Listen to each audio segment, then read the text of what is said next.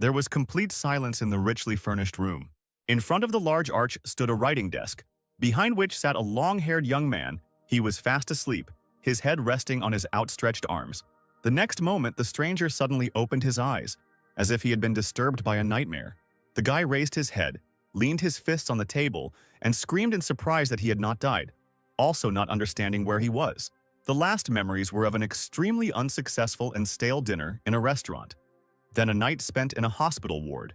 The patient could not be saved, and although now the guy was unable to fully reconstruct what happened, now, looking around, he realized that he had ended up in another world. A strange smell distracted my attention and concern for myself, overshadowing even all my experiences.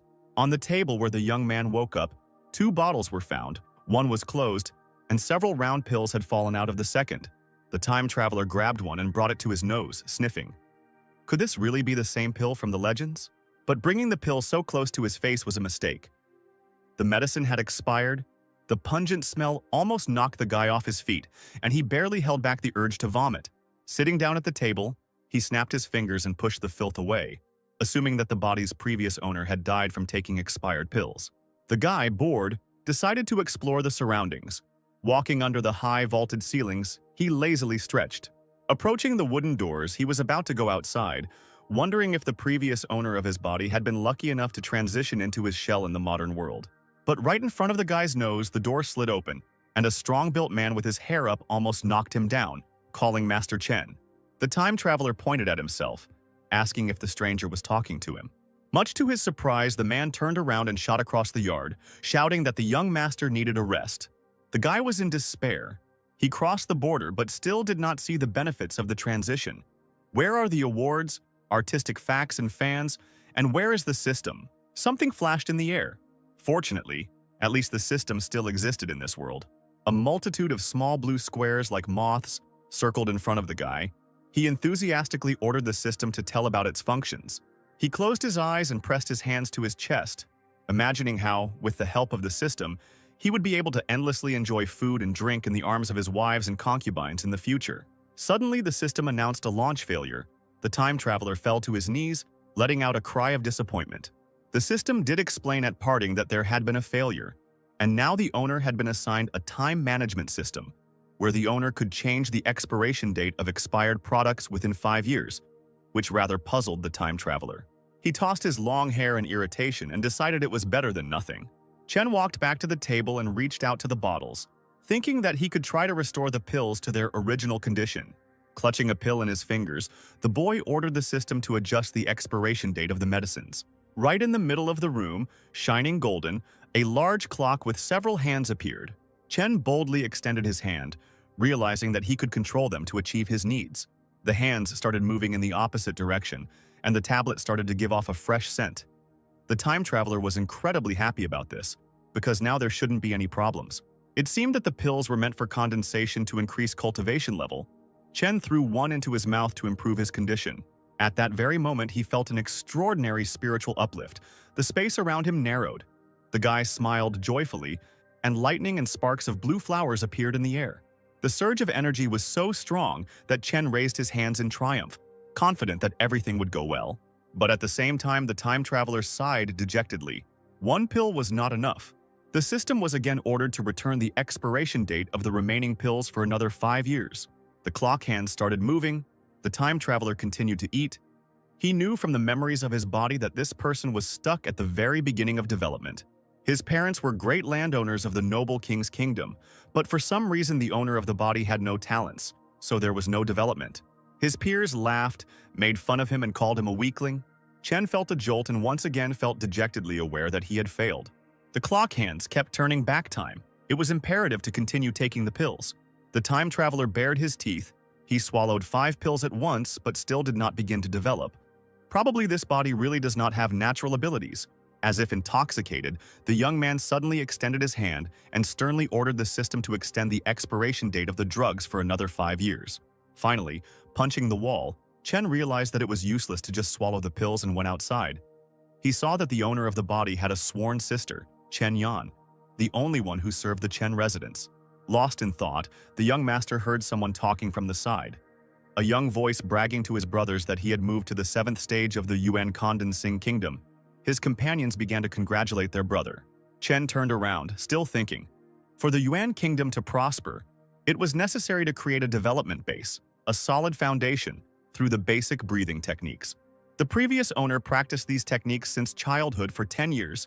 He has no talent and does not have the genius of his parents. The guy decided that he should try to adjust the data for 5 years for all things in the world. As the system told, it is possible to adjust the time of practice of breathing techniques at the same time. A crowd nearby noticed him. They thought he was looking at Yue and was jealous.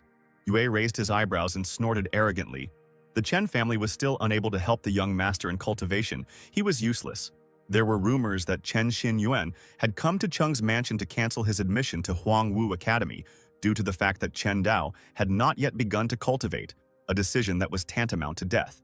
Dao, fired up by the idea, ordered the system to increase the time of his practice of the basic breathing technique by 5 years. The watch sparkled gold, the hands flew. The guy joyfully shook his fist. It worked. The human mind began to fill with a huge amount of thoughts about this technique, and the increase in skill occurred instantly. Feeling much stronger at all levels, Dao joyfully exclaimed that the cultivation space had opened up again. He sat straight down on the stone floor in the lotus position, with his fingers together, and began to practice the basic breathing technique. This technique was spread for 10 weeks. This time was a record for its predecessor to study it.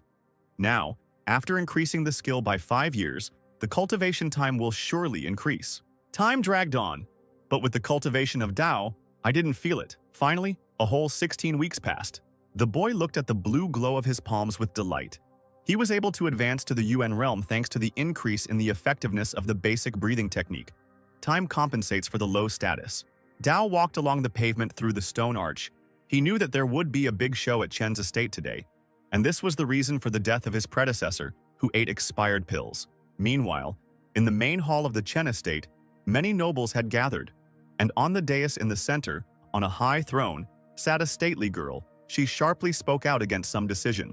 Yuan, with a sly smile, convinced Yan that until the master and his wife returned, junior brother Dao was not suitable for this path of cultivation. Yan replied irritably that the master and his wife had built this house. Even after their disappearance, the entire territory belonged to the heir. Yuan had no right to deprive him of his place in the Huangwu Academy. Moreover, the girl's warlike nature did not allow her to remain silent. She also told the man that, being orphans from Dao, the master's family had taken them in.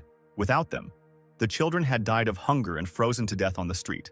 Yuan, hurt by the young heiress's words, angrily raised his voice at her, saying that she could not solve the estate's problems alone. She had already been accepted into the academy. Several men from the crowd supported Yuan, calling Yan spoiled and Dao an unworthy student of the academy.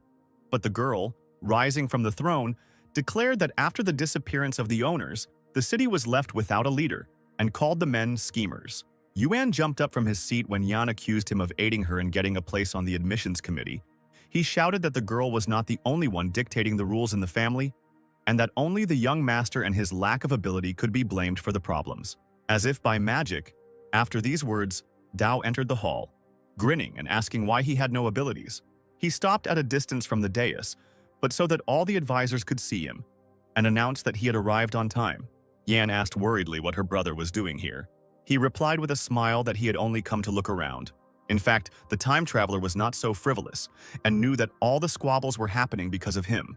After their parents went missing, Yan's older sister took care of her brother like a mother. She stands firm against stubborn advisors and takes care of the family's affairs, protecting it.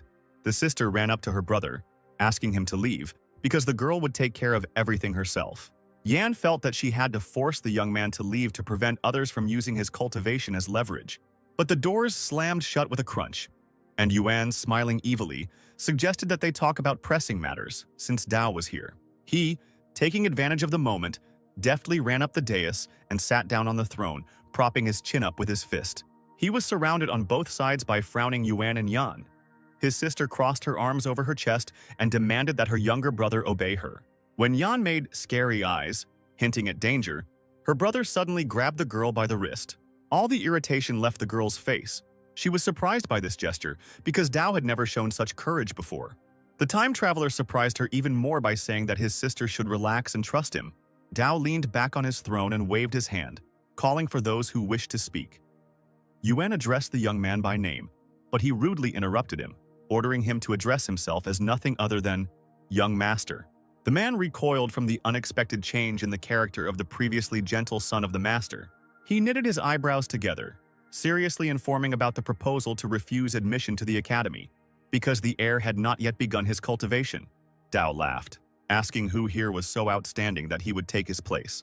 The man hit his chest, imagining Liu Tinger as a good option, young and with an excellent upbringing. Yan reproached Yuan for the matchmaking because the girl was his fiancée, and the advisor completely lost his shame. Dao supported him, saying that the man has no conscience. This completely infuriated the advisor. He almost attacked the brother and sister with his fists, shouting that Tinner had started cultivating 5 years ago and could compare to the young master. Dao rose from the throne, telling Yuan the reason why the Tang dynasty provided free education to aristocrats. They were rewarded for their contributions to the dynasty. And how is Yuan's fiancé going to study there, not being from a rich family?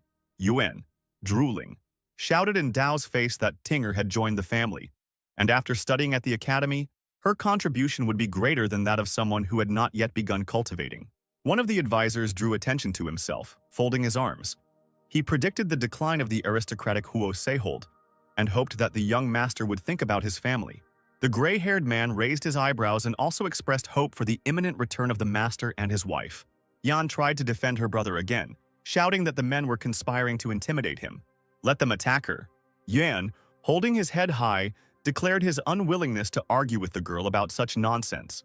Pointing his finger at Dao unceremoniously, he said that the young master could not begin his cultivation and was to blame for his own uselessness. Dao, grinning, asked mysteriously why he couldn't start. The man just laughed at this statement, humiliating the time traveler. He did not remain silent and simply decided to demonstrate his own abilities. The fiery flashes that swirled around his entire body proved to the advisors that the young master had begun his cultivation. Yan almost cried with happiness at the sight of her brother, who had begun his development. The young man smiled tenderly and asked forgiveness from his sister, whom he had made suffer all these years. The girl, smiling, asked not to apologize. She was incredibly happy about what happened. Dao assured Yan that he would become better and would no longer be so worthless. But the girl convinced her brother that she believed in him. They turned in unison to the dumbfounded Yuan, asking if he had anything to say. The man reacted very violently to this appeal. He was deeply offended. Dao laughed and said that the advisor was not worthy of the name Chen. Yuan, trying not to lose his dignity, smirked and tried to humiliate the young man again because he had not been able to show the ability to cultivate for so many years, and had only learned to talk nonsense. He addressed those present, mockingly drawing attention to the slow development of abilities, which would probably continue in the future. Yuan concluded his speech by saying that the young master should not enter the academy. Yan couldn't stand to see this and activated her magic, angrily addressing the advisor who dared to bully her brother. An enraged Yuan challenged the girl to shut up as they were discussing official matters. But there was no stopping her. Yan waved her hand, and the advisor was thrown several meters away from the place where he had just stood. The man was so taken aback that he couldn't find anything to say. Only his chest heaved heavily from the tension. The stunned people present began to discuss the cultivation abilities of the young heiress who managed to push Yuan away, and the girl asked them what they thought of her brother. To her surprise, the men supported the idea of Dao joining the academy. Now that the master was absent, the men close to him had to do everything to support Dao. But one of the advisors scratched his chin and did not change his mind, as he believed that the young master's cultivation progress was too slow, and the Chen family might remain in decline. Yuan, with a mean smile, proposed to arrange a duel between Tinner and Dao. The winner would be allowed into the academy. He added, looking sarcastically at the young master, that he would not be able to refuse, following the rules. Yan stepped forward, stating that the Dao was just beginning to be mastered, while Tinger had a lot of experience behind her. The brother took her by the hand, sternly telling her that he would have to decide this issue himself and that his sister would let him figure it out. The young man agreed to hold the fight, but set one condition: he would choose the location himself. Yuan exclaimed that there was a month left before the start of classes at the academy. The battle should take place during this period. Dao, after a moment of silence, agreed to these conditions. A little later, when the advisors left the hall, Yan carefully warned her younger brother about the upcoming defeat, because the advisor had turned him against himself. Dao smiled, assuring that he could defeat Tinner. The girl looked at her brother in surprise, not knowing what to say because he had never behaved like this before. Still, Yan had always believed in her brother, and she wasn't going to change anything now. Dao remembered the face of the advisor at the moment of their argument. He must have had unconditional faith in his bride. And the guy had no choice but to agree to fight even after such a short time. The time traveler decided to find out more about those strange pills and asked his sister directly where they came from. The girl cautiously replied that Dao himself had bought them. Smiling awkwardly, the young man scratched the back of his head and tried to justify himself. Recently, he had completely forgotten about everything due to the advancement of his cultivation. The sister added that the pills were sold to the heir by Master Yue from the Qin Prince's mansion. Besides, the brother spent a lot of money on the purchase. Yuan knows about it and will definitely blackmail Dao. Suddenly, the time traveler remembered something about Yu. If the predecessor's memories are true, then he had a good relationship with the master. But after her parents disappeared, Yui stopped communicating with the young man, even selling expired pills. Yan giggled. She thought the pills were effective and helped in advancing her cultivation. Dao didn't hide the fact that the pills had expired. Raising his fist in the air, he accused Master Yue of deceiving him. One can even conclude that she is the direct culprit of her predecessor's death. The sister thought hard. If it is as brother says, then even Qin allows himself to play with the Chen family. Is this because there is no leader? However, Dao believed that the decline of the family only allowed the true faces of many of those close to him to be seen. The elder sister was delighted by her brother's announcement that he would now cultivate vigorously. This showed how much he had matured. Dao walked out of the hall and stopped in front of the tall library building in the courtyard. Now he needs to practice the technique and increase his strength. Those present in the room were surprised as soon as they saw the young master. He practically never visited the library. The young man only nodded briefly in response to numerous greetings. He quickly walked over to the wooden shelf with scrolls and notes. The first thing the newcomer took into his hands was the teaching of the Fist of the Falling Star. The young men in the library were quietly talking. One of the guys asked the other why he was so polite to the young gentleman. They answered him that the master had begun to cultivate, of course. He needed to behave in accordance with his status. But the one who started the argument said that the young master was overrated. His development was weak, and his training would probably be very slow. The interlocutor could not help but agree. After all, low abilities and late development will greatly affect learning. Dao meanwhile studied the records, deciding that the Falling Star Fist was ideal for him, as it was known for its speed and ease of mastering. The time traveler immediately ordered the system to increase the time it takes to study the technology by 5 years. The clock, shining with gold, habitually started the movement of its hands.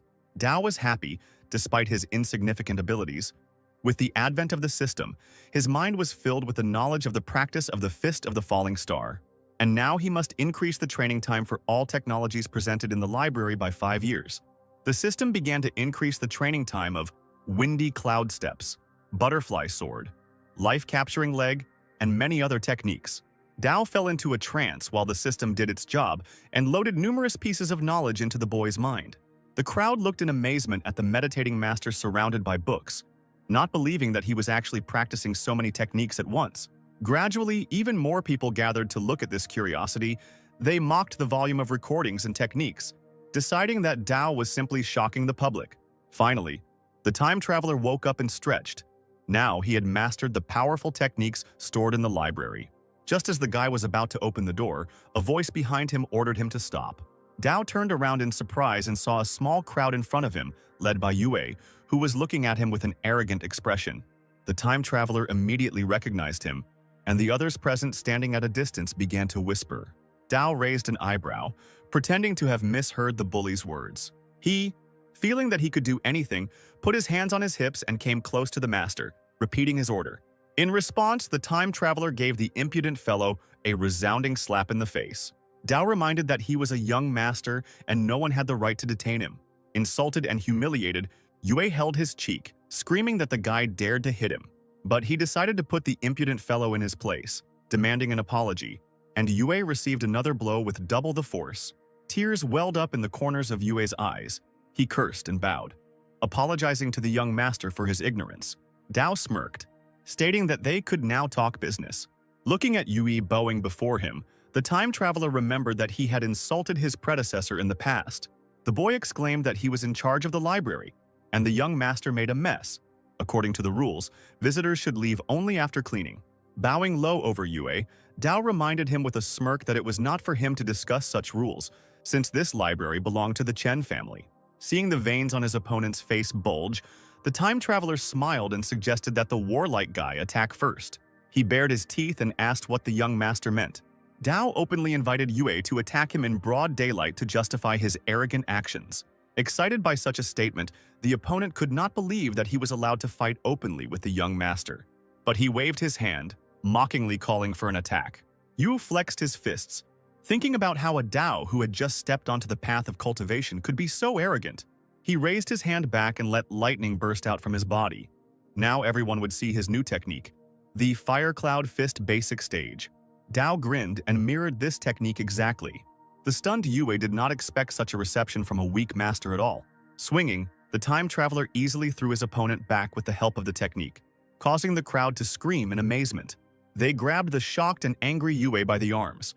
He couldn't believe that at the beginning of the path of cultivation, one could master the technique to such a degree. Dao shook his head, asking if the boy didn't believe him. He pointed his finger at those present, declaring that it was time for scum like them to stop being cowards and attack him. The tall blonde man, angry, was about to demonstrate his hurricane legs, a technique he had been training for 3 years. However, he was unable to fully demonstrate his skills, as Dao's leg deftly knocked the young man out. The blonde flew back towards the shelves, raising clouds of dust with his own body. Following him, another warrior decided to attack the young master, and with a cry he found himself in the air with the image of a furious ice tiger above him. Dao grinned and showed his opponents the real technique of attacking a tiger with the help of a fire animal. The sharp fangs of his tiger sank into the paw of the attacking ice tiger, who was pinned to the floor. The warrior fell flat on the floor, coughing up blood. Those present could not believe their eyes because they knew that little time had passed, and the young master had already improved his techniques so much. Dao put his hands behind his back, looked at his defeated opponents, and asked if they were satisfied.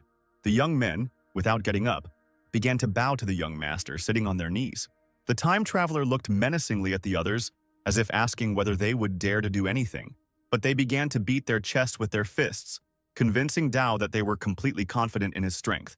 The guy knew that he had to take extreme measures to unite people and stop the war.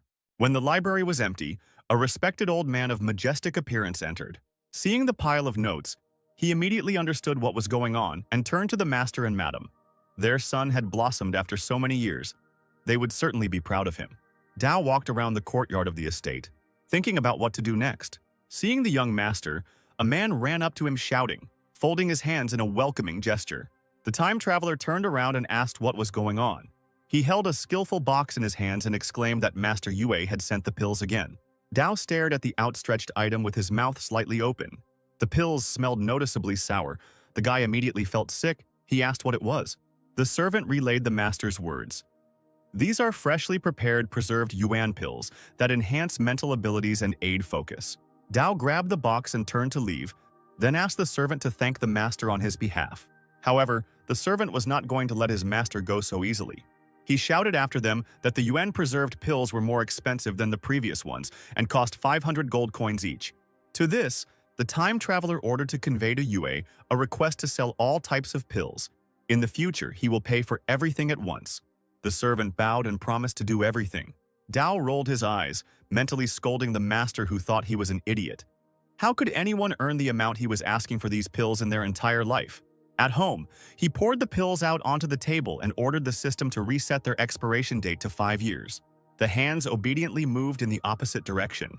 The boy reached out for some of the improved pills. He saw that only 3 had managed to restore their quality. Probably the others had been stored for so long that even rewinding the expiration date did not work. The time traveler threw all the pills into his mouth at once. A powerful cultivation fire magic surrounded his body. Yuan condensation exceeded the 5th stage. The young man thought with delight that these canned tablets were different from the rest. It would take at least a year for an ordinary cultivator to reach the 5th stage. There was a knock at the door. Dao hurried to open it. Yan stood at the threshold. The guy happily greeted his sister. The girl was holding a box in her hands. She heard about what happened in the library and came specifically to see her brother. He smiled, scratching the back of his head, assuring that everything was fine. Yan excitedly approached her brother, feeling that his chi aura had increased significantly. Did that mean that his cultivation had also increased again? Dao smiled and confirmed the rise of yuan condensation to the 5th stage. Yan almost dropped the box on the floor from joy, jumping up and down. The girl embraced her burden with one hand. She saw the improvements and was convinced that Dao was an unusual genius, a true son of his parents. Now she had no doubt that Dao would be able to defeat Tinner, and brought him the pills she had bought with the prizes she had saved up from the academy, her own money. At first, the time traveler tried to refuse, but the headstrong Yan didn't want to hear anything. She added that the vile Yuan had blocked the Chen family's accounts, and Master Yue was even selling the guy expired pills. Dao worriedly asked Yan what would happen to her if the girl gave him these pills, since cultivation required a lot of resources. The girl, smiling, convinced her brother not to worry, because everything she did was part of her older sister's duties. Turning around, Yan said that she was going to Mount Yuanlin to get the Yuan Condensation Activation Stone. Then the guy would successfully attune with it and move to a new level of cultivation improvement. Dao tried to stop his sister because Mount Yuanlin was considered very dangerous. She shrugged and replied that everything was fine. The girl was not an ordinary cultivator. The time traveler made a cute face, clasping his hands in a gesture of supplication. But even this did not stop Yan from leaving. She only said as a parting word that her brother needed to take his pills and wait for her return. A golden chariot with several passengers stopped at Mount Yuanlin. The second prince, the emperor's son, and his entourage. Yan knelt in front of the chariot, clutching a sword in her hands. The second prince introduced her to the beast of all the Yuanling mountains, Zhengning Shou, who guards the highest level stone on the mountains. The prince, in response to the girl's indignant cries, said that he had come here not only to help her in battle, but that he needed a bride to strengthen his position in the eyes of the emperor's father. He pointed his finger at the girl, declaring that she was one of the most outstanding people in several centuries and was the best suited for him. The man assured that he fell in love with the girl at first sight. With her status, talent, and beauty, they would become an ideal couple. Yan stamped her foot, shouting that this was completely impossible. But the prince convinced her that he was very patient and could wait. He waved his long hair and glanced at the huge beast, saying that it would take the stone for itself and swallow it. And if that happens, Shaw will simply disappear.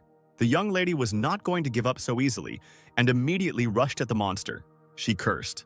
The technique she used wasn't much help in fighting such a giant. Shao waved his paw and pushed Yan back. She grouped herself and landed successfully on her feet, the hem of her dress falling gracefully after her. The girl clapped her hands, and a majestic, magical female figure of extraordinary beauty appeared behind her. Yan used the heavenly fairy seal technique. The second prince watched the unfolding battle with rapture and did not interfere. Scratching his chin, he thought with satisfaction that Yan really lived up to his reputation. This was the first time he had witnessed a heavenly art that had emerged from fantasy. The prince's confidant said that such power rarely manifests itself, even now, when the image of the girl's heavenly power has not yet been fully formed.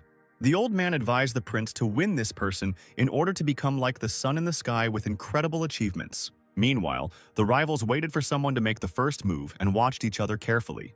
Finally, Yan raised her right hand and straightened it, ordering the image to detain the enemy. The woman's beautiful face lit up with a bright light. She was ready to carry out the order of her mistress. The beast stood on its hind legs, trying to increase the success of its attack. He threw his head back and growled loudly and shrilly, revealing rows of sharp teeth. The monster created a dangerous field around itself and began to transform. Yan immediately realized that this was a bad sign, and the next moment the monster grew huge golden wings and rushed forward. The girl stepped back, stunned by what she saw.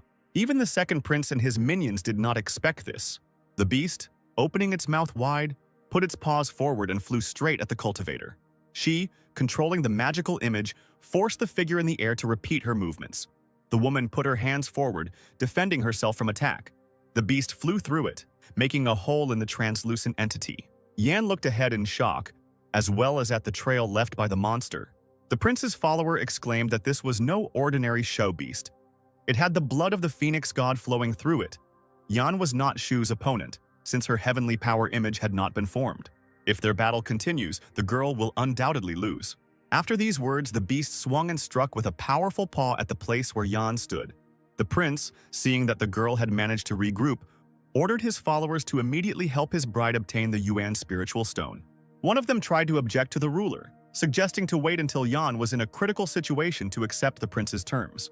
But he was not stupid, and recognized the uniqueness and pride of the girl. She would prefer to die than bow before him. The man ordered his minions to help Yan, and perhaps then he would be able to conquer her. The old men obediently carried out the order, hanging directly over the beast. The lady looked at the unexpected help in surprise. The men fired two powerful beams of purple and yellow at the beast. After some time of fighting, Jan managed to jump right on the monster's head, causing it to open its mouth. He spat out a powerful stone, and the girl caught it and squeezed it tightly in her palm. The trio watched as the beast flapped its wings and flew away. Such a monster with the Phoenix god's bloodline did not fall before noble king stage cultivators. The second prince, his golden robes glittering, landed softly on the ground behind Yan. He congratulated her on acquiring the Yuan stone. Even he himself couldn't obtain a stone of this level when he broke through to the new stage of Yuan condensation. The girl thanked the prince and was about to say goodbye to him, citing urgent matters. The prince, crossing his arms over his chest, silently glanced at the girl's graceful figure. His follower turned to the prince, asking if this person was not too proud to leave just like that. But the man didn't care, because this is the kind of girl who deserves a real prince. He clenched his fist, promising himself that he would conquer Yan, especially since he had some free time now. In the manner, Chen Dao opened the box containing the pill from his elder sister, which was full of spiritual power and the fragrance of strength. He thought that even at first glance, the pill was not comparable to what Master Yue had slipped him. Closing his eyes, the newcomer concentrated on accepting the power, deciding that as soon as Yan brought the spiritual item to Yuan, he would immediately establish contact with it. The Yuan condensation stage breakthrough consists of two halves. The first is the breakthrough in the cultivation process. The second is the adjustment of contact with the Yuan spiritual item. A cultivator of the original continent spirit needs a corresponding Yuan spirit item when they break through to a new stage. For those who have passed through the stage of Yuan condensation, the spiritual stone remains. Cultivation stages require different Yuan spiritual items. These can be plant or animal spiritual items. Regarding the grade of the Yuan spiritual stone, which directly affects combat strength, the cultivator advances to the next stage, so Dao waited impatiently for his stone. Finally, the time traveler announced a break. The fiery energy turned into a powerful stream around his body and disappeared. The pill from the sister was indeed powerful, and raised the cultivation to the 9th stage of condensation. A servant's voice was heard from behind the door, and the young master was informed that Madame Yan was asking him to come immediately. Hearing this, Dao was delighted. Finally, his sister had returned. Outside, Yuan, Tinger, and Yue learned the latest news from the servants. Yan had returned with the rainbow-colored Yuan spiritual stone. Yuan knew that this was the highest grade of spiritual stone from Yuan Soul Mountain. Such stones were protected by special beasts. The man clenched his fist and bared his teeth angrily. He couldn't believe that there was such a big gap in cultivation between him and some girl. Tinner, seeing the groom's irritation, asked him if the Dao stone was used to break through the condensation stage. The girl was at the 9th stage of Yuan condensation, just one step away from the spiritual C stage, and this guy was still the weakest. Yuan nodded his head. He was confident in the bride's abilities, and considered it a waste for an ignoramus to use such an artifact. He thought out loud that there had been a change in Dao's behavior. Yue confirmed this. In the library, the young master had learned many techniques in a short time. Tyner was worried about such a breakthrough from someone who had been deprived of all strength just yesterday. Once upon a time, when they were children, they even spent time together with Dao. But the girl always left him alone and went to Yuan to study cultivation lessons. She even admitted that the boy's very existence embarrasses her. Everyone makes fun of her when they see Tyner spending time with such a useless child. It was then that the girl ordered Dao not to approach her, because she had to improve herself, and therefore they could no longer see each other. The girl was brought out of her memories by the voice of her fiancé, who had just entrusted Yue with a special task. If he succeeds, he will choose a high position in the Chen family. The guy winked at his older brother, assuring him that he will fulfill the request. After a few seconds, Yuan called out to Yue, asking him to wait. A sheet of paper was placed in the guy's hands. Yuan, grinning evilly, assured that this thing would help the matter go perfectly. The man watched his younger brother go, then turned around. He approached the bride and put his arm around her shoulders, assuring her that the high position would go to her. The girl ran her finger over Yuan's chest, saying that she had infinite confidence in him. At this time, Dao ran to his sister to meet her. The girl immediately handed the sacred stone to her younger brother. The boy was stunned. When he saw the highest grade Yuan spiritual stone from Soul Mountain, he heard that the stone was protected by the strongest demonic beasts. Previously, cultivators died trying to get it. After his sister urged his brother on, he returned home and began to meditate to gain the power of the stone. Hearing someone's footsteps outside the door, the time traveler quickly put the jewel back in the box. There was a servant standing at the threshold, asking the young master to hurry to Madame Yan. Dao impatiently asked to be shown where to go. He went after the servants and did not see that a mysterious figure in a mask was hiding nearby. Someone knew that Dao would leave his home and sneaked into his house. Yue, standing at the table, chuckled out loud. Dao was such an idiot. The young man carefully took the box with the stone in his hands, not hearing how the door slowly opened. He was brought out of his blissful state by the voice of Dao, who informed him that stealing the Yuan spiritual stone was a serious crime that betrayed the family. The guy almost dropped the object from his hands, frightened, and began babbling something incoherently. The time traveler mockingly warned that breaking the family rules would result in the confiscation of cultivation and exile. Yue pulled the mask off his face and smiled back, saying that he had underestimated the guy. He tore off his cloak, not letting go of the box. He didn't care about breaking all the rules. Dao slowly reached into his bosom, distracting the thief's attention. The next moment, like a magician, he pulled out that same sacred stone from the sleeve of his hanfu. The guy opened the box so abruptly that he almost broke it and cursed, "It really was empty." Yue immediately threw the item onto the floor when Dao began to tease him, saying that it was an amazing coincidence. The time traveler approached the enemy, offering him cooperation in exchange for his life and the opportunity to manipulate Yuan. The warrior grinned, declaring that the Dao could not stop him, and rushed forward. But suddenly Yue realized that the young master had disappeared from sight and began to look around nervously. The next moment, Dao's mocking voice was heard. One sharp movement, and Yue was thrown to the side, blood flowing from the corner of his mouth. He landed right on the wall, shattering it on impact. Yue clutched his chest and coughed, unable to understand how the young master's cultivation had reached the 9th stage of Yuan condensation. Dao just smiled broadly, crossed his arms over his chest, and said that when he counted to 3, he would kill the guy. He raised his hands up, not intending to give up at all. He took out a heavenly talisman from his pocket, waving it around, boasting that the power within it was equal to a full-force strike from a cultivator at the peak of the spiritual sea level of cultivation. Dao frowned, and at that moment, shouts were heard from the street. People heard the noise from the young master's room and rushed there to find out what was going on. Yue waved the talisman, wishing Dao a safe journey to the afterlife. A purple sphere appeared right above him. The warrior pointed his hand towards the young master, commanding lightning to kill him. The time traveler didn't have time to react. The flash knocked him off his feet. He clutched the sacred stone in his hand, not understanding what this fierce light was. Lightning, much larger than the previous one, coiled around his body like a snake, lifting the newcomer into the air. He opened his eyes wide, thinking that he would meet an inglorious end.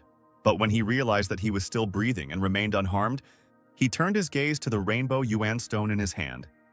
It had split right down the middle. Yue growled, not understanding why his magic didn't kill the young master.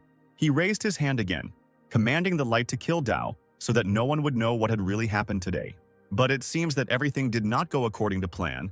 His own power went against its owner. Yue screamed silently, his eyes rolling back and steam coming out of his mouth. The time traveler leaned forward, trying to make out something in the bright light. Finally, when the light and smoke cleared, he saw that Yue was covered in soot, sprawled on the floor and not moving. He did not dare to come closer, examining the motionless enemy. Dao suggested that the criminal was killed to cover up the truth. Tinner, who was watching the events from the window, concluded that Yue was not a worthy opponent for Dao.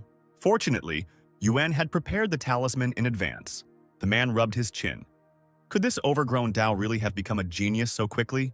The Yuan spiritual stone is broken and Yue died without revealing the information. Yuan admitted that after attuning to the highest grade Yuan spiritual stone, the Dao power will only increase. Tyner worriedly asked why the groom hadn't killed the young master himself. Yuan replied that the time had not yet come, but it would come sooner or later. Even though the couple had protected Dao from tuning into the strongest Yuan spiritual stone, he would certainly continue to search for a way to break through to the spiritual sea stage. The girl hastened to reassure the groom that she would definitely win over the young master. Tyner's cheeks turned red as she clung to her fiancé and promised that she would do everything for him. The door to Dao's room was opened by Yan and her advisors. The girl ran up to her brother, asking what happened. It was only then that those present saw the charred body of Yue, whose mouth was frozen in a silent scream. The young gentleman showed his sister the stone, and she could not believe that such an artifact could break. One of the advisors was furious when he learned about the assassination attempt on the young master. Dao expressed hope that the elders would soon reveal the whole truth. Surely someone was behind all this and watching from the shadows. After a pause, the time traveler directly stated that the real conspirator was Yuan. He also ordered that everyone be immediately informed about the Chen family meeting to convict the criminal. The advisor tried to appeal to the young master's prudence since they had no evidence that this man was behind all this. Dao ordered the man to be silent, as Yuan had taken action against him before, which was against the rules of the Chen family. The advisor was skeptical, but still followed the young master's advice that if there was evidence to the contrary, Dao should be prepared to take responsibility. Left alone with his sister, the time traveler asked her if she considered him reckless. Yan stated that Dao was the young master of the Chen family, and his decision was the decision of the entire family. The girl would definitely support her younger brother. She was worried that Yuan would not admit his guilt and would go against the guy. Then it would be even more difficult to convince people. But Dao reassured his sister that he was completely confident in himself. Yan was upset that the Yuan stone of the highest degree was broken. Otherwise, the Dao would have tuned into it and moved to a new stage of Yuan condensation. The girl was going to return to the mountain again and get another stone, maybe not as strong, but the best of the remaining ones. Dao stopped his sister, saying that he had a way to fix the artifact. Taking the fragments of the stone in his hands, he mentally asked the system to rewind the time of the rainbow spiritual artifact by 2 hours. An image of a watch appeared before Yan. She stared at this miracle in amazement, and soon her brother handed her the whole stone. Dao decided to trust his elder sister and not hide anything from her, telling her about his strength. The guy became serious and said that he was going to deal with Yuan today, because he only brings destruction to the family. His sister supported him here too, assuring him that she would definitely help. The time traveler asked Yan to convince the elders, who had sided with Yuan, to support the Chen family. A little later, in the hall of the Chen family's manor, the advisors, Yuan and Yan herself, gathered for a serious discussion. Yuan asked with a smile. Why was the young master going to blame him for something? Such news only made him laugh. When the girl shouted that Yuan knew what she was talking about, he shook his head, objecting that Dao was talking nonsense, publicly expressing his dislike, and was not worthy of being a young master. Yan stamped her foot upon hearing this statement. Unfortunately for her, many of her advisors supported Yuan because the man had done a lot for the Chen family, and now he was accused of attempted murder. The elder sister could not tolerate the slander against her brother because he was on the verge of death, but no one cared. The advisors continued to shield Yuan. A calm man, one of the advisors, tried to calm the girl down, asked her to think about what would happen if there was no direct evidence. But the warlike Yan didn't want to listen to anything else. If the young master said so, it meant he had proof. Just as Yuan noticed that Dao was still not in the hall, he suddenly appeared behind the man. The guy stepped forward abruptly and sat down on the throne. He propped his chin on his fist and asked Yuan who he thought he was and why he didn't respect the young master. The man gritted his teeth, but still folded his hands in greeting, loudly greeting the boy, and the elders did the same. Dao asked everyone to calm down, and he told all the men to sit down. But when Yun went to his place, the time traveler stopped him, ordering him to stand. The man asked with a smile what happened. When the boy asked if he knew about his crime, Yuan crossed his arms over his chest and declared slander and the consequences. Dao commanded the advisor to kneel down and Yuan became very angry, asking who he thought he was. Then Dao called his sister for help, and without further ado, the girl waved her long sleeves and flew into the air. A golden flash from her hand went towards the man. He tried to hold back the other's attack. She still managed to use her own magic to make the advisor, even against his will, fall to his knees. The man shouted forcefully at the girl, asking what she was doing. She, without feeling any pity for Yuan, merely crossed her arms over her chest, repeating the order of her brother, the young master. The man theatrically spread his arms out to the sides, drawing the elders' attention to what was happening before their eyes. One of them jumped up from his chair, accusing Yan of rebellion. The gray-haired elder supported him, exclaiming that things had gone too far. The Chen family was not a place where a girl could do things her own way. The young lady replied that she was only listening to her brother's orders and made a dangerous movement with her foot. Fiery lightning flashed in the air and a crack formed in the floor, causing the elders to shudder. Yan asked the men with a threatening voice what their real intentions were. One of the elders, who was neutral, tried to appeal to Dao's common sense, reminding him that Yuan was a respected figure and had been protecting the Chen family for a long time. The guy replied that a respected person could not make an assassination attempt, but Yuan arrogantly said that Dao had no evidence. The elder who spoke first spoke up, exclaiming that without proof, the young master could not treat one of the Chen family members like this. The white-haired advisor added that the young master would have to answer for bringing Yuan to his knees, and the others also asked the deputy master to comment on the situation. A malicious smile blossomed on Yuan's face. He was sure that the dim-witted master had trapped himself. The blond man sitting closer to the throne asked why the question of responsibility could not be left after the investigation. His neighbor noted that the assassination attempt was a serious crime, and the feelings of the young master could be understood. Yuan spoke up, saying that these elders should remain silent. Then he shouted loudly that today's meeting could not be completed. The man tried to rise from his knees. He had never been humiliated like this before. Like an enraged bull, he pounced on the young master, threatening to strip him of his title if he did not provide evidence. Dao replied with a smile that he would do everything and called Yue to enter the hall. The elders, as one, opened their mouths. After all, they had seen the body of the young man with their own eyes. Yuan just chuckled, considering what was said to be a lie. Yue was dead. There could be no evidence. But suddenly he trembled, hearing behind him a voice whose owner he considered dead. Yue, extremely angry, promised the man that he would remember him. Yuan, instantly sweating from the tension, turned around sharply. He probably thought that the ghost of the deceased was talking to him. The elders convinced themselves that the boy was dead the last time they saw him. Yue slowly approached the man who was frozen in horror, saying that he had acted on his behalf to kill the young master. Yuan had sacrificed Yue himself to erase the evidence. Yuan almost tripped on the steps. He tried to move as far away from this vision as possible and continued to scream that Yue was dead. The man screamed hysterically that this warrior was a fake made by the Tao, since he had used the Heavenly Thunder Talisman to smash Yue. The gray-haired elder said that he would establish the identity of the ghost himself. A few moments later, the same elder lost all confidence, and now barely audibly muttered, looking straight at Yue, that it was indeed him. Yuan stepped back, the hair on his neck almost standing on end from the paralyzing shock. The time traveler pointed at him, asking what else he could say about himself. A few hours ago, when Dao stood over Yue's dead body, he shook his head, saying that he was very lucky. Having created a bright flash in his hand, the boy asked the system to turn Yue's time back 2 hours. For the first time, he tried his powers on a person, but for the sake of proof, the warrior had to be resurrected. Yue opened his eyes and sat down on the floor with a deep sigh, clutching his chest. He looked at his own hands in surprise, while sweat was pouring down his face. The young man could not believe that he was not dead. He turned to the silent Dao, shouting that it was impossible. But the time traveler just received a system warning that the time adjustment function cannot be used to influence the life and death of people. The system may explode next time. Yue, having come to his senses a little, timidly approached the young master, realizing that it was he who saved him. Dao grimly replied that it was true, and he made it very valuable, then asked if Yue knew what he should do next. Instead of words, the guy immediately fell to his knees in front of the master. Bowing to the ground and hiding his face in his hands, the boy repented of his deception and swore that now his life belonged to the Tao. He would do everything he ordered. And now, in the hall before the assembled people, Yuan tried to justify himself, saying that he never ordered Yue to do anything. All the guy's actions were based solely on his own hatred for the young master. Yue, in turn, accused the man of lying. He said that on the day Dao received the Rainbow Stone, Yuan ordered it to be destroyed to prevent the young master from increasing his power, and also gave him a Thunder Talisman. Little did Yue know that, in addition to destroying the stone, the man would also kill his henchmen to cover up his tracks. Now the elders could not doubt such absolute evidence, and they began to accuse the man of betraying the Chen family.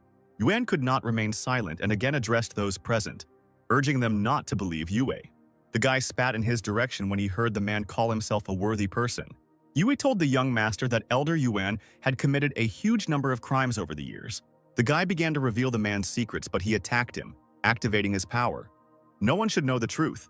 He couldn't do anything. Blood spurted out of Yuan's mouth and he was thrown away from the guy by a golden beam. Yan pinned the criminal to the wall with one graceful movement. She ordered Yue to speak, and he did, revealing that Yuan was involved in the disappearance of 2 of the greatest masters of the Chen family. As it turned out, Yuan had been lining his pockets with money all these years, profiting from the family's assets, and half of the property was stolen by him. For many years, he suppressed the young master, and his position in the family was lowered, and also developed his faction, all with the goal of completely subjugating the Chen family. When the boy called Yuan a thief, he cleared his throat and asked how the warrior would prove it. We took out a book from his clothes where he wrote down all the man's crimes. Yuan trembled when he heard this and pressed himself even more tightly against the wall. Yan flipped through the book with an inscrutable face. She loudly asked if Yuan could still be on the same level as Master and Madam after all. The people who adopted him when he was still young could not have imagined that their adopted child would become a real criminal. A dangerous, fiery aura ignited around the girl. Yan promised that she would kill Yuan right here and now to rid the Chen family of the threat. The man with tears in his eyes begged her to stop. He admitted what he had done, adding that he had wanted to break the Yuan's spiritual stone, assuring that he would never have aimed at the young master. The time traveler quietly but clearly ordered to kill the traitor. Obeying the order, Yan activated her power and flew towards Yuan. He fell on his back, hysterically asking the elders to save him. They tried to stop Yan, asking her to lower her hand, but the junior master immediately stopped any attempts to pardon Yuan, stating that anyone would be considered a traitor if they asked for pardon for the man. The elders had no choice but to remain silent. Yan had almost touched the point on the screaming Yuan's hand with a clot of power. But at that moment, someone's power from outside deftly moved her palm aside. The girl did not understand what had happened and deftly jumped back, leaving the sudden enemy room to maneuver. Covering the elders with her hands, Yan loudly asked who the impudent person was who dared to interrupt the execution of the sentence. One of the elders warned the girl that this man's cultivation was very strong, and he ordered Yuan to flee. Yan watched helplessly as two male figures rushed headlong towards the open door, but the helplessness was momentary. She clapped her hands and used the heavenly seal of the fairy. A majestic female figure in gold-embroidered clothes appeared directly above the girl. The fairy, stretching out her arms, walked with golden fire straight over the figures of the fugitives. The stranger tried to resist the powerful force on the run, but he underestimated the strength of Yan. And yet, the man had to leave this place. He threw the explosive straight at the fairy, who barely managed to cover herself with her hand before the explosion occurred. The image disappeared and the criminals managed to escape while the room was filled with smoke from the explosion. Dao picked up the remains of the stone, threw it in the air and said that Yuan was a stray dog. Clenching the stone in his fist, the newcomer turned to the elders, asking whose side they were on. The men immediately found themselves on their knees before their young master, promising that they would join him. A man in a cloak and mask helped Yuan escape execution and brought him to safety. The man immediately thanked the savior, but he only silently continued to lead him somewhere. Yuan could not restrain himself and asked where they were. Finally, he got tired of it. The man said that he would leave if the stranger did not speak, but suddenly a slender girl in noble clothes appeared before them. The girl called the fugitive by name and asked where he was rushing to. Yuan was incredibly surprised to recognize Princess Yue, and the silent savior immediately took off his hood, revealing his manly, tense face and gray hair. The princess reclined in a large chair while her confidant poured tea. The girl asked if Yuan was surprised. He nodded, assuring that since the process itself had come to the rescue, Yuan would definitely repay this debt. The princess, after taking a sip of tea, interrupted the stream of gratitude and announced that the elder must help her capture the Chen family today. The princess smiled as she looked at the man's dumbfounded face. She knew for sure that Yuan had ambitions and had always wanted to take control of the Chen family. Clinking her cup against the saucer, Yue Wu added loudly that the elder had been defeated. The man flared up, starting to blame the young master's younger sister for everything. The princess only drawled that Yuan had already become a homeless vagabond. Thinking about it, Yue was even surprised by the audacity of the man who said such things. The elder believed that the changes in Dao were insignificant, because without his sister, he was completely useless. The princess furrowed her brows, ordering Yuan to stop believing the lies he was telling the others. Yu was sure that the guy would still surprise everyone with the speed of his development. Because he was the descendant of a noble king, and the master's parents were great rulers, he should not be underestimated. Yuan, hearing this, clicked his tongue in irritation. The princess, after a moment of silence, asked the man to support her, especially since she only needed one thing. The elder guessed that the thing the princess wanted was the Chen family's noble king's token. Yu smiled, pleased with the man's guess.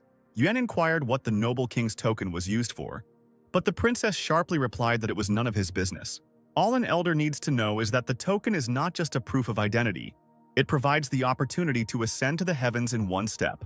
The girl extended her thin hand, asking what the man's decision would be. He stuttered and replied that he had to think about it some more. The very same savior ran up to him, leaning on a staff, and looked into his eyes with a murderous gaze. An aura was spreading around his figure, shining in purple hues.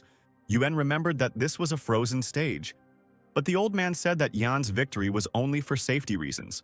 The elder immediately dropped to one knee before the princess, declaring that he was ready to serve her faithfully. Yu narrowed her eyes predatorily, replying that it was very good. Dao, having saved the fragment of the weapon, returned to his room and asked the system to return the time of the hidden weapon to 10 hours. The hands of the large clock obediently rushed back. Looking at the hieroglyphs carved on the small bomb, the time traveler realized that the weapon belonged to the noble Qin estate. Dao was glad that the Chen family had gotten rid of the traitor. Now he could cultivate unhindered all the time. Hearing a strange voice behind him, the young master shuddered and turned around abruptly. Chen Tai smiled, asking him not to be afraid.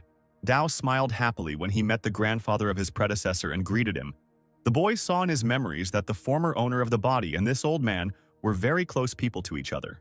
Young Dao's parents were rarely around due to their busy schedules, and Yan had not yet arrived at the estate, so Tai spent most of his time taking care of the boy. The child asked his guardian if he really had no talent for cultivation, and the old man assured him that this talent had not yet manifested itself, because Dao was a descendant of noble cultivator kings and was very talented. Tai patted the boy on the head, assuring him that his grandfather wouldn't lie, and the boy eagerly promised that he would continue to practice cultivation. One day, a group of people in black clothes kidnapped a young master. The criminals, carrying away the crying child somewhere, were talking among themselves. Noble kings will not leave this crime so easily. A blue glow suddenly appeared behind the men, and Tai's commanding voice was heard. The old man, using his strength, demanded that the young master be released. One of the kidnappers put his hands forward and brought them together to resist the attacks of others. He ordered the others to leave first, but the old man made a few moves, and being a powerful cultivator, he knocked out his opponent. Dao screamed and struggled, and the men realized that this stranger was very strong. Tai slammed his palms together, causing a cloud of smoke to rise, and the villains decided to play with him. The pursuer swung and threw the small body of his captive into the sky. The boy burst into tears and desperately called his grandfather for help. The criminal threw several kunai towards the boy. Dao, waving his arms, screamed with all his might, trying to somehow dodge. Tai, carefully watching the trajectory of the weapon's fall, could not allow the young master to be injured. He caught the boy, shielding him from the sharp arrows that pierced the man's back. One of the men in black ordered his accomplices to continue attacking the young master of the Chen family. Tai put his hand forward and sent a blue beam at the criminal, which immediately knocked him back. The boy clung to his grandfather, quietly sobbing. The ninja made a deft movement with his foot, ordering the old man to say goodbye to life. Tai, tightly hugging little Dao, fell to the ground, taking the full impact on himself. Quickly getting up, the old man put the boy on his feet and hid him behind his back, assuring him that no one would touch Dao as long as his grandfather was here. After that incident, Tai suffered serious injuries and took a long time to recover, but was always close to his predecessor. The man said that he had been closely watching Dao, who was faster than lightning, had grown greatly, and was worthy of being called the descendant of a noble king, asking the boy not to be left without protection. The time traveler asked if the grandfather was referring to the threat coming from the Qin estate. The old man said that Fenyan City was guarded by 3 royal families, including Chen, and there was also the Qin Manor. As long as Dao's parents were here, no one dared to cause trouble. Tai took out the box, saying that the master did not want the man to interfere in his son's affairs unnecessarily. But now, in order to see things in their true colors, Tai must give something to the master. The time traveler extended his hands and asked what kind of thing it was. Tai explained that before the lords left, he gave instructions for the day when the young master would take control of the Chen estate. Dao's fingers trembled as he asked if he could open the box. Tai warned that it had the seal of a master on it, and the box could only be opened when the young master had reached a certain level of cultivation. The predecessor missed his parents very much, so the time traveler asked Tai about it. He replied that there was no need to worry about them. After all, the parents were noble kings of cultivation. The cup shattered with a clang, spilling the remaining water around, and the servants listened with frightened expressions to Tinger's cries that the entire Chen family was held together by Yuan's efforts. The girl paced the room angrily, indignant at the unfair accusation against her fiancé. She bared her teeth, cursing the powerless young master who had nothing but his personality. Tyner turned on her heels, loudly declaring that she would go to the elders to have them abolish the position of young master. The girl heard someone calling her and turned around abruptly. She saw Yuan and immediately ordered the servants to leave the room and not tell anyone what had happened. Tyner promised that she would kill anyone who spoke out and make sure that his mortal body was buried in the ground. The rumors trembled and swore that they would not tell anyone anything. Behind their backs, Tyner approached the groom with love in her eyes. The girl began to feel the man, as if making sure that he was really in front of her, asking if everything was okay. Yuan immediately said that he came for an important reason. The bride assured him that there was no need to worry. She will definitely achieve justice. Yuan said that the priority now was to undermine the prestige of Dao and prevent it from taking root in the Chen estate. Tyner understood the groom at a glance, so she immediately asked what she needed to do. The man reminded him of the upcoming battle, which needed to be carried out immediately, since Dao was left without the Yuan spiritual stone and would not be able to comprehend the spiritual sea. Even if he achieved it, the guy would only be able to tune in to an ordinary object. Tyner nodded. She would challenge the young master to a competition tomorrow. Meanwhile, Dao was meditating in his room, thinking that in this world, only the strong are respected. Becoming a noble cultivation king, he will be invincible, reaching the level of the spiritual sea. The youth's body was filled with an incredibly powerful energy of delicate blue flowers. After breaking through to the level of the spiritual sea, the energy will manifest in the dantian inside the body. The size of the spiritual sea determines the amount of qi a cultivator can hold, and this determines the strength of the cultivator. But as long as the attunement to the spiritual item is strong enough, one can change the fate of the cultivator. The time traveler received a system notification. The cultivation level has been increased. The time adjustment range has been increased to 50 years. The system is now even more useful under this condition. Previously, 5 years of adjustment was too little. Dao clenched the stone in his hand. This spiritual artifact is very strong, but this does not mean that there is nothing more powerful than it. They say that the Yuan spiritual stone increases its power over time. Dao decided to order the system to shift the time of the Yuan spiritual stone by 50 years. Sitting in the lotus position, the time traveler felt the artifact rise into the air. The hands on the clock began to move. Streams of power passed through the room. The guy felt the changes when it was all over. The stone in his hands seemed to be on fire, throwing off golden lightning. But suddenly, thick streams of air blew upward from the artifact, and Dao was surprised to see that the stone turned black after the system's actions. The time traveler looked out the window and stared in amazement at the black sky with its hurricane of clouds and lightning. It seems that this spiritual stone has influenced the weather. There is a legend that only objects above normal levels that have achieved immortality can cause thunder in both the sky and the earth. Princess Yue looked intently at the unusual sight. Against the backdrop of the blue sky, lightning was raging and thunder was rumbling in one area. She frowned, not understanding what was happening. Her close advisor immediately explained to the ruler that this phenomenon was similar to the discovery of a treasure. The man had previously encountered something similar in the imperial city. The girl wondered if this could be a token of a noble king, because history says that this thing is extremely mysterious and made of extraordinary iron. There was also confusion in other houses, as lightning was visible from all over the city. The fair-haired man realized that this phenomenon was coming from the direction of the Chen Manor. His stately father thoughtfully recalled the line of the noble king with the legacy of the Chen family. He also added that these were possibly traces of the discovery of the greatest treasure, perhaps even the token of the noble king of the family. The heir perked up, asking his father what this token was that all the families were talking about now. It turned out that it was a priceless treasure worthy of cultivators at the level of a noble king. The token helps one overcome oneself. Cultivators can dream of such a thing. The artifact provides the highest mandate, and the ordinary person who receives it can rise above hundreds of thousands of others. The man said that over the past years the noble king's family line had not changed, and no outsider had seen this token. The son asked dejectedly, "What to do now that the young line of the noble King Chen is in decline? Every family can seize this opportunity." The lord ordered the heir to go to the Chen estate to see the artifact with his own eyes.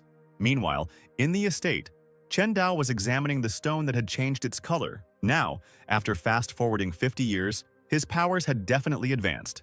And although the artifact was excellent in its original form, it has now become much better.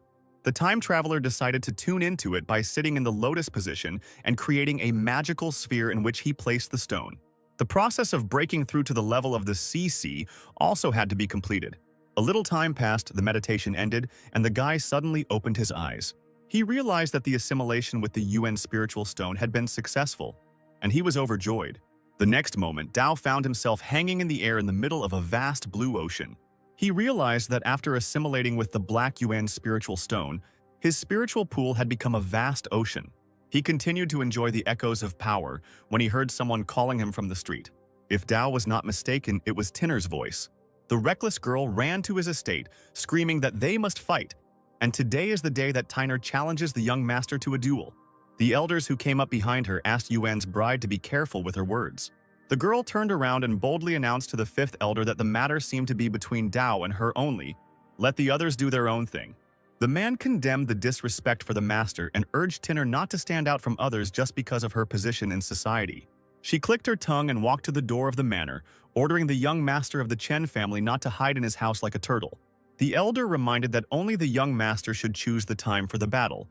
Tinner should leave immediately and stop making noise. The girl put her hands on her hips, declaring that she would scold the guy until he came out.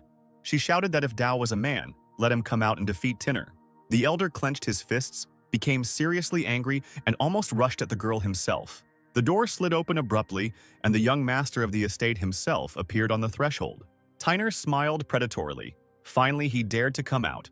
The time traveler, crossing his arms over his chest, accepted the challenge of Yuan's bride. The fifth elder tried to stop his master, but Dao waved his hand, saying that there was no need to say anything. The young master knew what he was capable of.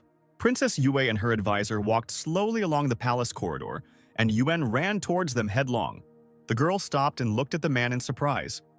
He was in such a hurry. Was it really something urgent? Yuan happily announced his decision to send Tinger to fight. Then Dao's position would be completely destroyed. The elder would be able to return to the Chen family and help the princess get the token. The girl promised to make Yuan the master of the Chen estate if she succeeded, and she herself hurried to the Chens because an unusual phenomenon had occurred there today. The nobility of the city was already gathering on the estate grounds. The fair-haired youth waved his fan and greeted Princess Yue, who had come to the young master to collect her debts, and they gathered together in front of the large gate. Yan and Dao had already met the guests. All they had to do was climb up a small staircase. The boy was sure that he would witness the show, and the princess immediately quietly asked her advisor if he had discovered anything. The man shook his head. The phenomenon had disappeared. There was no information about the noble king's token. Tinger had already pointed her sword at Dao, demanding that the young man return Yuan. Only in this case could the girl refuse the fight. But the young master was adamant. This man was trying to kill him. What mercy could there be? The girl, without lowering her sword, noticed that it was Yue who did it, who had nothing in common with the elder. Everything Yuan did was for the sake of the Chen family. Tinger reminded him of the decline of the boy's family, saying that Yuan only wanted to revive its former glory. Dao rolled his eyes, mockingly asking if his death would allow the Chen family to prosper. Tinger stated that this death was to protect the Chen family from ridicule, since every dog knew about Dao's dismal reputation. Then the time traveler decided to have a serious talk with the girl. He asked if she knew why Yuan sent her to the Chen family. She nodded. She was going to accompany the young master, but he disappointed her, and now she was not going to stay with him. Dao concluded that the girl had chosen Yuan and wanted to stay with him. Tinger acknowledged the youth and courage of the man who was, in her eyes, the best of the Chen family. If he becomes the main Yuan, then Tinger will gladly submit to him. The girl waved her sword in a warlike manner, challenging the young master, and the boy would not dare to run away from him. They had an agreement. Dao ordered the foolish woman to address him with due respect, but Tinner spat at the master that he was not worthy of it. The time traveler promised that he would teach Tyner good manners. The space around them shone with the energy of golden flowers. The girl raised an eyebrow and raised her sword. The next moment, she thrust her weapon forward and ran with it towards the young master. But before she had time to take a few steps, Dao disappeared from sight. Tinner was even surprised by such speed. And then the time traveler kicked the sword out of his opponent's hands.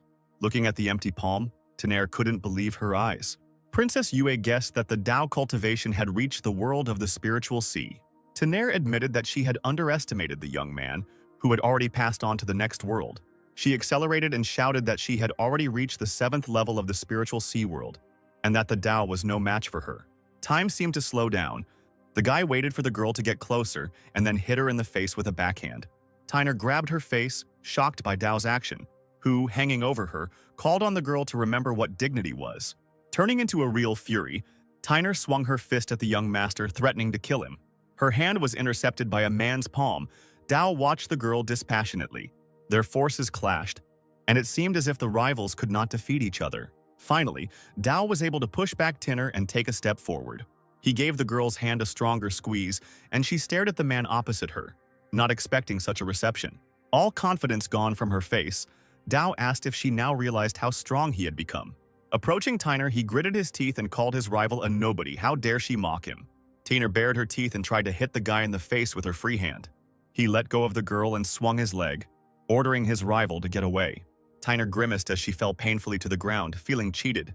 She suggested that Dao took power from a powerful spiritual artifact he found when he made the transition to the world of the spiritual sea. After all, the strongest spiritual stone was broken. Tyner was furious, believing that his sister had found another artifact for him. Dao got tired of listening to this nonsense and declared that the girl had lost, and the right to enter the Wu Academy remained his. Slowly standing up, Tyner promised that one day she would reach the world of the spiritual bridge and take revenge. The time traveler stopped her abruptly. Coming closer, he suddenly grabbed her by the throat, lifting her off the ground. Squeezing her thin neck tighter, the guy reminded her that he had promised the girl to teach her good manners. The next moment, he punched Tyner in the stomach, knocking the wind out of her. A blue flame flared up on the girl's chest. Black streams came out of her mouth and she screamed in pain. Dao, considering her crazy, reminded her that the Chen family belonged to him alone. Dao, looking at the beaten Tyner lying on the ground, ordered the soldiers to throw her out the gate. They began to laugh at the naive Tyner. She was probably deceived by Yuan, who told her that the young master had not changed at all. While taking her away, one of the warriors did not spare the girl, because she had dug her own grave by treating Dao in this way. Princess Yu addressed the time traveler, saying that what he had seen today had strengthened her admiration. Dao noted her dangerous beauty when the girl asked how he managed to increase his cultivation skills so quickly, to which Dao replied that it was all thanks to the pills. Without them, nothing would have happened. While the princess was coming to her senses from the realization that the pills had not helped, a young man approached the master without removing the fan from his hands. He spoke slyly to Dao, reminding him that he wanted to see him as the head of the Chen family. The time traveler remembered that the young man's name was Yu Ming, and being from an ancient family in the city of Fengyan, he never stopped wanting his family's property. When Ming said he wanted to discuss something, Dao was willing to listen to him. The young man with a sly expression reminded him of the problems in the Chen family and suggested that Dao sell his family winery. The advisor, who heard the conversation, tried to stop Dao from making the purchase with a shout. After all, spiritual wine is a legacy left by the master and his wife. Moreover, it is now the main source of income for the Chen family. The man pointed out that without the sale of spiritual wine, the Chen household would be in trouble. Dao shrugged, turning to Ming, as he had heard. There was no point in selling the winery now. After all, spiritual wine was the main income of the Chen family. The young man clenched his teeth in anger, barely keeping himself from cursing.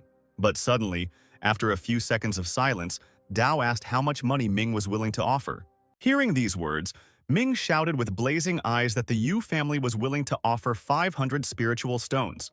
The advisor, shocked by such a proposal, protested, "The winery is worth no less than 2,000 stones, because it is one of the best in the city of Haiyuan." Dao shrugged, turning to the guest, who himself had heard that the price he had offered was too low for one of the best wineries. The young master frivolously leaned his elbow on the other's shoulder, smiling as he repeated the price that the advisor had announced. Ming grinned, thinking that Dao was either joking or didn't want to make a deal at all. Dao chuckled and patted the guest on the shoulder, replying that he really wanted to, but he just couldn't afford it. The advisor wiped the sweat from his forehead. He was scared, thinking that the young master was really going to get rid of the Chen family's family business. Ming threw the hand off his shoulder and shouted at Dao to think about it. Because the sales of his family's spiritual wine would fall, Chen would not be able to withstand the competition from the Yu family. Roughly poking his finger into the young master's chest, Ming said that he was doing this for his own good. Dao winked and asked the young man to draw 2,000 stones and buy the winery from him. The offended guest, hitting his palm with a folded fan, decided to take his leave, but Dao indifferently replied that he knew the way himself. Taking a few steps back, Min, without turning around, addressed the owner of the house. He suddenly opened his fan and waved it, then shouted over his shoulder that Dao, who had just become the head of the family, had yet to find out how hard it was. After this, the guest left, leaving Dao and Princess Yue alone.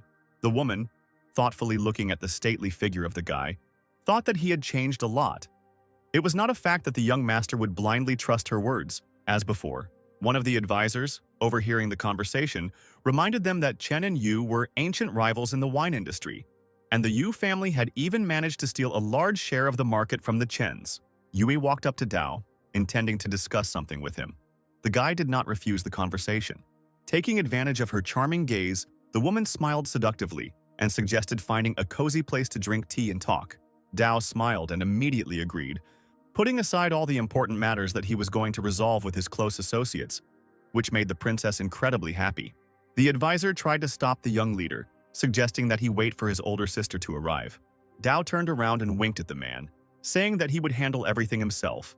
The young master glanced at Yue. The woman was not a bad sponsor. He couldn't give her a reason to suspect something was wrong. Smiling, he threw his arm over the princess's shoulder, assuring her that he had missed her madly. Her assistant, seeing such frivolous treatment, immediately shouted at the guy. He abruptly removed his hand, apologizing. But Yue pretended that it didn't bother her and hurried her companions.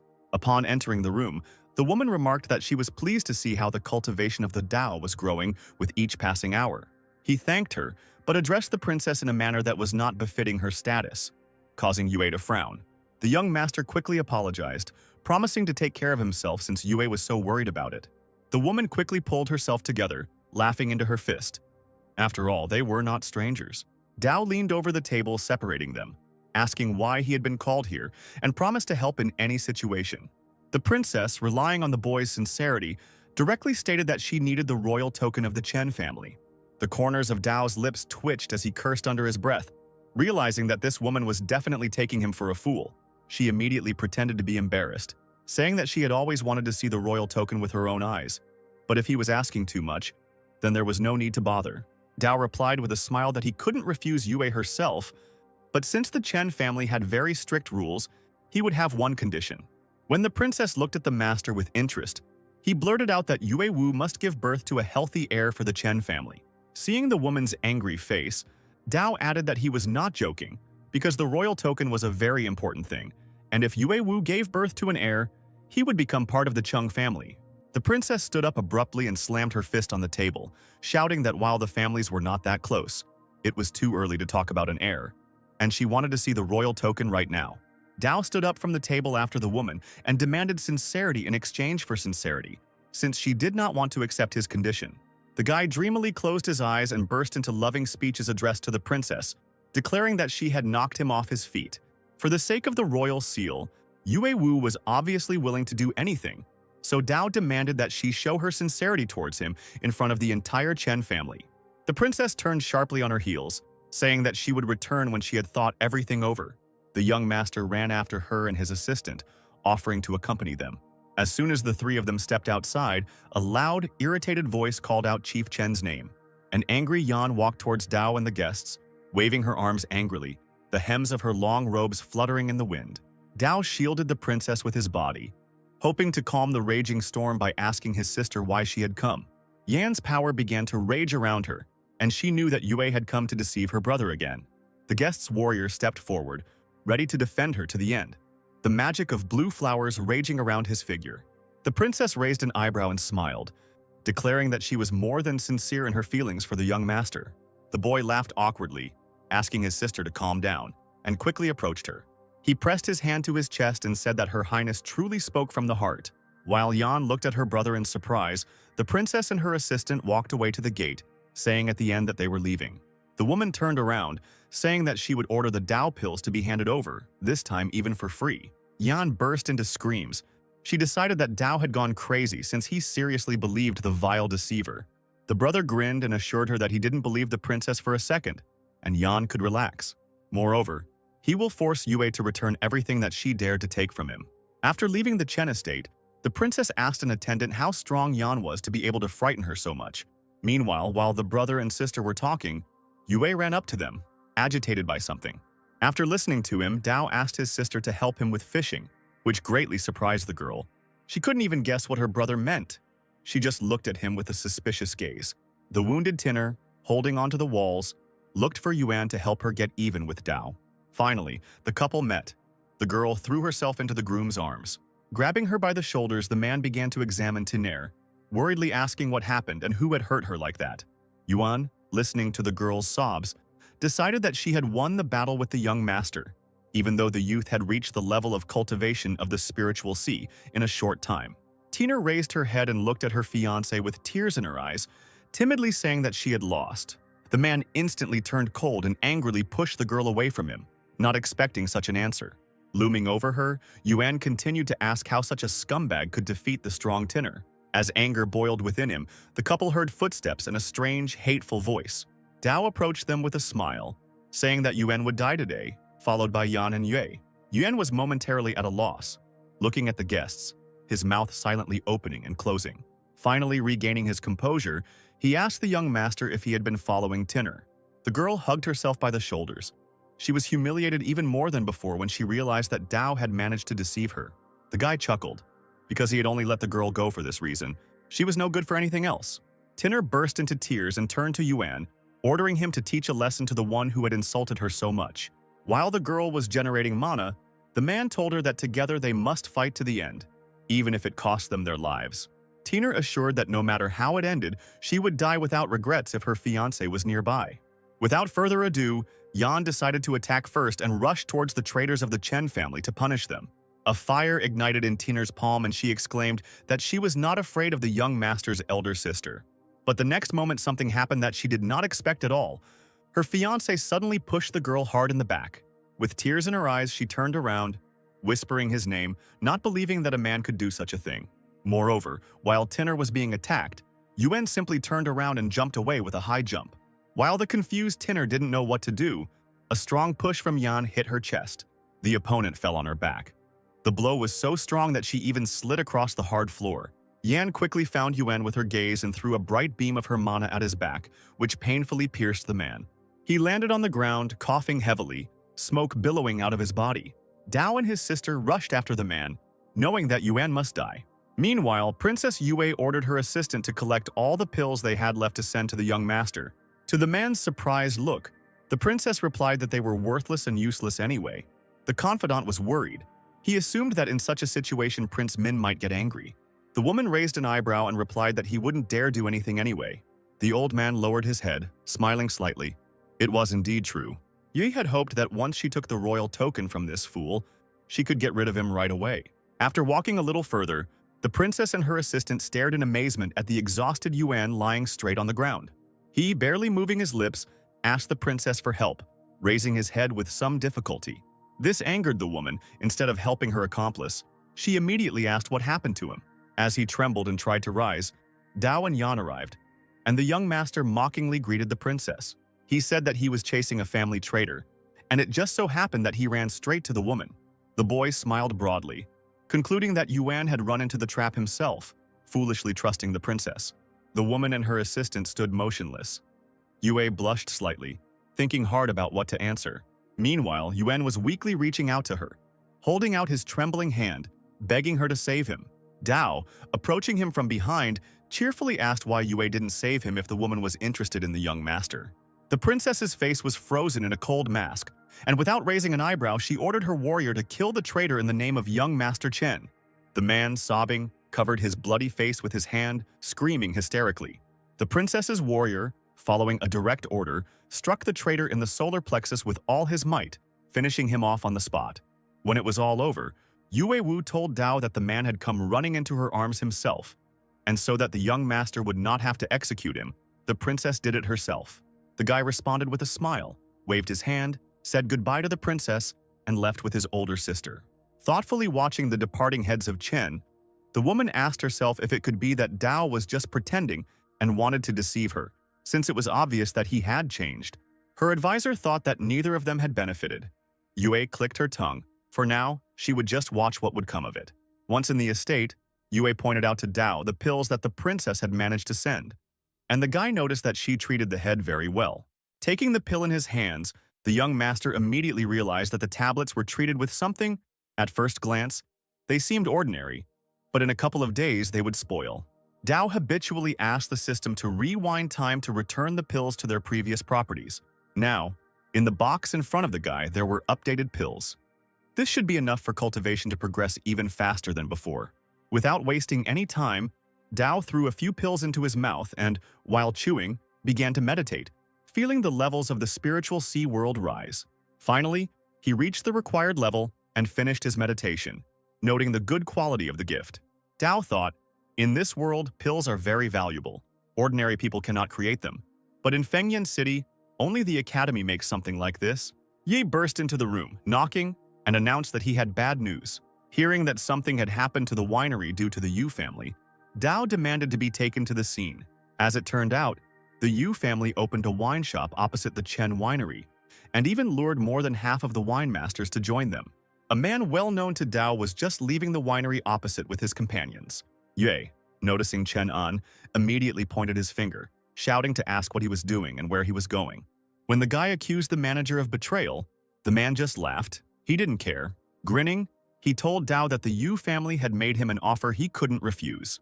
Yu reminded the young master that his father had taken An into the family when he was on the verge of starvation and even paid for his parents' funeral. Chief Chen immediately offered the manager twice the salary that the Yu family had offered if he stayed. When Yue exclaimed indignantly behind him, Dao gestured for him to remain silent, waiting for an answer. In response, the man shouted that he did not want to remain a beggar because sales of Chen wine were falling every day. He laughed and said that the Yu family's business was very profitable, so An would not change his decision. Hearing this, Dao waved his hand, ordering the manager to get out of his sight. The man, angry, asked again what they had told him, obviously getting ready to swear. But in response, he received a stinging blow to the face from his former boss. Dao, becoming serious, frowned and sternly informed that he would not repeat it, so An should get lost. The disgraced man shouted after Dao that without him, the Chen family winery would cease to exist in less than a month. Dao did not want to listen to offensive speeches and ordered the faithful Yue to deal with the offender. Holding a sharp knife in his hands, he hung over An, who had fallen to the ground, and the manager began to whine that he belonged to the Yu family. Just as the silent Yue raised his knife over the half-dead man, Ming and his companions came out of the winery, ordering them to stop. Waving his fan in front of him, the prince frowned and asked how dare Yue attack someone from his family. Seeing that the knife was in no hurry to be removed from the winemaker, Ming shouted at Dao, calling for a conversation. In response, he ordered Yue to cripple the traitor, and the boy obediently swung his dagger. Min activated his mana, intending to deal with the enemy, but it was too late, and grabbed his bleeding wrist, calling out to his master for help. However, Ming's threats had no effect on Dao. He turned to leave and called his men. The enraged prince shouted and warned the young master that in less than a month, the Chen family's business of selling spiritual wine would be ruined. Dao did not answer. He went to his winery to see how things were going there. The depressed workers greeted the head of the Chen family with shouts. The guy immediately asked who was in charge of the winery. A gray-haired man approached him and bowed respectfully. He was now the eldest after Anya left. Dao asked his name. The man introduced himself. His name was Chen Lian.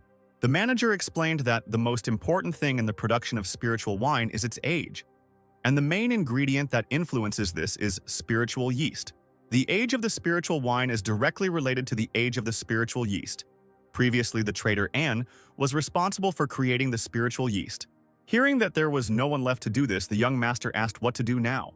Lian said that he would take several people under his leadership, and together they would find a way to produce yeast older than 10 years. The manager would not allow the Chen family winery to close. Moreover, the scoundrel An will see with his own eyes how this winery will continue to live without him. Dao put his hand on the shoulder of such an inspired employee, and he was surprised. The guy smiled and said that from this day on, Lian would be the head of the Chen family winery. Dao also asked Lian to give him some spiritual yeast to study, which surprised the man. The manager hesitated, and the guy immediately realized that something was wrong.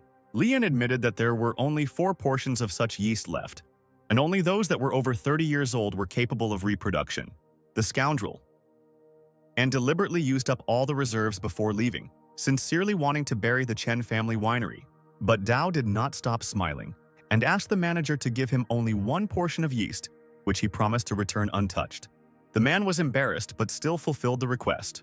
When Dao and Yue left the winery, Yan and her escorts were already heading towards them. The younger brother was happy to see his sister and smiled widely as he greeted her. The girl had already heard about the situation with the winery. She asked to tell her what would happen next. The young master convinced Yan that he had temporarily settled the problems. A stranger standing next to Yan suddenly addressed him. Dao replied that he was the young master of the Chen family and noticeably tensed up. Yan immediately introduced a young man in golden robes. This was the second prince of the current dynasty. Dao lowered his head after greeting the prince. But the high-ranking man's advisors became alarmed, ordering Dao to kneel before the prince. The young man waved his hand, smiled, and declared that relatives of the royal family had the exclusive right not to kneel. The second prince looked at Yan and added that he could help smooth out the conflict between the Chen and Yu families and prevent the Yu family from taking over the wine business. The girl was embarrassed, realizing what the prince was leading to, and did not answer. The young man assured her that he sincerely wanted to help the Chen family and Yan should not worry. Dao suddenly said that there was no need to bother himself and that he would deal with this problem himself. The prince urged the young master not to act so formally, because he knew very well what situation Chen was in now, especially since he was close to Yan, now her younger brother, and his brother too. A grin spread across the young master's lips when he heard this, adding that he didn't know his sister had mentioned him before. The prince was confused for a moment but then crossed his arms over his chest, saying that Dao's words had taken him by surprise. Yan turned to her brother with a smile, noticing that he had changed dramatically in just a few days, becoming much more eloquent, especially when compared to his previous behavior.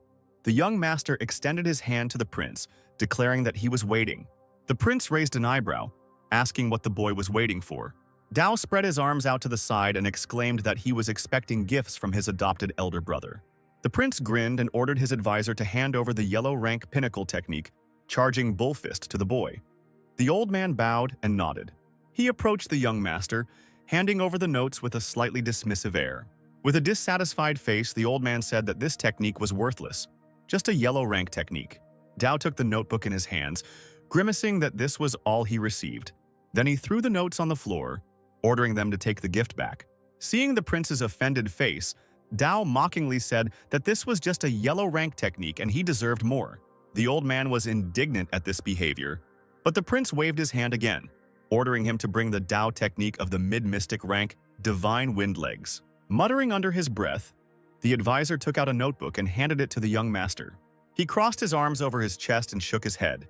Still not enough? The old man's face darkened with anger, and he hissed angrily that Dao was just asking for trouble. He, looking the prince straight in the eye, asked him not to give him any trash if he had nothing worthwhile, and not to take the head of Chen for a fool who knew nothing about the world. The advisor, crumpling the notebook in his hand, asked His Highness to allow him to teach this scoundrel good manners in the name of the prince. Yan and Yue immediately appeared next to Dao, ready to protect the young master until their last breath. The prince immediately placed his hand on the advisor's shoulder, calling him to stop. The young man himself approached Dao, holding out a notebook with a sword technique. He himself did not know its rank, but he was sure that this technique definitely belonged to the rank of the earth. The young master opened his mouth. This prince really had something worthwhile. Even relatives of the royal family don't always have earth rank techniques. The prince concluded with a smile that he was doing all this for Yan's sake. Taking advantage of the fact that his interlocutor was distracted by his older sister, Dao snatched the notebook, saying that he was quite happy with it. The advisor immediately ordered Dao to thank the second prince. The young master thought that the thanks were just a formality, and turning around, he shouted one last time that the prince and his entourage could go free. The second prince said goodbye to Yan, saying that he would definitely come back to see her. As he was leaving, the old man turned to the ruler, noting that he had never met such an impudent and disrespectful person before. He added that relatives of the royal family should not behave in such a way, especially since such unique and valuable equipment was given to a real swindler. The prince waved his hand dismissively, replying that Dao would still not be able to comprehend the sword technique. After all, who, if not the prince, would know how many resources it would require? Even after spending a huge amount of heavenly materials and treasures using the power of the dynasty, the prince was only able to slightly comprehend the technique of the first sword.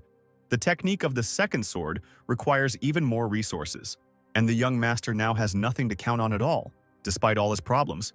This equipment is a priceless treasure. He will not get more from it. Yan stopped her younger brother halfway, saying that she wanted to discuss something with him. The girl reminded that the entrance exams to the Huang Academy were approaching. She added that in half a month the academy would open its gates to recruit geniuses from all over the world as students. Members of noble families could enter without an exam. Yan said that the academy is divided into 4 schools: Tianwu, Diwu, Xuanwu, Huanwu. Although the last one is considered the lowest in rank, it is still legendary.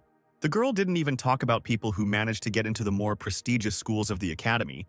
Dao should also experience this. The young master told his sister that he understood everything. He had to become stronger so that the Chen family could rely on him. Yan stroked her brother's head and smiled at how manly he had become. Dao intercepted his sister's palm and squeezed it, promising that after entering the academy, he would work hard on his cultivation and also hurry to enroll in order to be by his sister's side. She blushed with emotion and replied that she would wait. A little later, sitting in his chambers, Dao studied the notes, thinking about how smart the second prince was to give him the notebook without further ado. To attain the first sword, it is necessary to prepare tens of thousands of bundles of 50-year-old spiritual grass, as well as thousands of bundles of special sword spiritual grass for developing sword energy and desire. This herb will cost an incredible amount of money, and only a member of the royal dynasty with all the resources available to him will be able to master such a technique. Dao has a system. He needs to find time and go to the spiritual mountains of Yuan. Even though there is no 50-year-old grass there must be young ones. The guy picked up the container with spiritual yeast. Since it was a spiritual artifact, he was not sure that the system would be able to influence it. However, after asking the system to move the yeast time forward by 30 years, Dao saw that something began to happen. The spiritual yeast matured.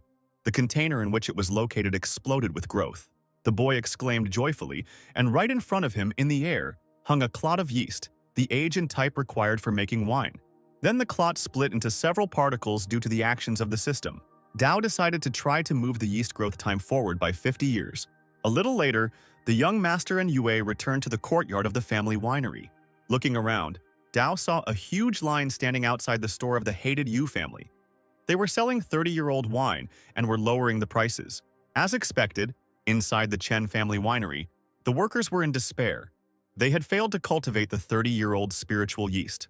Lian, completely in despair, lowered his head, calling himself insignificant.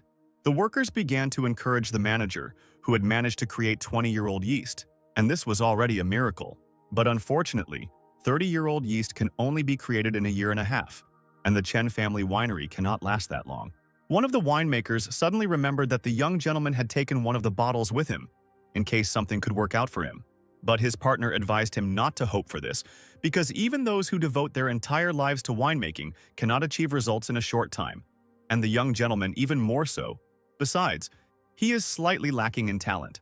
The workers nodded and grabbed their heads, convinced that there was no hope left. At this moment, Dao entered the door of the winery with Yue, and the workers immediately greeted him. Lian fell to his knees, shouting that all the winery workers deserved punishment. The rest also lowered their heads to the ground in a bow, begging the young master to punish them for their offense. Dao was taken aback by the mood his workers were in and asked what had happened.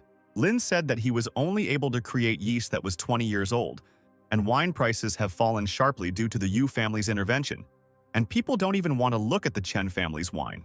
The man once again lowered his face onto his hands lying on the ground, shouting that he had failed the young master. Dao began to help Liang rise from his knees, assuring him that he should be proud of himself for having managed to create a 20-year-old wine in such a short time. The workers stared at the young master in surprise, not believing his words. Dao waved his hand over the table, creating a magical golden trail, calling on those present to watch closely. The next moment, a multitude of small bottles appeared on the empty surface, and Lian stretched out his hand in disbelief.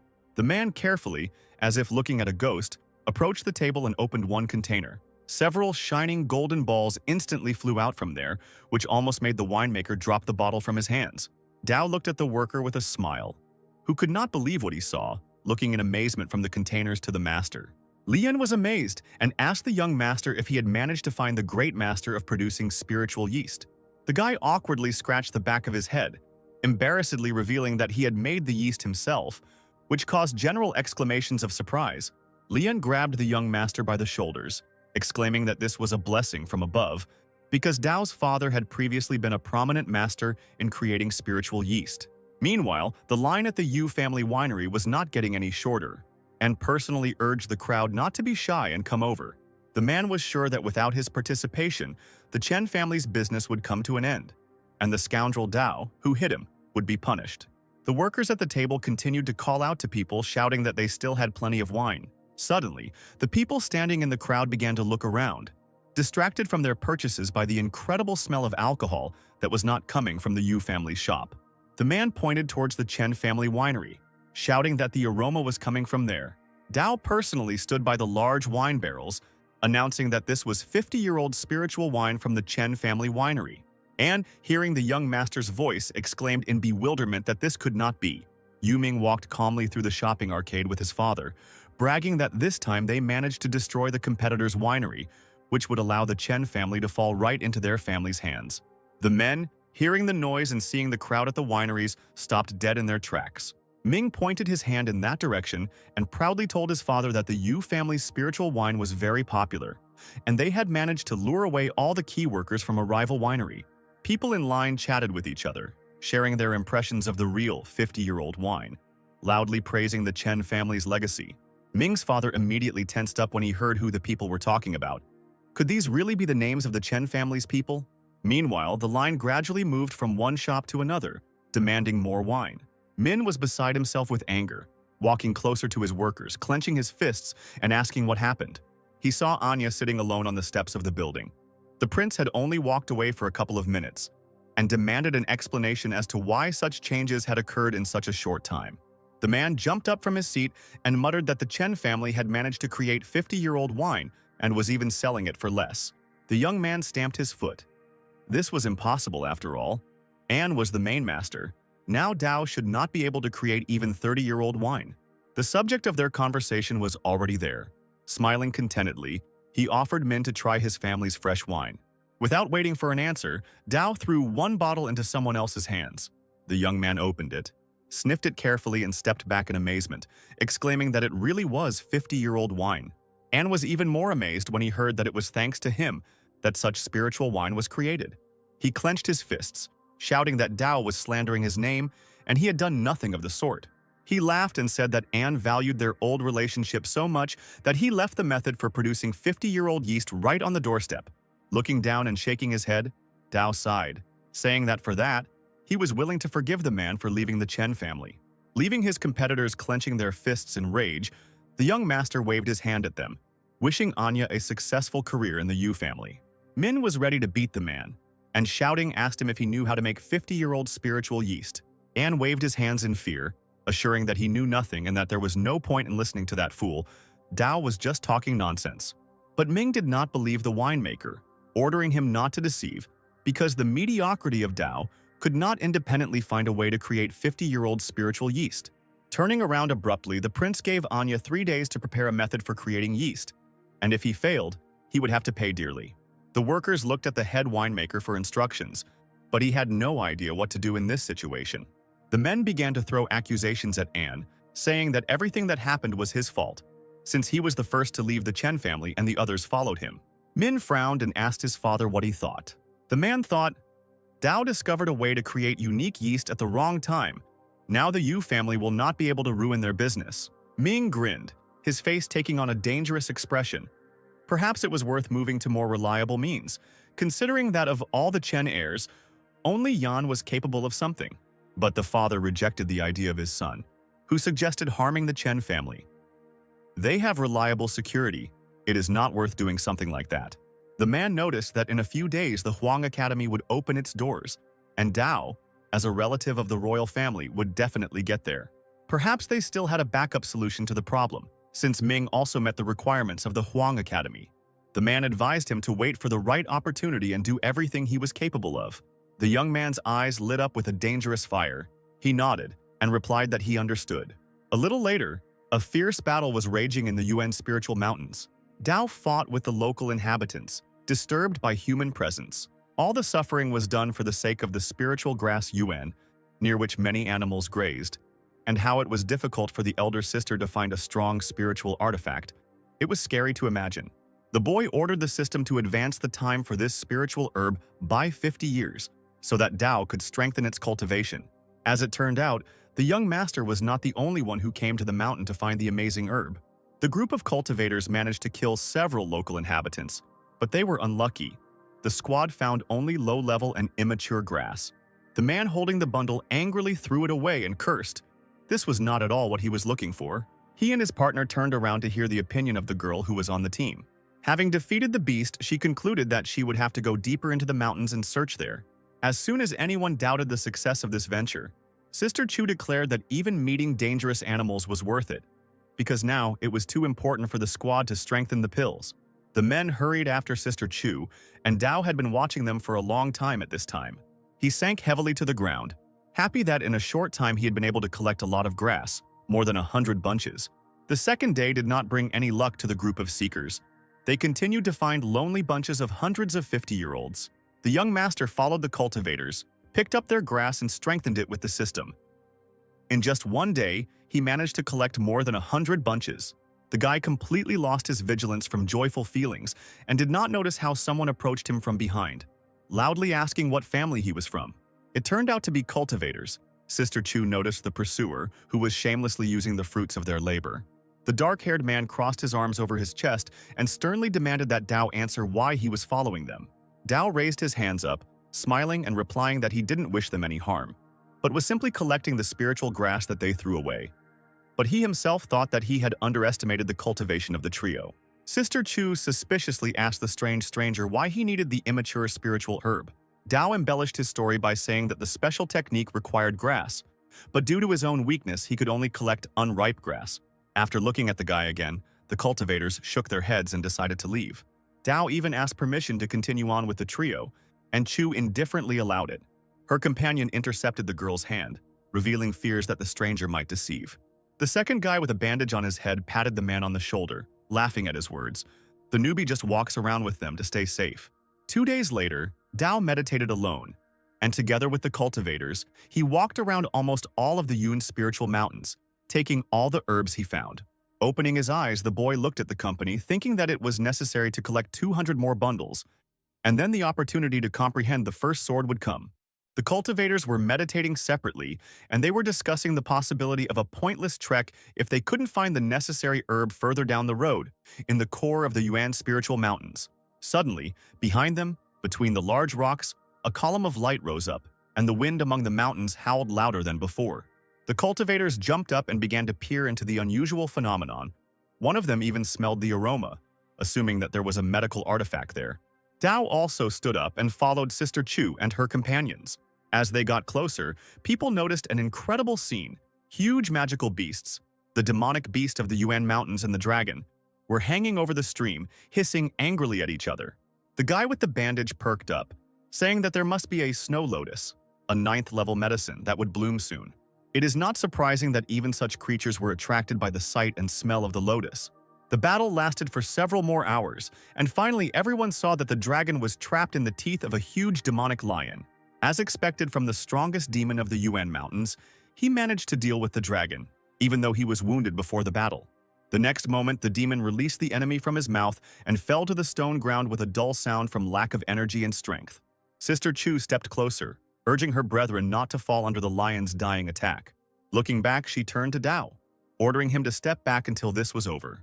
The young master decided that his life was more important to him and obediently hid in the bushes, because he remembered that even his sister could not cope with this demon. Sister Chu ran up to the lion, fearlessly rushing towards it with a furious cry, and the men followed her. Even while lying down, the monster opened its mouth wide and a green, deadly beam burst out from it. The girl's companions offered to take the holy snow lotus while they distracted the beast. The cultivators swung their swords furiously, trying to break through the monster's energy shell. Another blow made them jump back a large distance, both of them cursed, convinced of the demon's strength. The mountain monster gathered strength, rose high into the air, and extended its claws forward, aiming at the intruders. The men froze, and realized with horror that the demonic beast had overwhelmed them with its presence, so much so that their legs refused to obey. Meanwhile, Chu tried to carry out their joint plan as quickly as possible and take the flower. She noticed that her partners were in trouble, and, using a few pieces of fabric from her own dress, she managed to grab them by the waist and pull them out of the dangerous place. They fell on their backs, looking at the monster, whose strength the people had underestimated, crouched low to the ground. The boy with the bandage on his head screamed as the mountain monster approached the snow lotus. The cultivator noted that this attack should be the last one. The beast was too exhausted. They needed to hold out a little longer, and then the sacred lotus would fall into the right hands. But the beast was demonic, so it could make a surprise attack. A blue beam shot out from its mouth like dragonfire, and the cultivators instantly jumped back. The monster growled as the energy ball flashed very close to the people. The men took a closer look at the energy and recognized it as the divine desire. Amazed at what the demonic beast had managed to cultivate before him, Chu raised her head and didn't know what to do, recognizing the bad state of affairs. Gradually, the monster's weapon turned into a cocoon. Blue lines flashed behind the cultivators, then in front of their faces trying to catch them. Chu screamed, calling the men to follow her, but her path was blocked by a blue beam, which now encircled the entire clearing, preventing the uninvited guests from leaving. The Trinity, thrown back by the alien force, fell to the ground. Dao couldn't just watch others suffer and ran out of his hiding place. The blue rays slipped past him, hitting his entire body painfully, and the guy cried out in pain. He fell to his knees, seeing only energy lines moving rapidly before his eyes. The cultivators froze in inaction. The chances of breaking free were decreasing. Chu screamed as she approached the trap and tried to break through it, but her sword, describing a bloody line in the air, was completely unable to harm the demon's trap. Chu realized that the divine desire of this demonic beast was too strong. It could not be broken through by brute force. The beast roared and the energy block fell. The cultivators saw the lying lord of the mountains. The guy with the bandage on his head suggested that he locked them here to heal and then deal with them. Dao, standing behind, still couldn't understand why he was trapped at such a great distance. Sister Chu straightened her shoulders and raised her blade, offering to attack the beast itself. The men also enthusiastically took out their blades, realizing that otherwise they would not survive. The three of them attacked the beast from different sides, intending to pierce it with their swords. But they suffered failure after failure. Despair overwhelmed the cultivators. Because the beast could not even be wounded, soon they would exhaust all their spiritual strength, and the beast would simply kill the people. The master of the mountain threw his head back and roared loudly, his whole body emitting lightning bolts. Sister Chu managed to resist the flow of energy as several others forcefully pushed her partners far back. They fell on their backs with a dull sound, their swords falling from their weakened hands. The corners of Chu's lips turned down. The hand holding the blade trembled, and at that moment, Dao walked up to her, smiling slightly. He turned to the girl, offering to try to fight the demonic monster.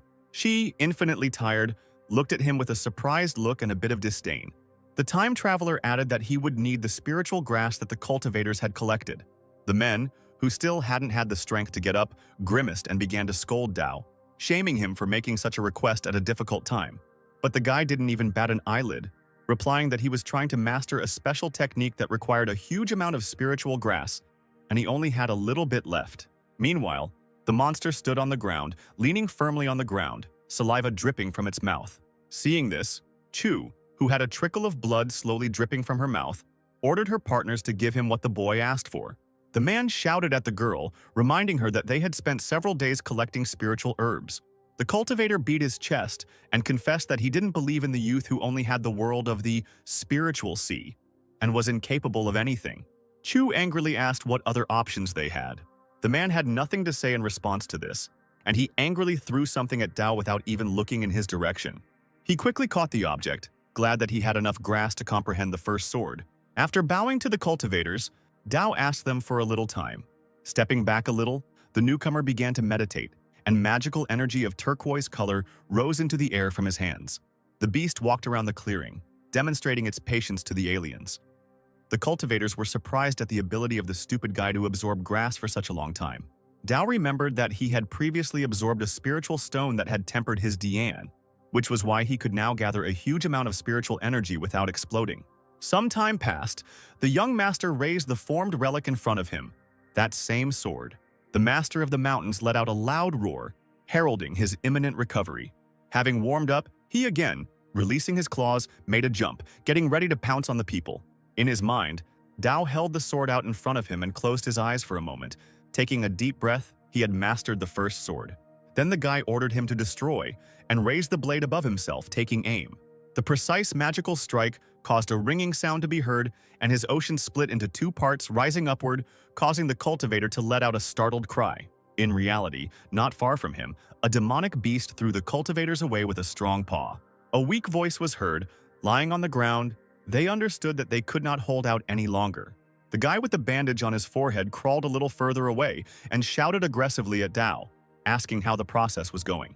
Seeing the serene youth in the cocoon of his mana, the cultivator cursed. How could he count on this weakling? The beast had no intention of waiting for anyone. He roared again and rushed at the uninvited guest with renewed strength. Chu, barely rising, leaning on one hand, sobbed in fear. She would not be able to dodge. The men, all wounded and battered, stretched out their hands to the girl, who was in incredibly dangerous proximity to the monster. Just when they thought there was no more salvation, Sister Chu suddenly disappeared from under the lion's paw. The cultivator saw a figure in blue robes and couldn't believe their eyes. Could it really be that young man who saved their sister? Holding the precious burden tightly in his hands, Dao asked Chu if it was okay. Carefully placing the girl on the ground, the guy asked her for a sword. Nodding, Chu handed her weapon to the man who saved her without hesitation. Dao, clutching the warm handle, turned to the enraged mountain master, promising Chu that he would sort everything out.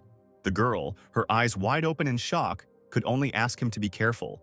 Dao calmly met the mountain master's huge open mouth, mockingly asking if he was angry. Holding the blade out in front of him, the young master shouted and ordered him to attack first. The furious demonic beast, having fed on the energies, lunged forward, reaching out to the man with its clawed paw. The cultivator smiled, confidence shining through in all his movements. The monster was about to taste his blade. As the blue energy flowed towards Dao like a wave, he immediately swung his sword and ordered it to cut. Something incredible happened, something that left the observers in shock. With just one swing of his sword, the cultivator pierced the monster straight in half with just mana. The man from the group of travelers, who until the very end did not believe in this young man who came out of nowhere, now did not believe that what he saw was happening in reality. The Dao energy beam from the advanced sword technique was so powerful that the demonic beast's body was flattened on the ground. Sister Chu's mouth dropped open in amazement as she realized that the young man had dealt with his opponent with one blow. The young master did not lower his blade until he was sure that he had finished the beast. The cultivators were puzzled as to why a person with the spiritual sea world had so much power. The guy in the bandage sank to the ground in front of the holy snow lotus and almost cried. The flower had been damaged in the battle and now it was of no use. Finally, a girl approached Dao and introduced herself, asking him to state his name in return. The young master knew that without proof of his strength he could not count on their communication. But he still answered Yun. Blushing, the girl thanked Dao for his help. If it weren't for him, something terrible could have happened. The time traveler nevertheless politely insisted that it was the cultivators who helped him master the sword technique. Yun bowed her head, saying that their group was studying at Wu Academy and hoped to meet them soon. Finally, the cultivators left the clearing, and for a long time, the crying of one of them could be heard, who regretted the loss of the snow lotus, a 9th-level plant. Dao approached the flower, whose petals, touched by the battle, lay chaotically around the base of the lotus. The guy thought that he had the right to take the treasure for himself. He instantly asked the system to roll back the time for the holy snow lotus by an hour. A few seconds later, the petals were in a magic circle, merging into one. The flower, whole and unharmed, shone with a gentle blue light. Dao held his breath and carefully picked up the 9th-level plant. It was the first time he'd seen something like this, and the spiritual power of the lotus was truly divine. Having glanced at the mountains, the time traveler decided to return, because he didn't have much time. In the dead of night, a group of cloaked men landed on the roof of the Chen Manor. 6 years ago, they already tried to get here, but then their attempts to take the royal token were unsuccessful. One of them walked to the edge of the roof, looking around the courtyard, deciding that the Chen family was dying out. Not a single living soul was in sight. His thoughts out loud were interrupted by the sudden laughter of old man Tai. The man grimaced. He remembered that Tai was seriously injured when he defended the young master. The strangers even managed to laugh at the old man when suddenly a girl's figure blocked their path. The young master's older sister, Yan, looked at them angrily, her arms crossed over her chest. The figures in cloaks were talking to each other. They expected that the lady had already left for Huangwu Academy to study long ago. But one of them shouted at his comrades that no matter what, they had to do their duty. A crowd of villains came closer and surrounded Yan, calling on him to fight them. The villains split up, half of them attacking Old Man Tai, sarcastically offering to evaluate their technique. Tai, wielding his fists, demanded that his opponents explain on whose behalf they had arrived at the estate. The old man coughed, and the figures burst into laughter, mocking him for his old wounds making themselves known. The senior member of the group ordered them to be silent and not to talk too much, but to immediately get rid of Chen Sr. The opponents, with bloodthirsty expressions on their faces, slowly approached Tai like wild animals. He thought about how he had dedicated his entire life to protecting the Chen family, and when he saw the fist rushing towards him, he decided that those days were coming to an end. At that moment, a golden flash flashed before the man's eyes, and the opponents flew back under someone else's attack. It turned out that Yan had flown up like lightning to protect the old man, and now the villains didn't know what to do. The girl turned out to be too strong an opponent. Several men decided to split up to look for the young master. The rest remained in the yard. Yan instantly used her power, creating a majestic image. the perfect deadly weapon in the form of a beautiful goddess. The figures were dumbfounded when they saw the manifestation of Dharma before them. They froze for a few moments, disarmed by such power. The men became nervous and began to scurry about, taking special tablets out of the hiding place. Those who accepted them began to change before their eyes. Enveloped in a red, ominous light, they felt their bodies filling with power. The red eyes, like those of demons, glowed ominously, and the men pounced on Chen and the large figure that the cultivator had created. The girl moved her finger, ordering the image to grab the opponents. It didn't take much effort for the figure to stretch out its long, ghostly arms and grasp the two people in its palms. Yan brought her fingers to her lips, ordering him to submit.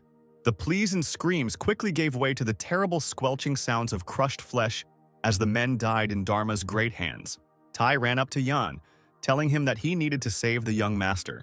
At this time, Dao was calmly meditating in his chambers, protected from the outside world by a blue glow that enveloped his entire body. The door to his room swung open, and the villains exclaimed joyfully upon discovering their prey. The elder sister and the old man, without wasting any time, were able to quickly cover the distance between the wide courtyards with the help of cultivation. The girl sobbed desperately when she saw the open door, realizing that Dao had been discovered.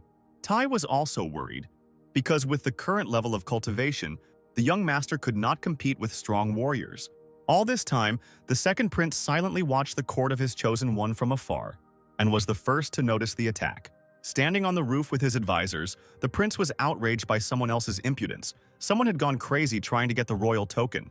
The man jumped up, calling his close associates to follow him, so that they could go to Chen's courtyard and see everything for themselves.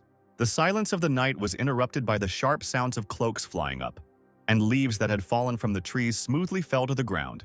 Those very warriors who had gotten too close to the young master were now being punished. Both of them fell on their backs from the impact, right onto the hard, rock-strewn ground. Yan and Tai had just rushed to the entrance of the courtyard to protect Dao, but they realized that someone had already done all the work for them. The old man leaned over the cloaked figures and was horrified to see their mouths wide open. They had not been breathing for a long time. Dao came out of the chambers with a wide smile, loudly greeting his sister and grandfather. He held a long sword in his hands, and his figure was enveloped in clouds of thick dust. At that moment, the second prince ran up with his advisors, but he first asked how Yan was doing. Dao answered him mockingly, saying that everything was fine with his sister, and that he himself had dealt with the murderers. Tai timidly pointed his finger at the lying bodies, asking in a trembling voice if the young master had really killed them. He pointed at the sword and chuckled. These weaklings could not survive even one swing of his weapon. Hearing this, the second prince froze in shock, and was pierced and hurt by the realization that Dao had successfully mastered the sword technique. He looked again at the dead, who had clearly died from the sword chi, the same one that the technique he had personally given to the young master had. The prince turned to the boy, nervously asking if he had mastered the sword technique. Hearing that it was very simple, the corner of the prince's lips twitched. He had spent no less than half of the country's treasury on this matter, consumed many expensive herbs, and spent 5 years of his life to master the technique. Dao swung his sword, causing mana to rise up, and immediately asked the man to check the veracity of his words. Refusing, he turned and waved his hand at Yan, saying goodbye to her. The advisors hurried after the prince, noticing his silence. They asked if everything was okay. The prince shook his head, feeling incredibly disappointed, as the young master from the Chen family had hidden his talent well. Those close to him rushed to calm the ruler, shouting that he was wise and gifted by heaven, and that the Dao was inferior to him in everything. To this the man laughed, replying that he was not that pathetic, and would be able to cope with this failure without drowning in despondency. He took a parting glance at the estate, reminding himself once again that he was determined to get Lady Yan. This was the first time the girl noticed the second prince, who was considered a respected heavenly chosen one in the academy, looking so upset.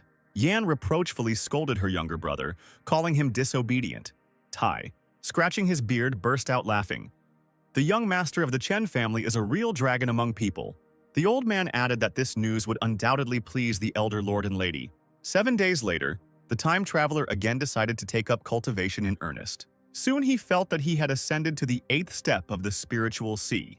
With the daily supply of pills from Princess Yue, his cultivation is growing rapidly. I wonder where he even gets them from. Dao decided to find his sister to ask about a compatible Yuan spiritual item. He was lucky. Halfway to his sister's chambers, he met Yan. The girl was surprised and pleased with her brother's progress, saying that he would soon catch up with her.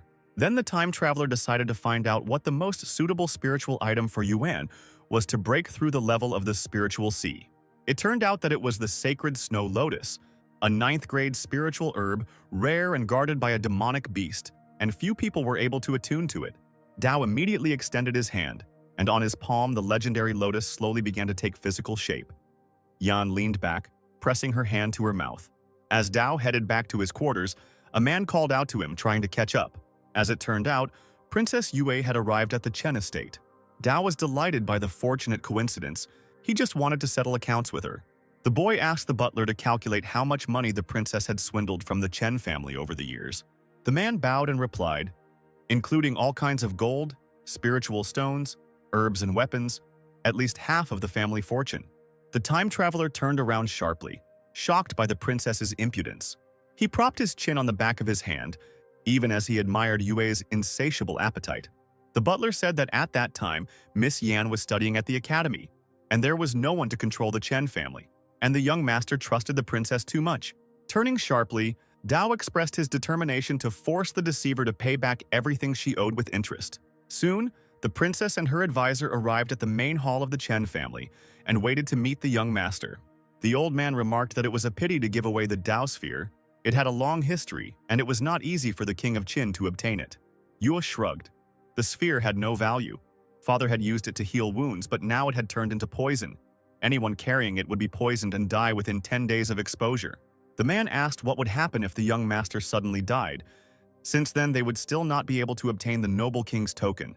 But the princess, smiling maliciously, said that she was not at all stupid to play the games of Dao. He was a deceiver. If he did not bring her the token, then he should be allowed to die a sudden death. After her words, Dao entered the hall and waved his hand to the guests in a friendly manner. Coming closer, he unceremoniously demanded to show him what was brought this time. Trying not to show her displeasure, Yue pointed to the pill bottles next to her. She had brought 300 pills today. The time traveler leaned over the box, thinking that it was even more than several previous batches put together. The princess said that this was the last batch, because the pills were difficult to prepare, and she would not be able to offer more. Dao guessed to himself that the source of these pills had long since dried up. But it didn't matter. They should last for a long time.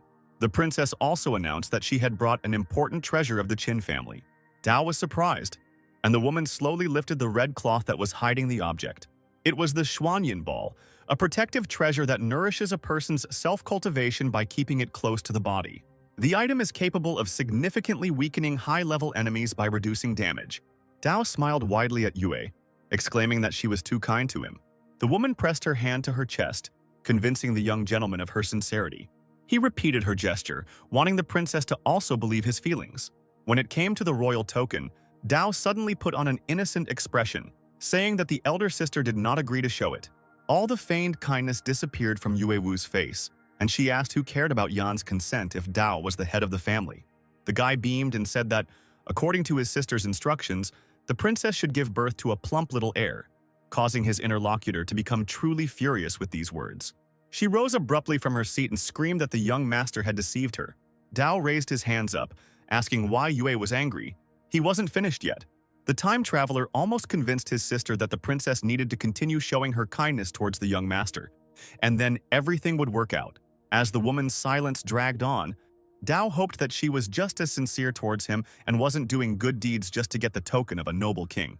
Having calmed down, Yue Wu gathered her courage, replying that she was truly touched by Dao's warm feelings and was expressing her own feelings in return.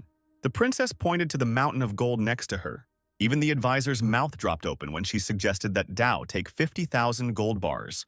The man stared at his mistress, intending to bring her to her senses.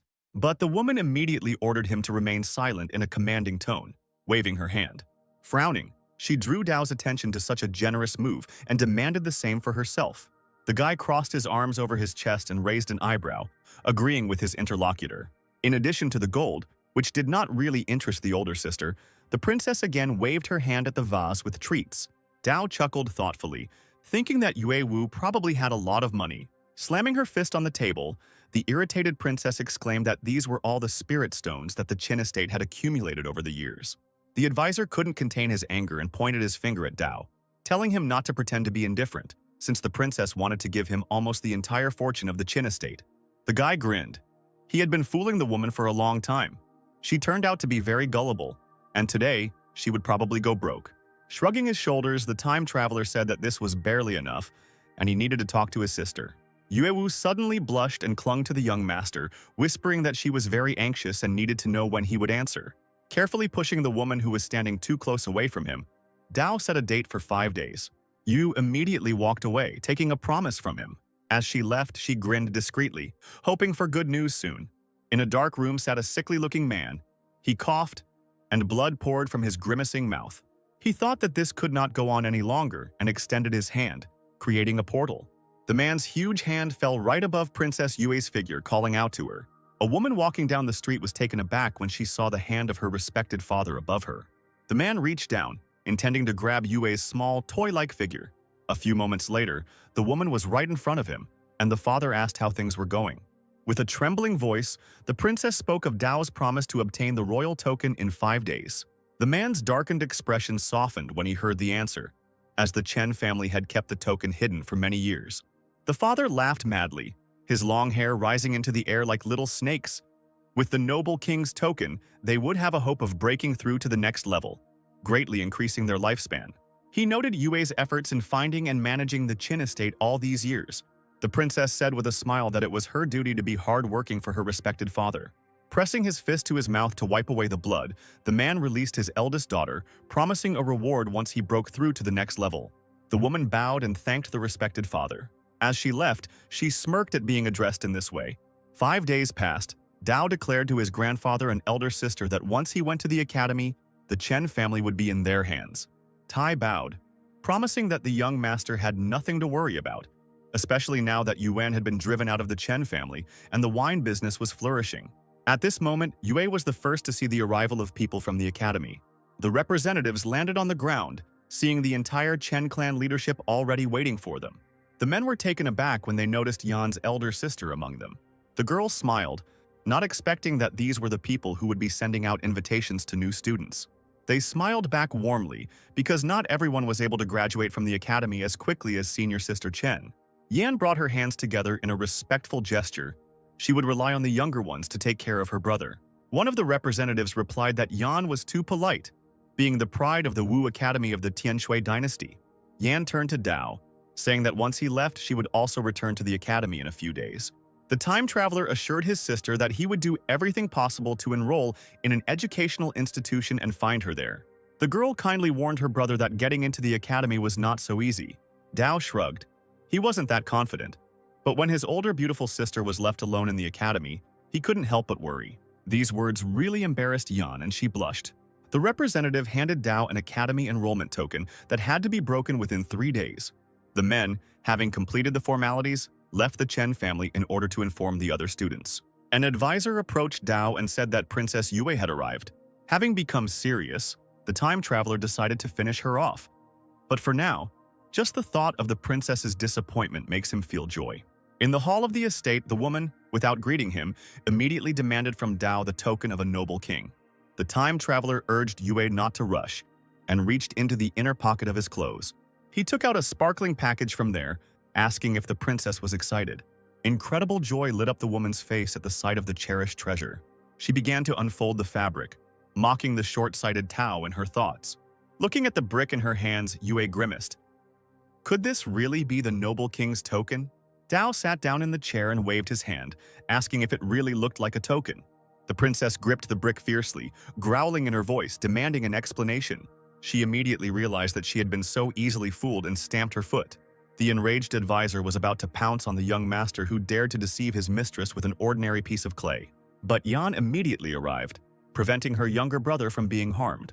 Standing at the door, she used her strength to push the old man back with one movement. Dao approached the princess, saying that she had deceived him with the pills, so why couldn't he do the same? The advisor clutched his cane in his hands, exclaiming that he had had enough. To his surprise, Yue herself ordered the man to stop. She turned sharply on her heels, telling Dao that she was leaving, and he shouted that he would not see her off. Yan knew that the princess was deeply hiding her true thoughts and was waiting. She would never let this situation go so easily. Dao smiled and encouraged his dejected sister, saying that everything was under control. The time traveler sat in his chambers in front of a box with pills and a divine lotus. Now he had everything he needed to break through from the level of the spiritual sea to the level of the spiritual bridge. Suddenly, mana itself surrounded him. The level rose to the 9th step. The lotus, guided by magic, rose above the box and Dao commanded it to open. In his mind, a divine flower was floating in the sky among the raging ocean. The traveler realized that the lotus had entered his spiritual sea. Finally, the transition process has begun. The main phenomenon of the spirit bridge level is to create a bridge across the spiritual sea. The longer the bridge, the better the cultivator's ability. The Dao bridge has exceeded the distance of 10 meters. Sometime later, the bridge was already 100 meters long and required more valuable spiritual objects that have a compatible nature. The bridge was not going to stop. An hour later, Dao raised his fist in triumph. 1,000 meters! 2 hours later, the time traveler could no longer see the edge of the bridge. Now it was approximately 10 kilometers long. After 4 hours, Dao was already worried that the spiritual bridge would continue to grow indefinitely. He lay down right on the surface of the bridge, tired of the endless road. The sudden jolt instantly woke up Dao, making him realize that the bridge had stopped expanding and had completely moved to a new level. The time traveler was shocked by how long the bridge had become. Even its end was not visible. No one would believe him if they knew the length of the spiritual bridge. And it was also interesting what was at the end of the spirit bridge. Even after several hours, he still had not reached the final point, being thoroughly tired. Deciding to deal with this later, the young master returned to his body. The main advantage of the spirit bridge level is the ability to comprehend the laws of heaven and earth, to have a deeper understanding of one's own strength. Suddenly, the guy felt something burning him, shining golden. In Dao's hands was an iron box that his parents had left behind in this life. Since he reacts, it must mean it's time to open the gift. Having escaped from his hands, the object opened itself, practically blinding the guy with its light. Moreover, even those on the street saw and felt something unusual coming from the young master's room. Yan turned in that direction, sensing an unfamiliar aura. There was a token and a letter in the box. The first thing Dao did was open the letter, curious about what could be written there. It was a message from the parents. If their son read this letter, they would probably no longer be there for him, which is what happened. Mother wrote that they had gone in pursuit of the stars and the sea, and for now, the heir should obey the words of his elder sister and work hard, waiting for the return of his parents, who would become great cultivators. Dao was surprised to read about the mistress and master's goals, finding them admirable. They bequeathed to their son a noble king's token. If the boy follows the path of cultivation, the item may be useful to him. As it turns out, the token emits special chi vibrations that can be detected by others. This thing is very valuable. Many people want to get it, so the token should be hidden in your body. This will block the vibrations of qi. Dao was taken aback by this statement, but still took the object in his hands. The token burst into flames of gold and seemed to melt in the owner's hand. The time traveler covered his face with his hands from the realization that the noble king's token had been on display for so long that anyone could notice the fluctuations in qi. And so it happened. These fluctuations were noticed even in the neighboring estate. Something suddenly stirred up the head of the family, making him forget about everything in the world. He instantly clenched his hand, breaking the cup of tea in his hand. The man's heir was taken aback and asked what had happened. He suddenly stood up from his seat, shouting that he felt the aura of the noble king's token. After so many years, he appeared again. The princess and her advisor were returning to the Qin estate after an unsuccessful meeting with the Chen family. The old man did not understand why the woman did not simply kill all the family members since they had deceived her. Yue shrugged. There was no point in destroying the estate. Then the noble king's token would have disappeared anyway. And now Dao has the Xuanyin ball. If you use it, you can die in 10 days. The advisor wanted to offer something to the princess, but she waved her hand at him. Yeo demanded silence, declaring that she was leaving. The old man shouted after her that the princess should be careful, but she did not even turn around to say goodbye. The father, sitting on the throne, was displeased with his ward. His eyes did not hide his contempt. The princess dropped to one knee, asking the man for a little more time. He quietly hissed that there was no time left. His life was coming to an end. If the father cannot live, he will destroy everything in his path. Yue trembled, lowering her head. She thought that her father had gone crazy again. The discovered token was now safely hidden in the flesh of Dao. The man suddenly perked up and extended his hand. He began to laugh, which puzzled the princess sitting in front of him. The father burst into mad laughter. He felt the aura of the noble king's badge. But Yue was taken aback. She didn't understand what was happening. Yan and Tai rushed to the young master's chambers after sensing the vibrations from there. The door swung open and both Chens rushed into the room. looking worriedly for the young master. Dao turned around in surprise when he heard about some hesitation. He admitted to having the noble king's token, thinking that he was in trouble. The girl looked at the old man, who immediately assumed that this thing could have been in the iron box that the owner and madam had left. Dao pointed to the box, confirming Tai's guess, saying that it exceeded all his expectations. The old man said thoughtfully that the owner and madam might not have known about the danger that the token carried and had acted in this way by accident. Yan demanded that her brother immediately break the jade token and go to the academy. It seemed like all their efforts were in vain. The token's fluctuations attracted many enemies to the Chen estate. The fair-haired youth in a dark cloak was already heading straight to the young master's chambers. Yan sensed this and immediately warned her younger brother. Grandfather Dao rushed to the door, promising that he would detain the enemy. He collided with the stranger, both activating the power. He cursed and immediately demanded that they stop talking nonsense and hand over the token of a noble king. Yan and Dao noticed that uninvited guests kept coming to them. The girl, wanting to protect her younger brother, once again demanded that he leave the Chen family and go to the academy. The time traveler cursed and took a token from his bosom. He wondered what would happen to his family, since Yan treated him like a brother, and Chen provided a sense of kinship. He can't stand it if the Chen family suffers a setback, so he must take part in the battle. Dao's first blow was aimed at Ming. Min straightened up and demanded that the noble king's token be given to him. The enraged prince attacked the young master with his fists, blaming him for the decline of his family. The youth encountered the resistance of Dao, and a sphere of bright colors appeared between them, holding back the attack. Ming acknowledged the enemy's strength, but he himself had already reached the level of reality condensation. Dao drew his sword, warning his opponent that he was asking for his own death. Suddenly, someone's palm painfully hit the time traveler from behind on a painful point. He fell to the ground without making a sound. Min grinned when he saw his father. The man was determined and ordered his son not to waste time and not to miss the chance. He began to search the unconscious young master. It was necessary to seize the token and leave as quickly as possible. The thief's hand came across the very sphere that the princess had given to Dao. The guy's face frowned when he felt it. Min reached out to his father, noticing that the sphere did not look like the token of a noble king. The man assumed that it was some kind of treasure, since the young master was keeping it with him. Min suggested that his father activate the object and see what abilities it possessed. It was an unfortunate move for the thief. The sphere released streams of green light. They surrounded the man. He grabbed his neck with both hands, trying to say something. Min was dumbfounded as he watched his father become engulfed in black energy and gradually weaken. The guy screamed, not knowing how to help or what to do. At this time, Dao woke up and, seeing what had happened to the sphere, exclaimed that the princess had brought it, wanting to kill him. Meanwhile, the man was getting worse and worse. He begged for an antidote, clutching his chest. Ming decided that Dao had dared to poison his father and attacked him with accusations. The guy demanded that he be given the antidote to save the head of Yu. Dao slowly walked towards his sword, picked it up, and told the man that he had taken his own life through his own actions. Straightening up, the time traveler declared to his opponents that no antidote existed. Chief Yu croaked that he had no strength left to hold on. The man gathered his last strength and, using the mana remaining in his poisoned body, attacked Dao, demanding that he give him the antidote. Swinging his sword, the boy threw the head of Yu away from himself with one strong blow. The enemy fell on his stomach, sprawled on the cold stones, weakly stretching his hand out in front of him, barely whispering with dry lips that the head of the Yu family should not die such a miserable death. When he let out a tired breath and fell powerlessly to the ground, Min ran up to his father in alarm. Holding the man's head, the boy desperately screamed at Dao, accusing him of murder. The time traveler was not happy with this outcome of events, but he always stood for justice and therefore believed that evil must inevitably be punished.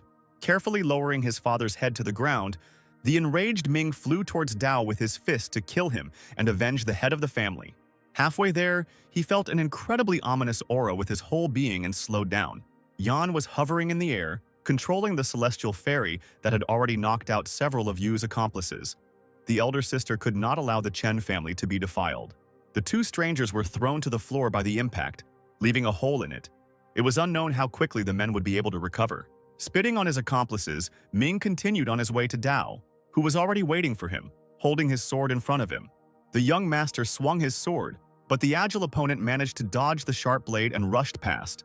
Flying into the air, the boy ran away, raising dust and leaves from the trees into the air. He promised Dao that he would definitely return to avenge the death of his father. The time traveler chuckled and looked after Min with bewilderment. surprised by his indifference, since he didn't even want to take the body of the head of the family. The boy walked up to the Yu chief and picked up the Xuanyan orb. Who would have thought that Yue would plant an artifact with so much poison on him? The princess's malice was truly frightening. This sphere is probably a treasure. Perhaps there is hope of removing the poison. Dao immediately asked the system to rewind the time of the Xuanyan artifact 30 years into the future. A magical clock appeared in the air. The poison lost much of its power. The system carried out the order. The time traveler's plan worked. Most of the poison was neutralized. Then Dao asked to rewind the time of the sphere another 30 years forward. White streams of mana began to flow towards the artifact, and it once again changed the appearance of its outer shell. What the time traveler had planned came true. The poison in the sphere was completely neutralized. According to Princess Yue's words, this artifact is a valuable protective treasure. As soon as Dao finished manipulating the system, Tai and Yan approached him. The girl asked why her brother hadn't left yet. Tai urged the young master. He felt that there were strong auras heading towards the Chen family. They could appear at any moment. The time traveler worriedly asked his relatives what would happen if he left. The ill-wishers would not calm down until they received the token of a noble king. Grandfather assured Dao that he didn't need to worry, since he was the hope of the Chen estate. The young master interrupted him with a wave of his hand. He decided to stay, in case of extreme necessity of escape. The guy would leave the estate immediately, and without hesitation. The man had no choice but to agree with the stubborn Dao. He added that the young gentleman valued honor and kinship, and in addition to the charisma passed on to him by his master and mistress, all this aroused admiration. Yan said enthusiastically that her brother was a real man, in every sense of the word. Suddenly, Old Man Chen covered the young heirs with his hand. All three of them looked up at the sky, sensing someone else's aura. Right above their heads, a divine horse-drawn carriage was rushing at full speed. Tai recognized the new arrivals. It was Qi Laomo from Mount Fukong. The man didn't expect that even this old bastard would arrive at the estate. The divine chariot was surrounded by warriors from another family. They hovered among the clouds, looking for the token of the noble king. One of them, lowering himself, muttered thoughtfully that there had clearly been an aura fluctuation here, but now it had disappeared. The rest of the estate's warriors gathered around Dao, led by Yue, their main goal being to protect the Chen family and the young master. Voices dripping with anger came from the carriage, one of them remarking on the wonderful view. There was a roar of laughter. These people loved it when their opponents raised a shout. It turned out that the voices were coming from the guards of the Shengqian sect. No one expected them to come. Yan noticed that the family was lucky that only a little bit of the token's aura leaked out. Otherwise, it would have attracted many more masters. The girl turned around abruptly when she heard someone calling her name. The imperious second prince appeared at the estate with his advisors, and he slyly announced that failing today's test would result in unimaginable consequences. Dao, irritated, without even greeting the man, ordered him to speak more clearly. The prince directly stated that he would offer his help in deceiving young Miss Yan into agreeing to his proposal. The time traveler covered his sad sister with his body, declaring that he would not agree to such a condition. The corners of the second prince's lips twitched as he tried to convince the young master that the Chen estate was currently on the brink of disaster. The time traveler exclaimed irritably that this did not concern outsiders, and he, Chen Dao, would never take advantage of his older sister's happiness for someone else's benefit. The interlocutor, feigning disappointment, threw up his hands, saying that Dao was putting him in a difficult position, since he only wanted to prove his sincerity to Madame Yan. In the cave, Yue Wu's father could sense the aura of the strangers at the Chen Manor. It was clear as day that after so many years, it wasn't just him who was yearning to obtain the noble king's token. He leaned on his hand and rose heavily from the ground, ordering the princess standing opposite him to get ready to go and deal with this trash and get the token. The girl suggested waiting until they killed each other and only then attack, since her father was seriously wounded for a big battle with unworthy opponents. The man exhaled and sat back down, agreeing that the noble king's token was already in his hands. There was no need to rush. Yue Wu said that she would go to the Chen Manor and spy on the enemies to pass the information to her father. The old man, looking through the princess with sick eyes, allowed her to go, saying that he would wait for the report. The woman clasped her hands in a respectful gesture and bowed. Meanwhile, strangers were arriving from the sky at the Chen estate, demanding the token of a noble king, threatening to wipe the family off the face of the earth. The second prince beamed a smug smile as his ambassador took the floor to persuade Dao to accept the great favor of siding with the Chen family that the prince was offering. Stretching out his hand with a glowing weapon in front of him, the newcomer eagerly offered to try to do what the master had planned. The opponents did not wait. Uniting in a circle, they gathered to attack in order to capture the young master of the Chen family and take away his noble king's token. Yan and Tai stepped forward as Dao, and the old man challenged the enemy to ask if they thought the Chen family was helpless. The guards of the Shengtian sect jumped out of the carriage with mocking smiles and rushed at the time traveler. They also wanted to join in the fun. One of the brothers was already confidently extending his hand to Dao, shouting that he would take this brat on himself. The second one, grimacing, demanded that his brother slow down and give him the head of the family. Yan, generating mana in her hands, turned to her brother, demanding that he hide and not fight so recklessly. But Dao, leaning forward, was ready for battle. He swung his sword around, releasing a wave of light blue light into the air. A furious force struck one of the brothers in the chest. He coughed up blood, and a ridiculous expression froze on the guard's face. The energy of the newcomer threw the man back, hitting the other warriors. The second prince's advisors were amazed by the youth's powerful sword swing, and they realized that he had reached the level of the spirit bridge. The second prince, watching this, was no less surprised. One of the young master's swords had become several times stronger than his. The younger guard dropped to the ground and picked up his unconscious older brother, clutching the wound on his shoulder as the man sobbed in grief. The enemy's eyes turned bloodshot and he roared, claiming that Dao had killed his brother. The time traveler spat in his direction that it served him right. They asked for it. Suddenly, the guard increased in size, becoming taller than the manor building. The clothes on his body cracked. Black mana wafted from the man's mouth. He lifted his older brother's body with one hand, which now looked like a rag doll. The guard, clasping him with both arms, began to sob, demanding that they become one and never be separated. Shedding huge tears on the floor, the man pressed his brother's corpse, swallowing it whole. He stood up, straightened up, and shouted furiously that he would make Dao pay with his life. The second prince's confidant warned his master because the aura of the dwarves had grown several times when they united into one. Seeing the giant bending over her brother, Yan screamed, realizing that he was in trouble. She had to protect him at any cost, and immediately flew in that direction, calling on Dharma. A voice rang out from the heavens, saying that the Chen family was now doomed to die. Commanding the huge avatar, the princess ordered the enemy to get away. The sky fairy squeezed the chariot in her huge hand, leaving only splinters of it. But the avatar's palm was stopped by an old figure with a face withered from age. Chi Laomo exclaimed that Yan was just a helpless baby in front of him. The girl screamed furiously, threatening the old man with the destruction of his Fukong mountain if he dared to hinder her any further. Laomo shook his gray hair and fixed his pitch-black eyes on Yan. He would immediately obtain the noble king's token. At the same time, the maddened guard of the Shengtian sect stretched out his huge hands towards Dao, demanding the return of his elder brother. Yu and the Chen family warriors rushed straight towards him to protect the young master. Closing his eyes, the junior guard ran at the men, knocking them down with his fist like bowling pins. The time traveler did not stand aside. He immediately ordered the system to increase his swordsmanship by 50 years. Although he had already mastered this sword technique, it remained to be seen whether the young man could further increase the weapon's power. At the moment when the guard almost grabbed him, Dao realized that he had succeeded. A huge number of secrets about this sword technique appeared in his consciousness, and the power of the weapon increased several times. The wounded Yue jumped to his feet and screamed the young master's name, looking at him tensely. Laomo Yan, who was fighting with the old man, turned around and also saw the giant guard looming over her brother. A long blue stripe from the Dao sword appeared along the junior guard's arm. Then a stream of force hit the man, causing him to stumble back and fall onto his back. The time traveler, completely engulfed in bright light, raised his sword up, calling on everyone present to listen to him. The young leader declared that anyone who attacks the Chen family today will be killed. All the opponents gathered above the estate let out a breath of amazement upon seeing the master's technique. They had never even seen anything like it before. The second prince opened his mouth in confusion. How could the weapon become even more powerful?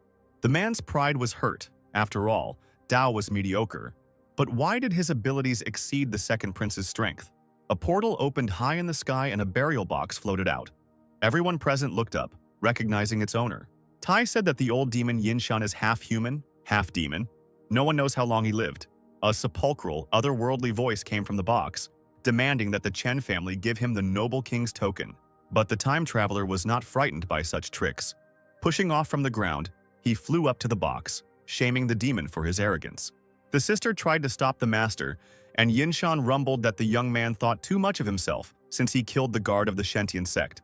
Dao rushed with his sword at the box, shouting that he was not afraid of the demon. The The moment the metal touched Yinshan's abode, a bright explosion was heard. The young master flew to the side, not expecting that this enemy was beyond his strength. Gritting his teeth, the boy acknowledged the demon's power. The coffin opened, and the bloodless hand of the enemy appeared from there. And then the whole half-rotted body wrapped in ribbons. The dead man had not left his shelter for 2 years, but now, finally, he would come out to fight. The strangers froze in midair, not daring to approach Dao now. They had heard about the guy as a scumbag, incapable of cultivation. It was worth taking a look at what he could show. Princess Yue and her advisor also arrived at the estate, and now they too were watching what was happening in the sky. The woman's confidant growled softly, realizing that Dao truly had power. Moreover, he hid it so carefully and deeply, it is not surprising that the guy managed to deceive even the princess. The demon bared its teeth, revealing a row of sharp teeth, and pushed off from its tomb to pounce on Chief Chen. Immediately, the avatar of Yan blocked his path, spreading her long arms out on both sides. The elder sister shielded her brother, controlling the Dharma and creating a spell in her palms. Yinshan creaked that in another 10 years, even he wouldn't be able to resist the girl, but for now she was still too weak.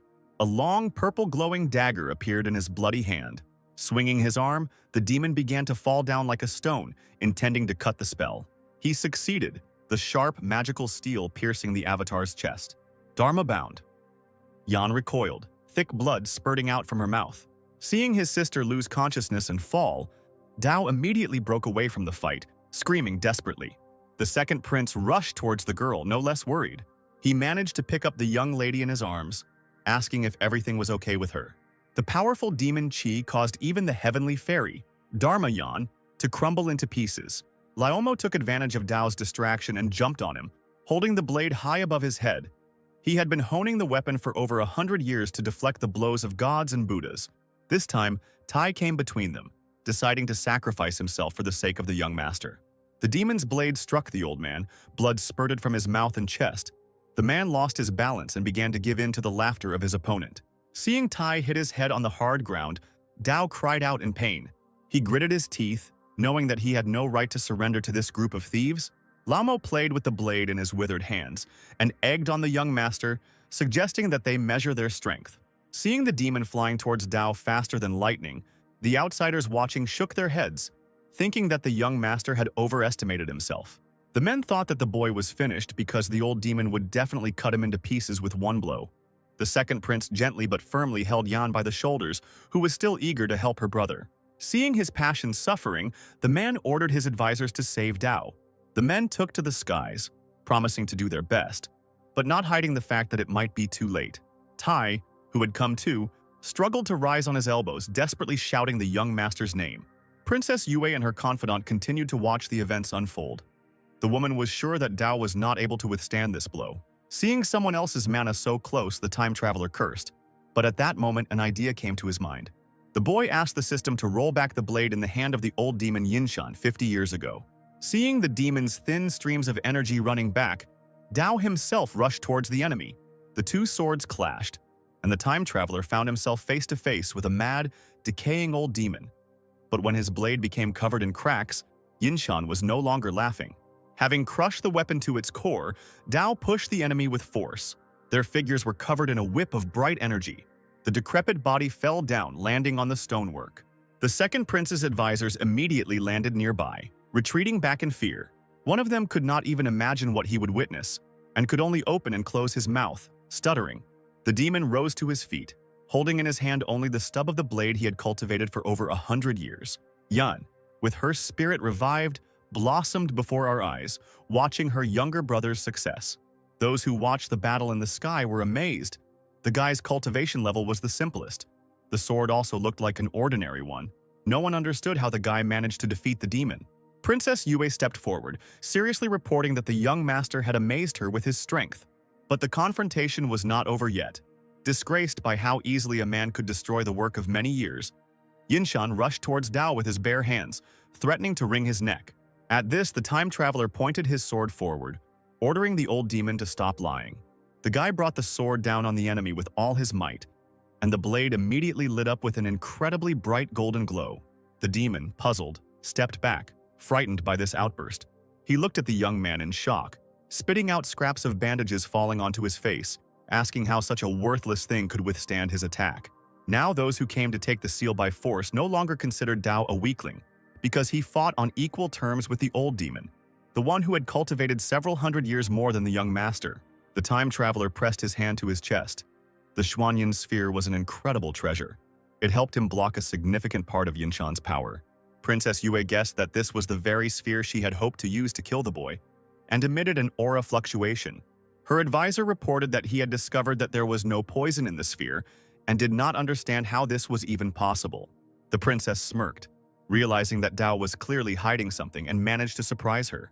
The demon decided to take advantage of the warriors floating idle, and suggested that they join forces. Laughing with a sepulchral laugh, he asked if they wanted to wait until more people arrived. Without wasting any time, the warriors rushed towards the young master with bloodthirsty smiles on their faces, intending to take the token. On behalf of Dao, Tai spoke out along with his family's confidants, calling on them to listen and obey. To protect Dao, Ye echoed him, rushing forward. He prioritized the life of the one who once saved him. Yan, having gained strength, also hurried to help her precious younger brother. Finally, even the younger members of the family did not stand aside. Gathering their strength, they also ran towards the opponents. Princess Yue was amazed by this sight. She never thought that the family, which had always been in disarray, was now acting so unitedly under the leadership of the young master. But her advisor had no illusions. Even in that case, under the pressure of several strong opponents, the Chen family was still doomed. Dao selflessly defended himself and the noble king's token from annoying thieves. Despite his fatigue, he swung his sharp blade, hitting the target straight. However, the time traveler missed the moment when the vile warrior came up from behind and struck him in the back. He barely managed to dodge someone else's fist, which only slightly grazed him. Dao landed among a pile of fallen enemies. Leaning on his hand and breathing heavily, Tai saw that the situation was extremely dire and wanted to let the young master retreat, to hold off the warriors himself. A group of strangers led by the demon, Yinshan grinned bravely, demanding that they hand over the token, in exchange for which they promised to kill the family all at once. Dao stood up, leaning on his sword and holding his wounded shoulder. He spat out blood and cursed. Yan turned to him and shouted, ordering him to leave. Tai asked to break the jade tablet and hurry to the Wu Academy. The battered warriors of the estate rose heavily from the ground, gritting their teeth. They also wished for Dao to leave, promising that they would help stop the enemies. The time traveler, still leaning on his sword, straightened up and looked around at his henchmen. Everywhere there were screams and sounds of battle. The warriors were throwing away those who could no longer stand up, only clinging to their legs. Dao's henchman, unable to rise, simply grabbed the stranger's leg. The boy screamed hysterically, begging the young master to run away. The next moment, a heavy boot hit him in the chest and he fell to the ground, spitting out blood. He reached out to Dao with a trembling hand, whispering that as long as he lived, the Chen family existed. The other wounded echoed him, repeating the same words, asking them to leave. As soon as Tai was distracted, a demon pounced on him from above, raising a clawed hand. With a powerful blow, he threw the old man far back, his mana spreading across the entire courtyard like a purple haze. Tai, lying on his back, looking the newcomer in the eyes, begged him to stop hesitating and run. Dao cursed, realizing that he was still too weak, his body trembling incessantly. He exhaled heavily and took out the noble king's token. The opponents all suddenly perked up, feeling the incredibly powerful mana, and an order was heard to grab Dao to take the trophy. The old man, having pulled himself together, could not believe that the young gentleman had shown the token to the enemies. Dao raised the token in front of him, offering it in exchange for the lives of all the Chen family members. A bright golden light emanated from the thing. People approached Dao like wild animals, and the guy believed that the token was not as important as human lives. The entire Chen family rallied around the young master. Those who could stand supported their wounded comrades, looking at their master with tears in their eyes. Opponents gathered in a row in front of the newcomer, demanding that he first hand over the noble king's token. Clutching the trophy in his hands, Dao grinned, saying that there was only one token, and he had to choose who to give it to. At once the former allies turned on each other, slowly drawing their swords from their sheaths. Bloodless lips spread into a sly smile. Yinshan extended his hand towards the artifact, promising to bury anyone who disputed his right to ownership. Liomo didn't support this idea, saying that the old demon was too arrogant. With so many cultivators here, he wouldn't be able to bury everyone. Now, Yinshan was left alone with many cultivators who decided to go against the vile demon. Someone from the crowd shouted out that even a young master managed to break the blade of such a decrepit old man. Yinshan laughed hysterically and rushed at the offender who dared to mock him. He approached faster and faster, threatening to tear everyone here to pieces. Long bandaged limbs moved like windmills, and the grinning demon tore at human flesh with sharp claws. The Chen family watched this confrontation.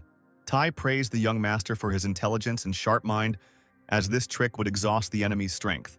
A soft tread and a familiar female voice distracted Dao. Turning around, he saw Princess Yue along with her faithful companion. Clutching the token in his palm, the guy took it aside, greeting the woman, then asked if she also wanted to fight for the artifact. She crossed her arms over her chest and dropped her deceit, replying that the young master would not believe it if he heard that she was not interested in the token. The time traveler repeated her pose and shook his head, agreeing with the assumption. Smiling, Yue suddenly suggested that the guy make a deal right now. This proposal made Dao smirk. Was it not enough for the princess what he had already done? The woman suddenly frowned, her eyebrows drew together, and anger surged through her to the tips of her fingers, causing her to tremble. The princess's advisor could no longer treat the lady in such a way, shouting that the guy was clearly tired of living since, in such a situation, he dared to anger her. Having regained her composure, still frowning, Yue Wu asked Dao if he really thought that this method would be enough for the enemies to kill each other. To her surprise, the young master admitted that it wouldn't work entirely. The princess added that these people, although stupid, were not fools, and would not continue this senseless battle for long. All that Dao got was a temporary respite, but it was not a solution to the global problem. The traveler looked thoughtful and asked if the princess was offering her help in this. The woman nodded, confirming his suspicions. Then the guy briefly demanded to tell him his plan. After some time of explaining, Yue asked what the young master thought about it. First, he decided to clarify what the benefit would be for the princess.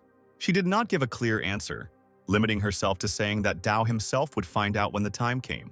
Realizing that the choice was limited, the time traveler agreed to trust her. Yue voiced his thoughts, directly saying that in the absence of a choice, her help was the only hope for victory. Meanwhile, Laomo spoke up from Mount Fukong, calling on his newfound troop to listen to him, as they would achieve nothing if they continued to kill each other. The old man suggested that we first get the noble king's token, and then think about who would get it. There were shouts of approval and calls to listen to Laomo. The mass brawl was only good for the Chen family. The cunning demon approached Dao with his hand outstretched, demanding that he hand over the noble king's token. He shook his head, replying that such scum were not worthy of receiving his family's artifact. The warriors did not seem to expect disobedience. Since the young master was going back on his word, he wanted to be beaten. The old man gnashed his teeth. This brat young master was truly tired of life. Flying into the air, he headed towards Dao, intending to dig his claws into his neck and rip his head off. Princess Yue stepped in front of the boy, pushing him away with her hand, and demanded that he stop. This actually made Laomo pause and look puzzled at the unexpected alliance. The warriors mockingly asked who this woman was, but it didn't matter. Just tear off her head at the same time, let her join young Master Chen in the afterlife. Yue stood fearlessly in front of the old demon, saying that Dao had spoken correctly. None of those present are worthy of the token of a noble king. The old man was amazed at the impudence of the little girl who dared to provoke them. He didn't care what clan Yue was from. Laomo was going to deal with her right now. The woman, without losing her composure, just smirked in response to these words. She suddenly raised her hand up, calling out to her father, and a purple summoning portal immediately appeared above the princess's head. The old man recoiled, not understanding what was happening. At that moment, a hand extended from the portal and reached straight towards the demon's gray head. He realized that he couldn't take a step when the king's hands dug into the evil spirit's shoulders. The demon's figure was illuminated by a bright flash, and a heart-rending hoarse cry was heard. The group of warriors retreated back, seeing that even the old demon Qi was unable to resist. The mighty king emerged from the portal and now stood before those present. They could feel his genuine aura of a ruler. The man levitated in the air, boring into everyone in the courtyard of the estate with a heavy gaze. With a broad smile, the king declared that as long as he was here, no one would dare take away the noble king's token. The men trembled, realizing that in front of them was Emperor Qin himself. He had been badly wounded earlier. Poison had seeped into every organ of the man, but he still survived. Yinshan exclaimed mockingly that the poison had not been completely removed from the king's body, judging by his appearance. The man ordered the demon to be silent. Despite the poisoning, he would kill anyone who dared to take the noble king's token. Yinshan gave him a menacing look from under the bandages and rumbled that he would get the token no matter what. The warriors shouted that Emperor Qin was too self-confident. He was heavily poisoned, and should be on the verge. There was no need to fear him. As soon as the men asserted their superiority in the fight, the king appeared behind them faster than lightning. A brown, murderous aura illuminated his figure, and the emperor laughed loudly. He promised to make sure that none of the warriors left here alive. Dao didn't expect Emperor Qin to be so strong. He glanced at Princess Yue, guessing the reason for her confident look. The woman, without turning around, asked the young gentleman if he was scared. The time traveler answered honestly that no, but there was something that aroused curiosity. A huge beam of fire almost hit the guy, passing right over his head. This emperor was proving his boundless strength by knocking the old demon Yinshan to the ground. As he fell, some object landed at Dao's feet with a clang. It was Yinshan's yin blade, and the time traveler immediately picked it up. Standing up, Qin looked around the crowd, asking with a threatening voice who else here wasn't afraid to die. The warriors instantly lost all their fighting spirit, lamenting that the emperor was too strong. No matter how valuable the token was, he was not worth their lives. Having risen into the sky, the man defiantly asked Yue where the noble king's token was and demanded that it be given to him. The woman extended her hand, asking the young master to hand over the artifact in exchange for the lives of the Chen estate. The guy replied that the token was not with him now. During the battle, the time traveler secretly gave it to someone to hide in another place. The man shook his head and asked sharply where exactly the artifact had been taken. Dao pointed his finger to the side, deciding to ask someone to bring Emperor Qin to the hiding place. Yue smiled and replied that that wouldn't be necessary. Let the young master take them himself. The time traveler returned the smile and agreed. Immediately, the voices of Tai and Yan were heard. They wanted to stop the head of the family from making such a rash decision. Turning around, Dao winked at his sister, telling her to calm down because he would be back soon. The second prince asked the emperor not to harm the young master, and he replied that he would, but only in exchange for the token of a noble king. A flash of energy froze on the king's fingers, and the man demanded that his family let him leave. Dao stepped back in confusion, not understanding what he wanted. Suddenly, the king soared into the air and disappeared right before the eyes of those present. The second prince explained that Qin himself was once a respected cultivator of the noble king, but he was poisoned and his cultivation weakened, the man's status was preserved, and even the royal family could not interfere with his affairs. Yan clenched her fists, vowing that if even one hair fell from her younger brother's head, she would definitely destroy the entire Qin clan. Dao showed the way to the token.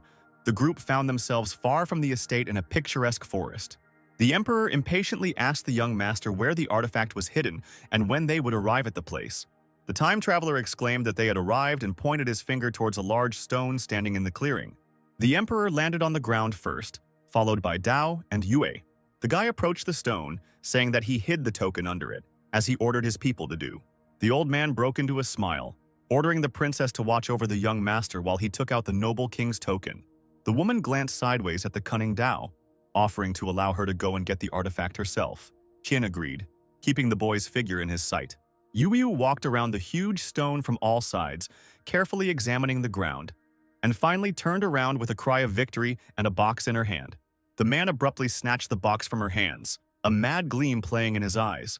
His face distorted with joy, he opened the lid with a trembling hand. But as soon as the box opened, the man fell to his knees and screamed, blinded by the golden glow.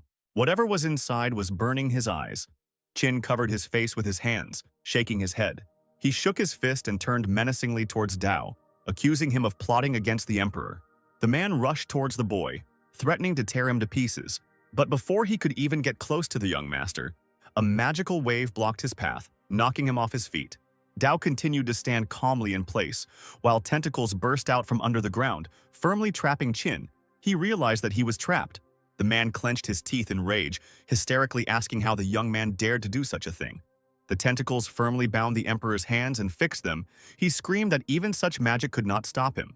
What Qin certainly didn't expect was a powerful blow from behind, causing the man to arch his back and let out a cry of pain. Leaving her father clutching his chest, Yue walked around him as if he was nothing more than trash in her path. Looking at the man's shocked face, Dao mentally admired Yue Wu. She had calculated every step and deeply hid her true intentions.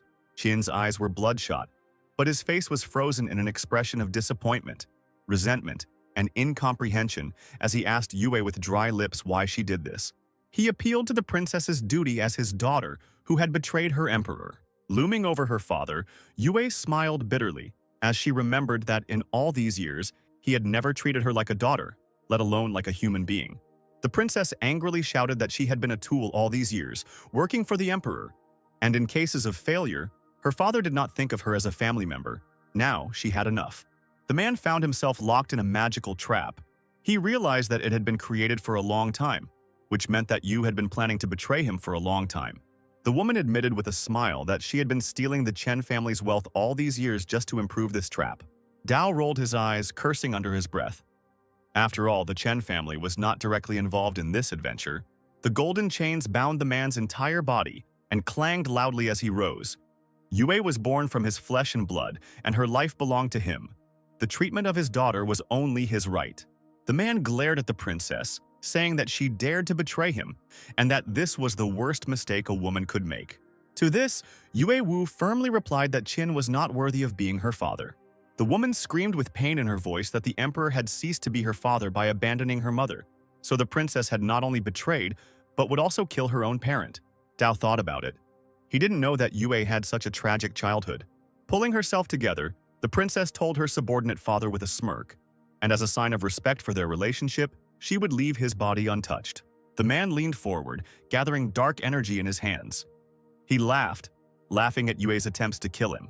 The woman waved her hand, ordering the golden beam to bind the man in front of her. Blue tentacles extended from the marks on the floor and began to wrap around Qin's body, holding him tightly in their grip. He screamed furiously and began to writhe, tearing the tendrils apart right on himself. Finally, the man freed himself and shouted that he was the cultivator of the noble king. The princess would not dare to commit patricide. Ignoring his words, Yue Wu drew her sword and rushed straight towards the emperor with all her speed. A blue mana shield appeared in front of her. Two powerful energies collided. The princess struck the man's hand with her sword, and blood spurted. It seemed like the sharp blade couldn't harm Qin. The flesh seemed to heal instantly. The red eyes burned a hole in his daughter, asking her to see if she could kill him first. Yue Wu jumped up, exclaiming that the emperor should not even dream of escaping because he did not deserve to live. She slashed Qin's throat, commanding the golden beam to kill him. The man laughed madly as the blue tentacles once again wrapped around his entire body, and Yue had no idea he had already broken free. He suddenly fell silent, and after a few seconds promised his daughter that he would send her to meet her mother. Straightening up, Qin broke the bonds once again, despite the poison inside his organs. Yue clenched her teeth, trying to regain her balance. She knew the power of true kings, even if they were on the verge of death. She backed up and approached Dao, begging him to fight together. Otherwise, none of them would survive if the emperor escaped. The time traveler raised his sword, exhaling heavily. It seemed that this was the only option. Trying to fight off the annoying tentacles, Qin raised his hands above his head, intending to attack his own daughter and accomplice. But together their strength prevailed. Yu allowed herself to let out a victorious cry. She didn't expect that the young master had become so strong. The emperor was shocked, but he stood his ground. Noble kings are not creatures that can be humiliated. Although the cage continued to hold the king, he struggled furiously, but the man's mana was not so weak. The princess ordered the guy to restrain Qin. Otherwise, he would escape and they would be in big trouble. Just as she was distracted enough to talk to Dao, her father managed to reach his daughter and punch her in the chest, ordering her to get away. The woman fell face down on the ground, momentarily unconscious from the searing pain. Now Dao was left alone with the enemy. He squeezed the sword in his hand with force, thinking how to get closer to Qin. The man motioned for the boy to come over, shouting that he was probably scared to death. The emperor's red eyes glowed madly as he rushed towards young Master Chen with his bare hands, promising to cut his head off his shoulders. Suddenly, Qin froze in shock as he saw strange streams of purple magic appearing out of nowhere. Dao took advantage of the man's hesitation without hesitation and brought down his sword along with stunning mana on him. The emperor was thrown to the side by the blow, and Yue, wiping the blood from her lip, looked at Dao in surprise, not believing that he had managed to inflict such damage on her father. The time traveler was glad that he took this yin blade and, with the help of the system, returned it to its original state, because the demon had been sharpening it for more than 100 years, and the power of the weapon is on a completely different level. The princess recognized the yin blade of the old demon Yinshan. She remembered that it was broken before. Thick black blood flowed out of Qin's mouth. The blade energy accumulated over so many years, causing his wounds to open up. Now the emperor was attacked by two warriors. Dao offered Yue the chance to finish off Qin. But as soon as they approached the man, they realized that he was already at the limit of his strength. The emperor wheezed that he was not going to die so easily and fell to the ground. Dao chuckled, realizing that they had won. and the princess looked at her father's body in confusion. Suddenly, the emperor was engulfed in a bright blue magical fire, causing the young men to recoil. The time traveler asked the woman what was going on. She replied that the poison had long since seeped into Qin's bones and was only held back by the cultivation of the noble king. Now that he was dead, his body was absorbing the poison. After some time, the poisonous fire died out, and in place of the corpse there was a tattered, rolled-up scroll. Dao pointed his finger at it, noticing the treasure. Yue Wu guessed that it was something like a map. The emperor took it out to study, but most of the writing had already been erased. The woman picked up the map and handed it to Dao as a token of gratitude for his help in killing the king. Dao was not without reason surprised by the princess's generosity. However, the guy decided to accept the gift and not neglect Yue's beneficence. While he was putting the scroll in his inside pocket, the woman asked what had happened to the blade, why it was whole again. The young gentleman smiled mischievously, saying that it was a secret. He waved his hand at the princess, announcing that he was leaving. But the woman couldn't just let the guy go and called him by name. Turning around, he asked if there was anything else they needed to discuss. The princess, with a smile on her pretty face, extended her hand, saying that it was a pleasure to work with Dao. At that moment, a multitude of blue tentacles burst out of the ground, the same ones that were holding back the emperor. Finding himself in a vice, the time traveler cried out indignantly, demanding an explanation. The princess activated the magic circle and silently looked at the Dao floating in the air. You noticed that the guy had changed. If he revealed his secret, he could die quickly. The time traveler chuckled, saying that the woman was too evil, and changed his choice as if turning the pages of a book. Yu remained silent, raising her sword. Pointing it at the young master, the woman dispassionately announced the destruction of anyone who did not agree with her plans. Even now, while immobilized, Dao asked Yue with a smirk if she was sure she could kill him. Yue Wu believed this. After all, Dao was not her father, not a cultivator of the noble king. This trap was more than enough to deal with him. She slowly walked towards young Master Chen, giving him one last chance to tell his secret. Dao strained with all his might, trying to tear the long, strong shoots off himself. Realizing that the guy would continue to remain silent, Yu decided not to waste time on him and rushed forward with a furious scream. Dao froze and immediately called upon the faithful system for help. With its help, the time traveler managed to break the bonds and rise upward, swinging his blade.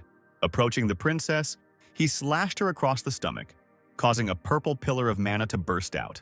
The old demon's cultivation remained in the blade, which is why it possessed incredible strength. The woman lost her balance and fell on her back, screaming that it was absolutely impossible. She hit the ground, her eyes wide, not understanding what had just happened. Dao grinned and flew up to her. He would tell her everything, just cut down the traitor. The princess jumped to her feet, deftly jumping over the purple streak coming from another blade attack. After making sure that it had dissipated, the woman sank to the ground, calling for the young master. Smiling grimly, she suggested that the guy live peacefully since he did not die. It could be considered that no harm was done. Dao did not believe a single word the liar said and vowed to kill her the next time he saw her. The woman asked if it was really necessary to do this, since it was always necessary to have an ally by your side, especially since the young master had liked her before. Instead of answering, the time traveler again tried to slash the princess across the neck, but she barely dodged.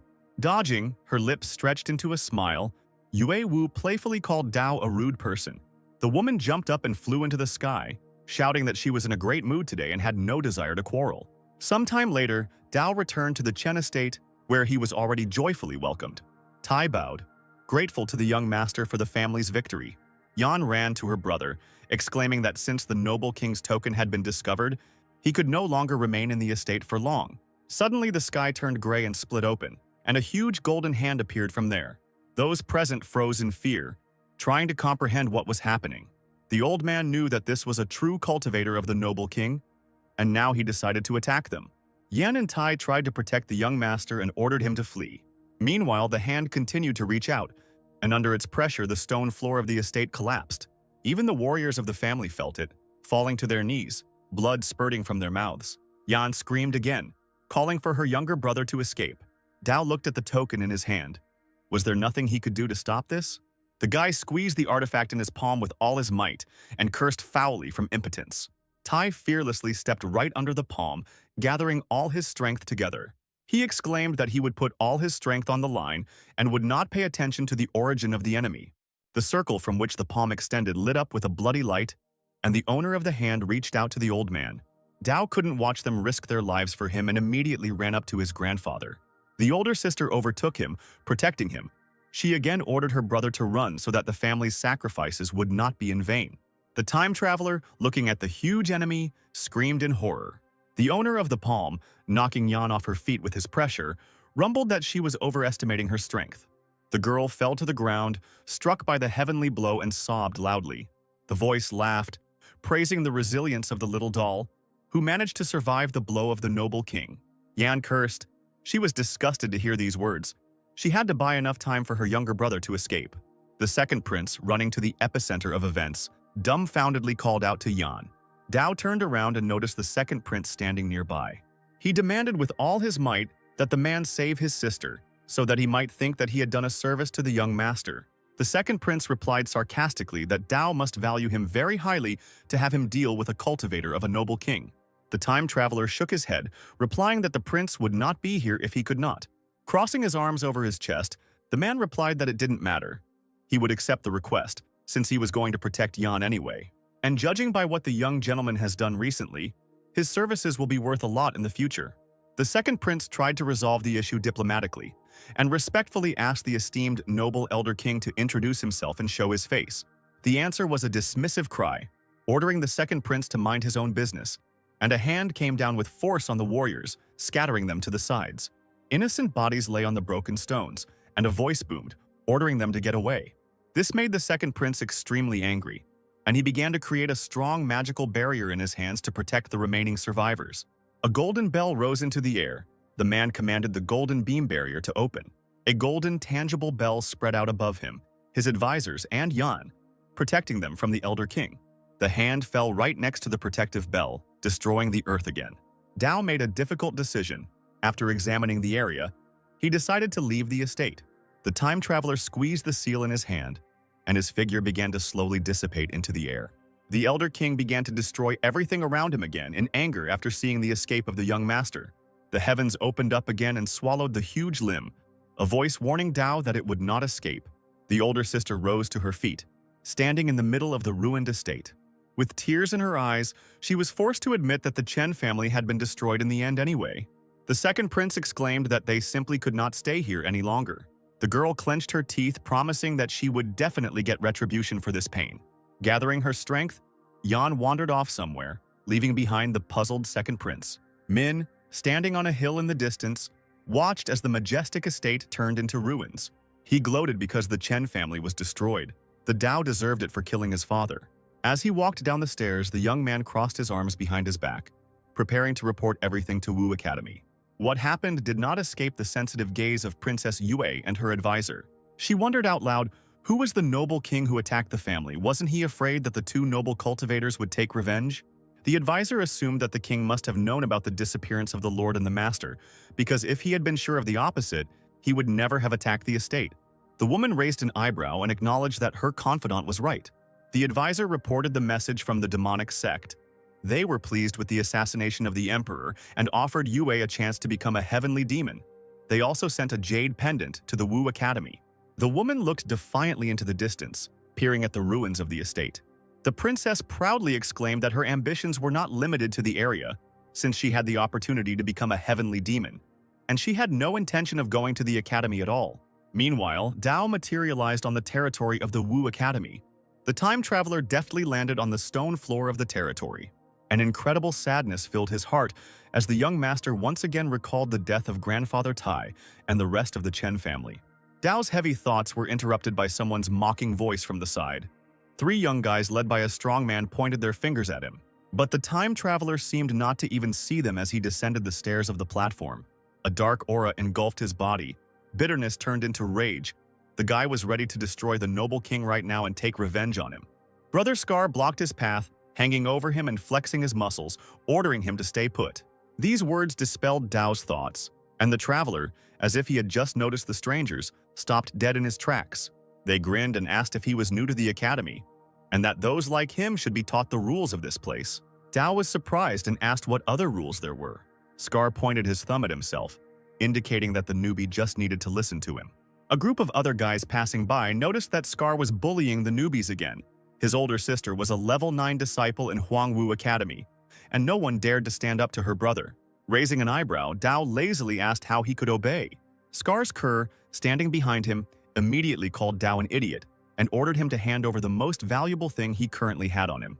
With a heavy sigh, the time traveler walked past, brushing against the rude man with his shoulder. His eyes lit up with indignation. He grabbed the student, intending to teach him a lesson. Without stopping, Dao grabbed the opponent's arm and twisted it. The guy screamed shrilly in pain. Having let go of the guy, the young gentleman went on. The same one shouted that the new guy had broken his arm and begged Scar to kill the impudent fellow. Scar clenched his fists and looked mockingly at Dao, who was the second person in many years to dare to oppose him. The disciple enthusiastically walked towards the newcomer, intending to teach him the rules of the Wu Academy. But the time traveler didn't want to waste precious time on the boor, so he turned around and sharply kicked him in the chest. Straightening his leg, the young master sent Scar flying for a long time, his body raising a pile of dust. The stunned students talked among themselves, discussing the newcomer's incredible and unexpected strength. A magic blade appeared in Scar's hands, and he called on his friends to deal with the impudent stranger. To their great regret, things didn't turn out quite as planned, and after some time the beaten trio were on their knees, apologizing to their brother. A crowd of onlookers had already gathered around Dao and the gang. Everyone was amazed that this was the first time in a long time that Scar had been beaten so brutally. The time traveler grinned, looming over the boy who dared to attack him, being so weak. Scar blushed, replying that it wasn't because he was weak, but because his brother was too strong. Dao shook his head and extended his hand, demanding that something be given to him. The boys looked at each other in surprise, innocently asking what exactly their brother needed. The devilish laughter of the young gentleman was heard over the academy square. Following the established rules, he demanded that everything valuable that the gang had be given up. A few minutes later, the guy was leaving, waving his hand at the naked bandits, who were complaining that their brother hadn't even left them any clothes. And yet, compared to him, they were good guys. The time traveler turned around cheerfully, asking who was the first to dare to speak out against such students. Scar laughed and replied that it was the famous lady Chen Su-yan. The young gentleman blossomed upon hearing his sister's name, and he had no doubt that it was she. Immediately forgetting about the bullies, Dao thought hard about how to become strong to avenge Grandfather Tai and the entire Chen family. Someone loudly reminded the newcomers to head to the square immediately to get their identification badge. Scar's friend touched him on the shoulder, asking worriedly if they were going to let things slide. The boy growled, shaking his head. He had been greatly humiliated today. The beaten bully realized that it was time to find his sister. Finally, all the newcomers lined up in several rows to receive their tokens. Just as Dao was about to stand in line, someone's plump hand touched his shoulder. Turning around, he saw a plump, good-natured student with a bag on his back, who asked if the guy would help him carry his things. The time traveler asked with an indifferent look what benefit he would get from this. The stranger had an answer and held out several stones in his palm, offering to pay with them. The young master stared at the middle-class spiritual stones. For this disciple to give them away so easily, he must be very rich. The stranger took the intense gaze for doubt and gasped, suggesting that this was not enough. Several more spiritual stones instantly appeared on the palm of his hand, and the guy offered to double the reward. Dao swallowed hard and grabbed the edge of the bag, exclaiming that this was enough. With one jerk, he threw the huge bag over his shoulders, surprising the student, who immediately offered him his patronage. He beat his chest and declared that it was not easy for newcomers to the Wu Academy, and this acquaintance would be a great fortune for the student. The guy also quickly introduced himself. His name was Lin Hu. Without even looking at his new acquaintance, the newcomer briefly stated his name.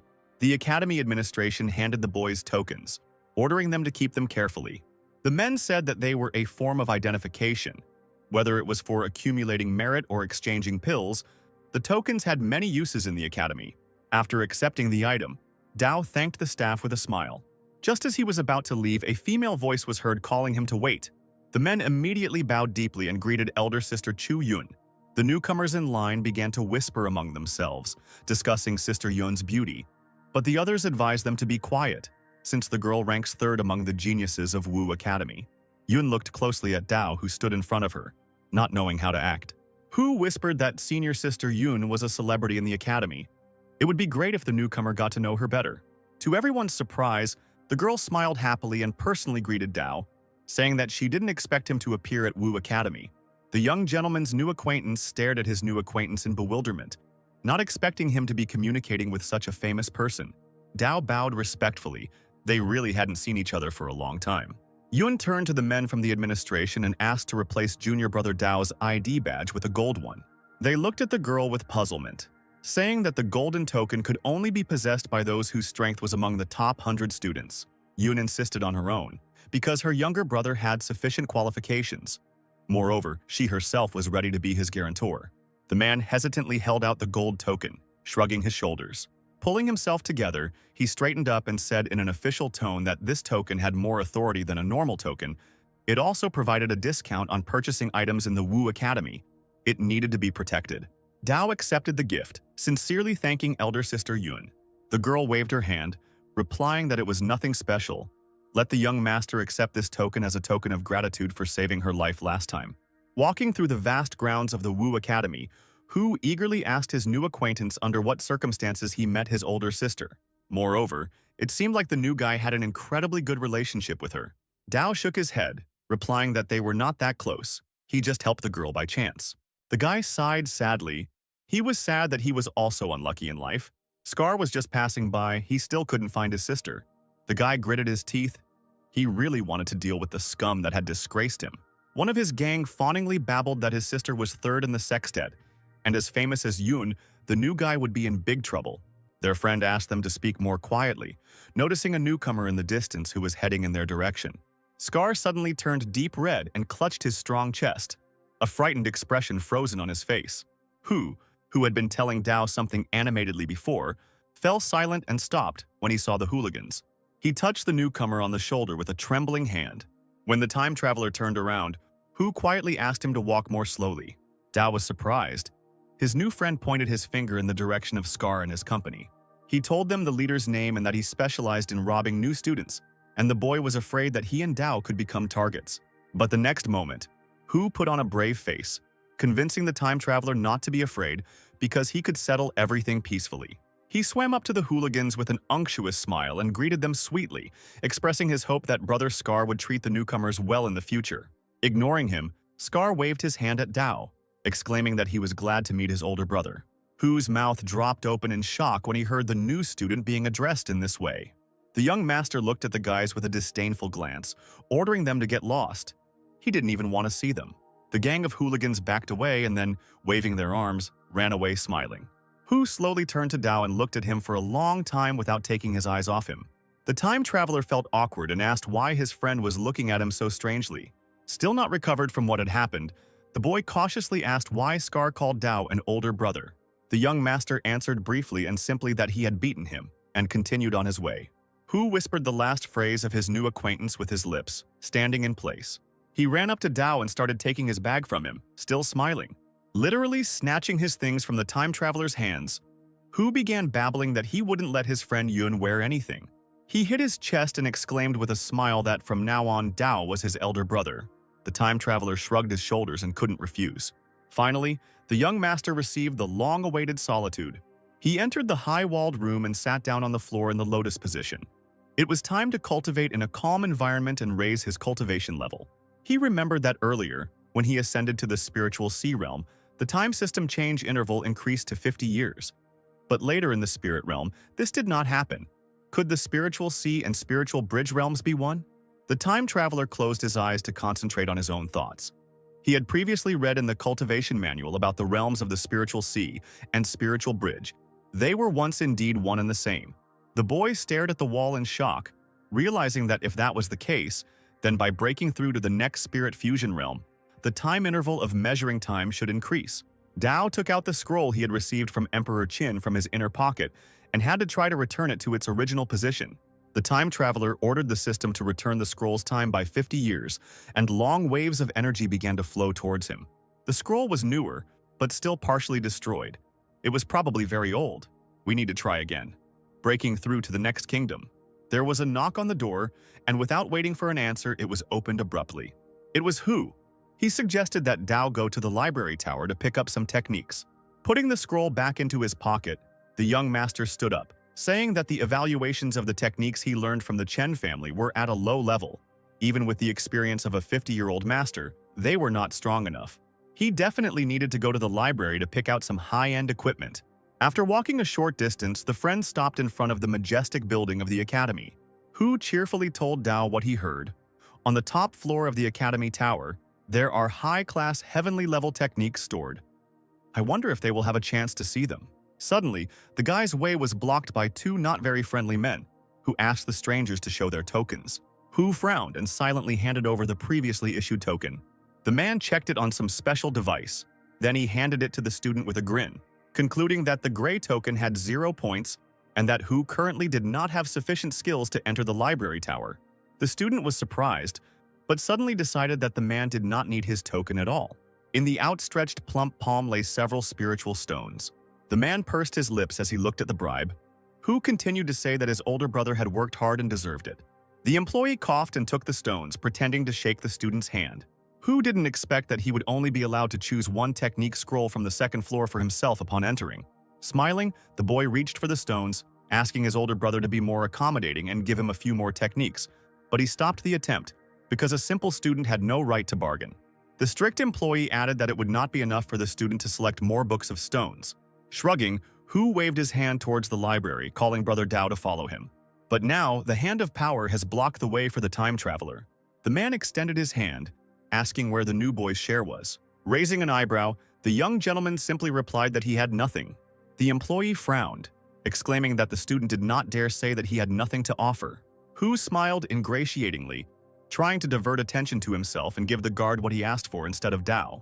But the time traveler covered his hand with his own, seriously addressing the man, asking what he was going to do if he didn't receive the bribe. The guard smirked and replied that he could beat up the student if he had nothing to give. Dao then roughly pushed the man away, shouting for him to get out of the way, and walked towards the entrance of the library. The guard roared that this was the first time he had seen such a cheeky new student after so many years of work. He raised his fist, exclaiming that Dao was asking for a beating and vilely prepared to strike him in the back. Without even turning around, the time traveler, with one precise and graceful movement of his leg, hit him in the face. As the guard lay on the floor, Hu stood frozen in place, his mouth opening and closing in shock at what he saw. The employee quickly rose from the floor, got on all fours, and cursed at Dao, who dared to hit him. Having recovered, the man attacked the student, deciding to teach him a lesson. Hu put his hand forward, trying to warn his older brother not to play with fire. But the time traveler, without saying a word, slapped the man with the edge of his palm so hard that he flew to the side. Hu followed the flying employee with his gaze, muttering something to himself. He turned to his older brother, saying that the tower guards were not that simple. He should be careful. The man, sitting on the floor, angrily shouted at Dao that he would not get away with this. Such noise could not help but attract other people's attention, and now other people were heading to the scene. 3 handsome men, clearly higher in rank than ordinary guards, loudly asked who dared to start a fight. The staff member pointed at Dao when he saw Cao's older brother and started complaining about the student, shouting that the brat was disobeying the rules and attacking them. The man addressed the newcomer dismissively, saying that his name was Chao Ming. The time traveler only asked what the big deal was. This shocked Min. He couldn't even find a way to respond to such rudeness. Hu whispered to Dao that this was the great Ming. He was one of the top 10 geniuses in the Wu Academy. His cultivation level was very high, the library tower was his territory, and his subordinates managed it. The men standing behind Ming called the boys idiots who should have fallen to their knees the moment they saw the cultivator. The time traveler answered languidly that he had never heard of such a thing. No one dared to forbid him to enter the library. These words seriously angered Ming and his entourage. Hu exclaimed that his elder brother should be more restrained because Ming was a very unusual person. The men bared their teeth, deciding that it was time to teach the impudent students a lesson. They started to egg Mina on, calling for him to beat up the guys first, or even seriously injure them. The man smiled broadly, scratching his chin. He liked such ideas. Then he would drag the student to the square as an example to others. Then everyone will learn the consequences of disrespectful treatment of Min himself. Hu, approaching the cultivator, tried to settle everything verbally and not escalate the situation.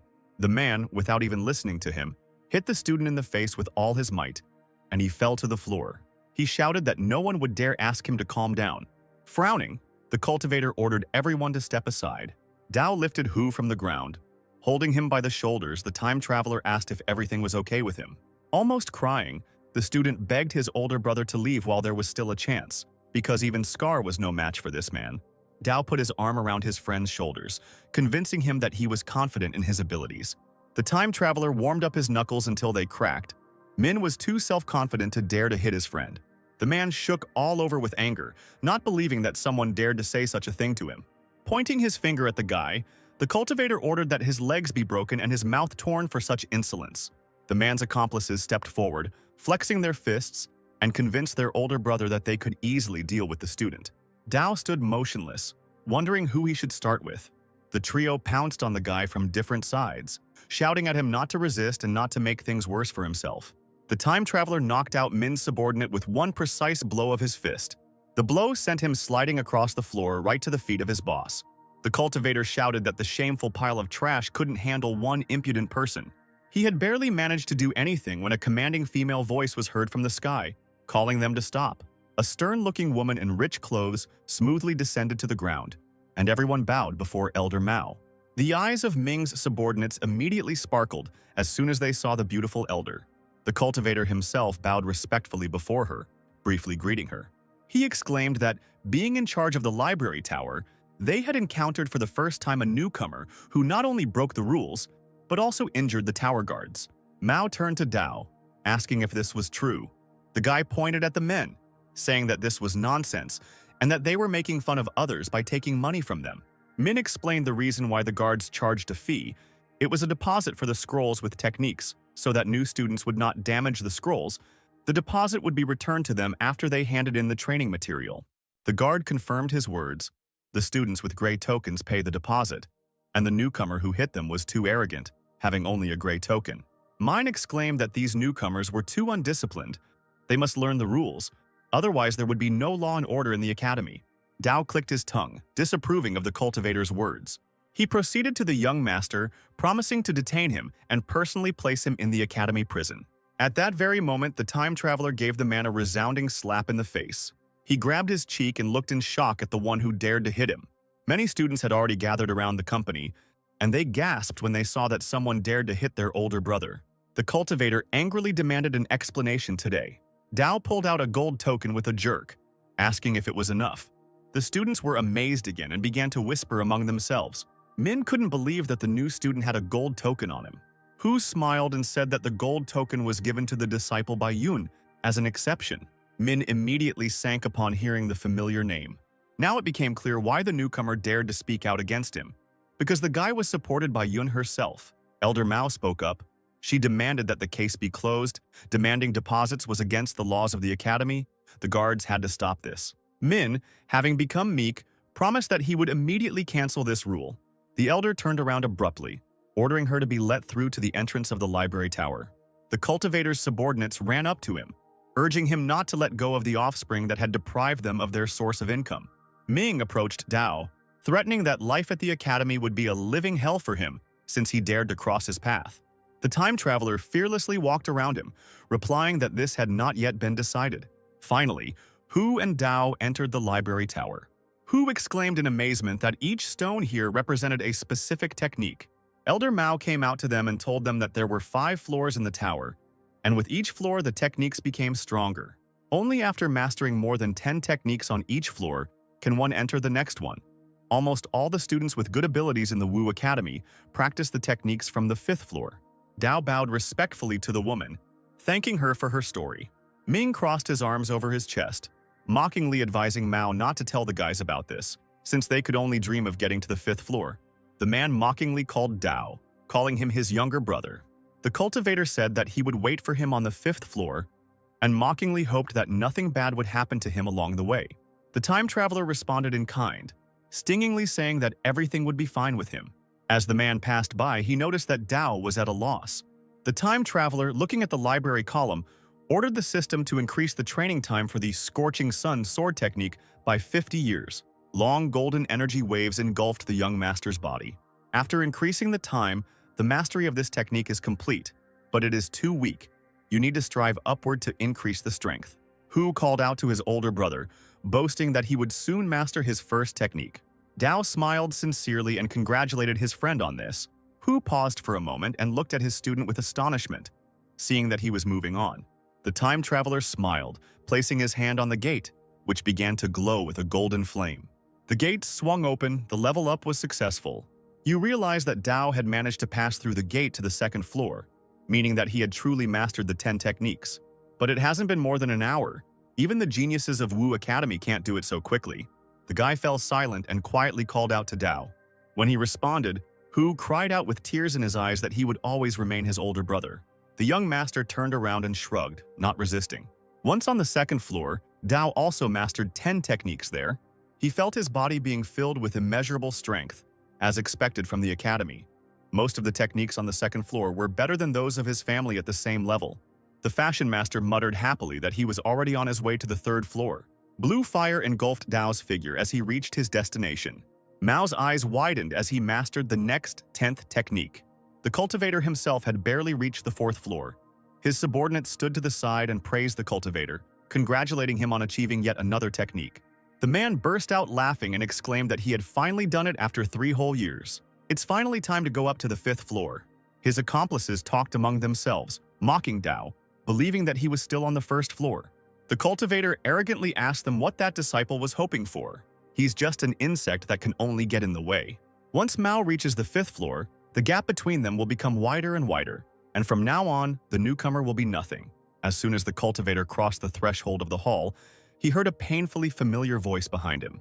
He, not believing his ears, turned around sharply and saw the same impudent student who had hit him. The subordinates were no less surprised, asking themselves whether they were imagining the appearance of Dao. Mao almost growled, angrily asking how he managed to get up to the 4th floor. The time traveler scratched his chin, mockingly asking if the cultivator was interested. The men decided that he was using some kind of trick, because it took them 10 whole years to get to the 4th floor. Coming closer, Dao waved his hand, inviting those present to tell how he did it. After poking the stunned Mao in the chest, the guy ordered him to listen carefully. The head of the academy was his second uncle on his mother's side, which meant he could go to any floor. The cultivator's eyes widened, a bead of sweat running down his forehead from the strain. The time traveler patted the man on the shoulder, noticing that he had messed with the wrong person. Then, as he passed by, Dao advised him to think carefully about his behavior. Mao's subordinate trembled, exclaiming that they had brought trouble upon themselves, since this disciple was actually a relative of the leader. The subordinate immediately fell silent, receiving a painful slap in the face for his words. The head of the academy is a woman. She can't be my maternal uncle.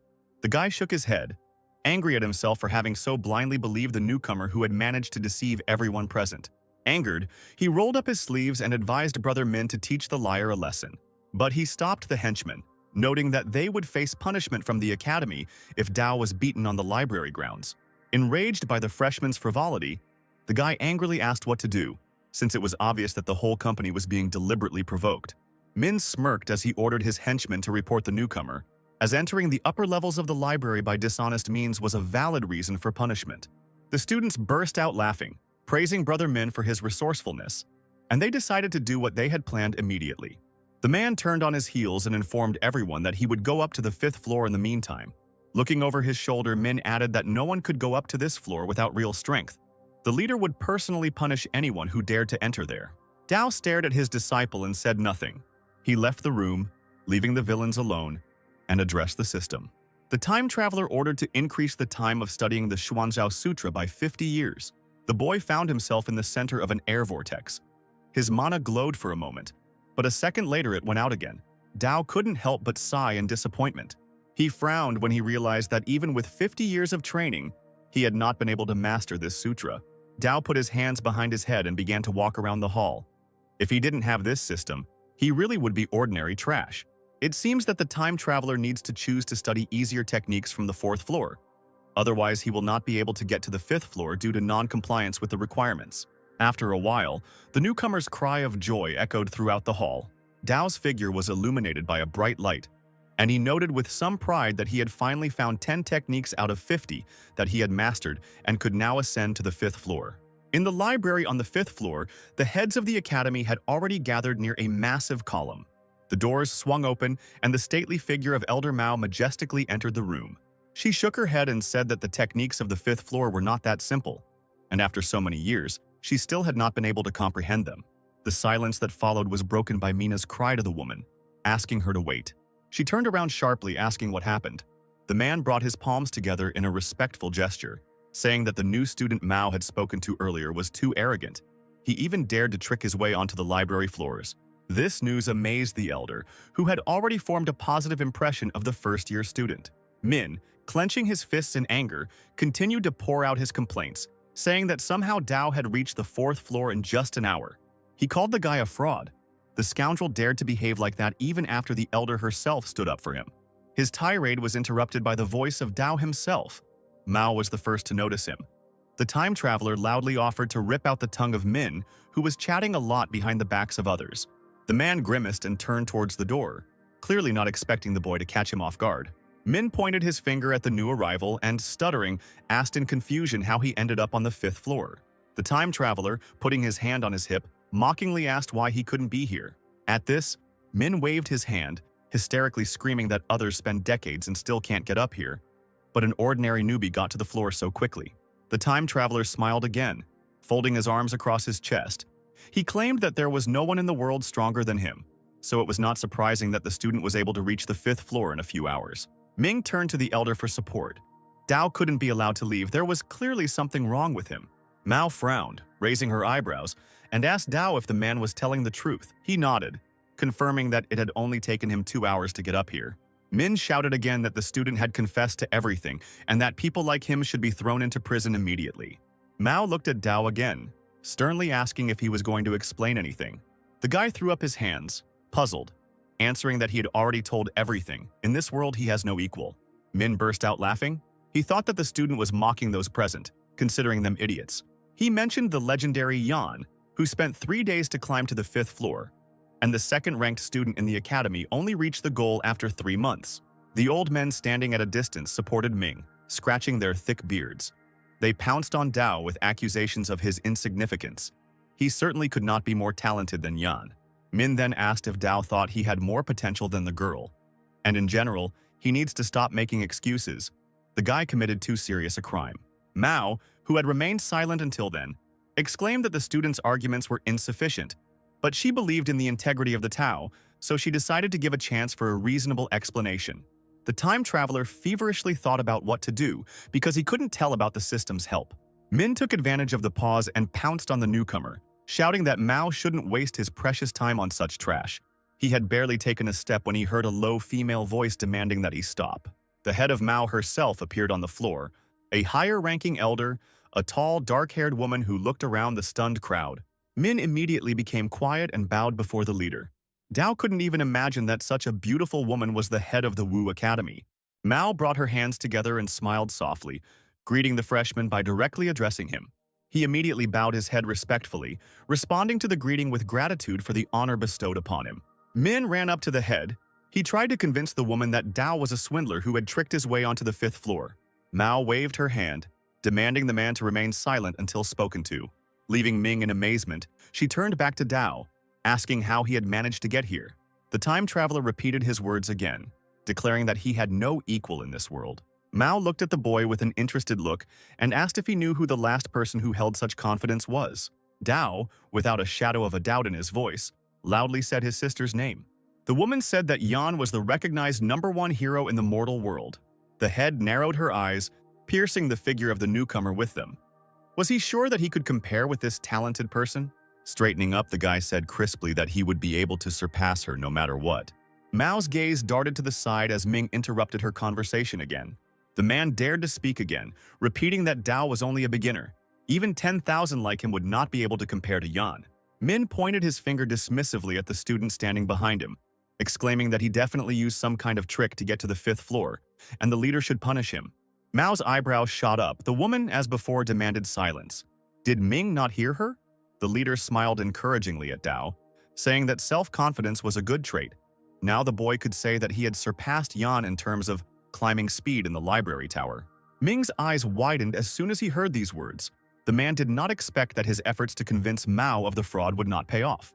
He pointed at Dao again with a trembling hand. Speaking of the deception of this impudent newcomer, Mao quietly, but in a tone that did not bode well, asked whether Ming had personally caught Dao in this. He lost all confidence and mumbled something awkwardly, not knowing what to say. Finally, he turned around to the new guy and bared his teeth. How did he manage to get up to the 5th floor in such a short time? The head shrugged, saying that the student had explained everything. He had no equal in this world. Min opened and closed his mouth in shock. His anger and tension seemed palpable. With a squeal, he once again called Dao a bastard. which the head of the academy herself believed. The woman gave the man a murderous look, asking if he dared to doubt her competence. He suddenly lowered his head, staring at his boots, and assured that he had never thought of such a thing. Mao said that the restrictions were set by her, the head of the academy, personally. She can say with confidence that Dao did not deceive anyone, but rose to the 5th floor only relying on his talent.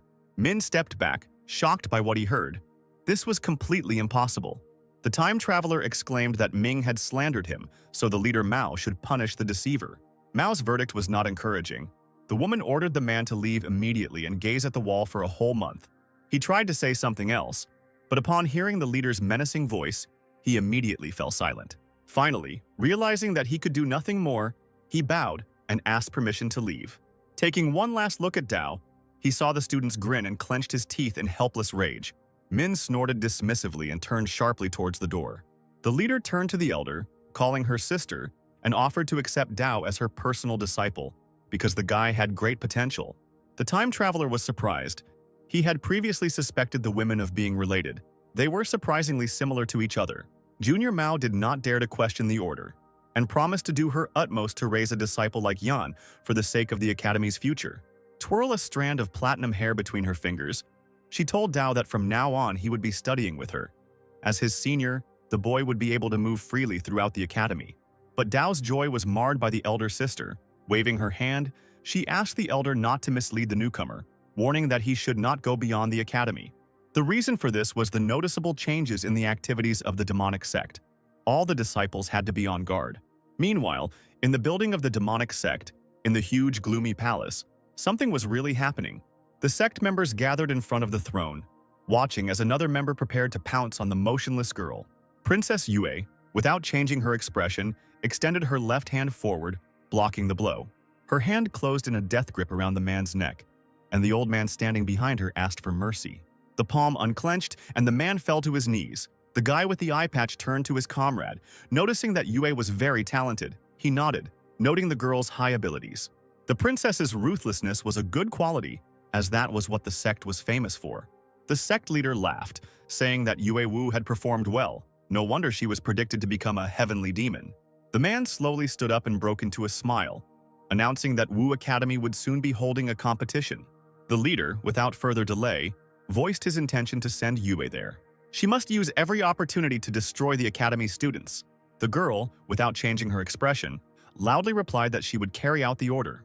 The princess, having said goodbye to the head and the members of the sect, stepped over the threshold of the palace. Before Yue had gone far, someone called out to her. The girl turned around, seeing Elder Ju. She asked why the man needed her. He grinned and folded his hands behind his back like an old man, demanding that the princess call herself a student in the presence of her elders. Frowning, she asked irritably why he was looking for another student. Ju replied that the guy Yue had killed in the main hall was his disciple. The girl shook her head, informing the elder that the situation was the result of an accident. Ju looked closely into Yue's eyes, quietly saying that he could tell whether it was an accident or not. Even though the princess was promised the position of a heavenly demon, she is still in the sect now, and she should understand this. Lowering her head, Yue exhaled heavily, resigned to her fate, and demanded that the elder punish her. The man chuckled and looked at the girl slyly, saying that he admired her talent or character. She had everything that would be useful for the cultivation methods of the demonic sect. Suddenly, Ju rushed towards Yue, causing her to shrink in fear and turn pale. Yue felt waves of danger coming from the old man when he asked about her innocence. Having controlled herself, the princess looked askance at the elder, asking what he was trying to hint at. The man's bony fingers dug into Yue's thin shoulder, and she retreated in horror. Ju smiled unctuously, looking at the young body carnivorously. He said that he just wanted to help a representative of the younger generation.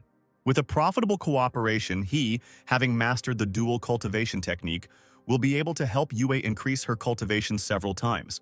The princess raised her hand to her chest, trying to somehow distance herself from the old man, and quietly asked if he was serious. He, still grinning, decided that Yue had fallen for his words and nodded. Ju added that he saw the potential of the young sect member. He liked her, so he chose Yue. The elder squeezed her shoulder again, asking again if she agreed. An unkind smile blossomed on the princess's face, and the girl languidly said that she would not be able to refuse the offer, since the elder's technique was really so powerful. Ju, confident of his victory, scratched his gray beard with satisfaction. Yuewu remembered what the sect leader had told her. The subordinate had to go to the cultivator competition, so it was better to postpone the execution of the contract until Yuewu returned. Feeling incredibly pleased with himself, Ju agreed to this condition. Waving his hand, he headed back to the palace, declaring that he would wait for Yuewu to arrive at the mountain near the sect. An unkind shadow passed across the princess's face, and she nodded to herself. She couldn't miss the opportunity to obtain dual cultivation. Young Prince Min was walking slowly in the square near the library tower. Dao and Hu had just left the building. The younger brother of the time traveler was delighted by the personal appearance of the leader. He was sure that the older brother would become much more powerful than Yan. Ming, seeing young Master Chen here, couldn't help but let out a surprised cry which immediately attracted attention. The time traveler, crossing his arms over his chest, looked Min up and down and grinned. His opponent shook with anger. He did not understand why Dao was still alive, since the entire Chen family had been destroyed. Dao clenched his fists as he walked towards Ming, realizing that he knew about the battle. Grabbing the boy by the shoulder, the young master defiantly asked if he knew who the giant hand belonged to. The blonde bared his teeth, shouting that he didn't know, and Dao asked whether he really didn't know or didn't want to tell. Ming pulled his hand out of his opponent's grip, shouting that even if he knew, he wouldn't tell, especially since Dao was guilty of his father's death. The young master promised that if Min did not tell him of his own free will, he would beat this information out of him. Ming shook with anger again, reminding them that both of them were in Wu Academy. Instead of answering, Dao swung his fist and hit Ming in the face with all his might. The guy couldn't stay on his feet from such a blow and flew straight into a brick wall. The time traveler flexed his arm, hanging over his opponent, and asked if he would speak. Ming wiped the blood from his lip with the back of his hand, replying that there was no point in angering that person, as this information would not bring anything good to the Dao. An enraged Chen grabbed Ming by the collar, shouting that he didn't care whose hand it was. He had to avenge the destruction of his family. With a trembling voice, the blonde whispered that he wasn't sure, but it could have been Zhen Guoho. His father once visited him, and Min saw a demonstration of such a technique. Dao immediately let go of his opponent. He himself had heard of Guohu, a third-rank cultivator from the Tian Shui dynasty. Hu, who was silently watching this scene, understood that a lot had happened to his adopted elder brother. Ming smirked, saying that as long as the noble king's token was in Dao's possession, even being in the academy wouldn't change anything. There would always be those who would try to take the token away. The time traveler chuckled and turned away from the guy, hissing that even if he couldn't hide, he would simply get rid of all his pursuers. Hu followed his friend when he asked if he had heard everything. When the disciple nodded, young Master Chen asked him what he thought about it. Hu laughed awkwardly and scratched the back of his head, replying that he didn't understand anything, to tell the truth. After some time, Dao returned to his room to continue his meditation. Thanks to the time system, he learned many techniques in the tower and his strength increased significantly. But the guy's cultivation development is severely limited, as the abilities are barely up to the average level. You need to use the system to increase the cultivation. Otherwise, the Noble King token will lead to disaster. Suddenly, there was a hissing sound coming from above, and something burned a hole in the ceiling, falling right on the guy. The time traveler noticed a golden glow out of the corner of his eye. The talisman was flying towards his head at great speed. Dao blocked the spell with his hand, and a powerful explosion was heard in the air. When the smoke cleared, the young master found himself in an unusual bubble, illuminated by a bright light. The light began to slide off the wooden walls. Symbols appeared under Dao's feet. He immediately understood that this was not a good thing. As soon as the time traveler ran to the side, vague human shadows began to appear around his figure. He covered his face with his hands, defending himself from the attack of the strangers who used streams of fire. The figure of Chao Ming and his henchmen appeared in front of the guy.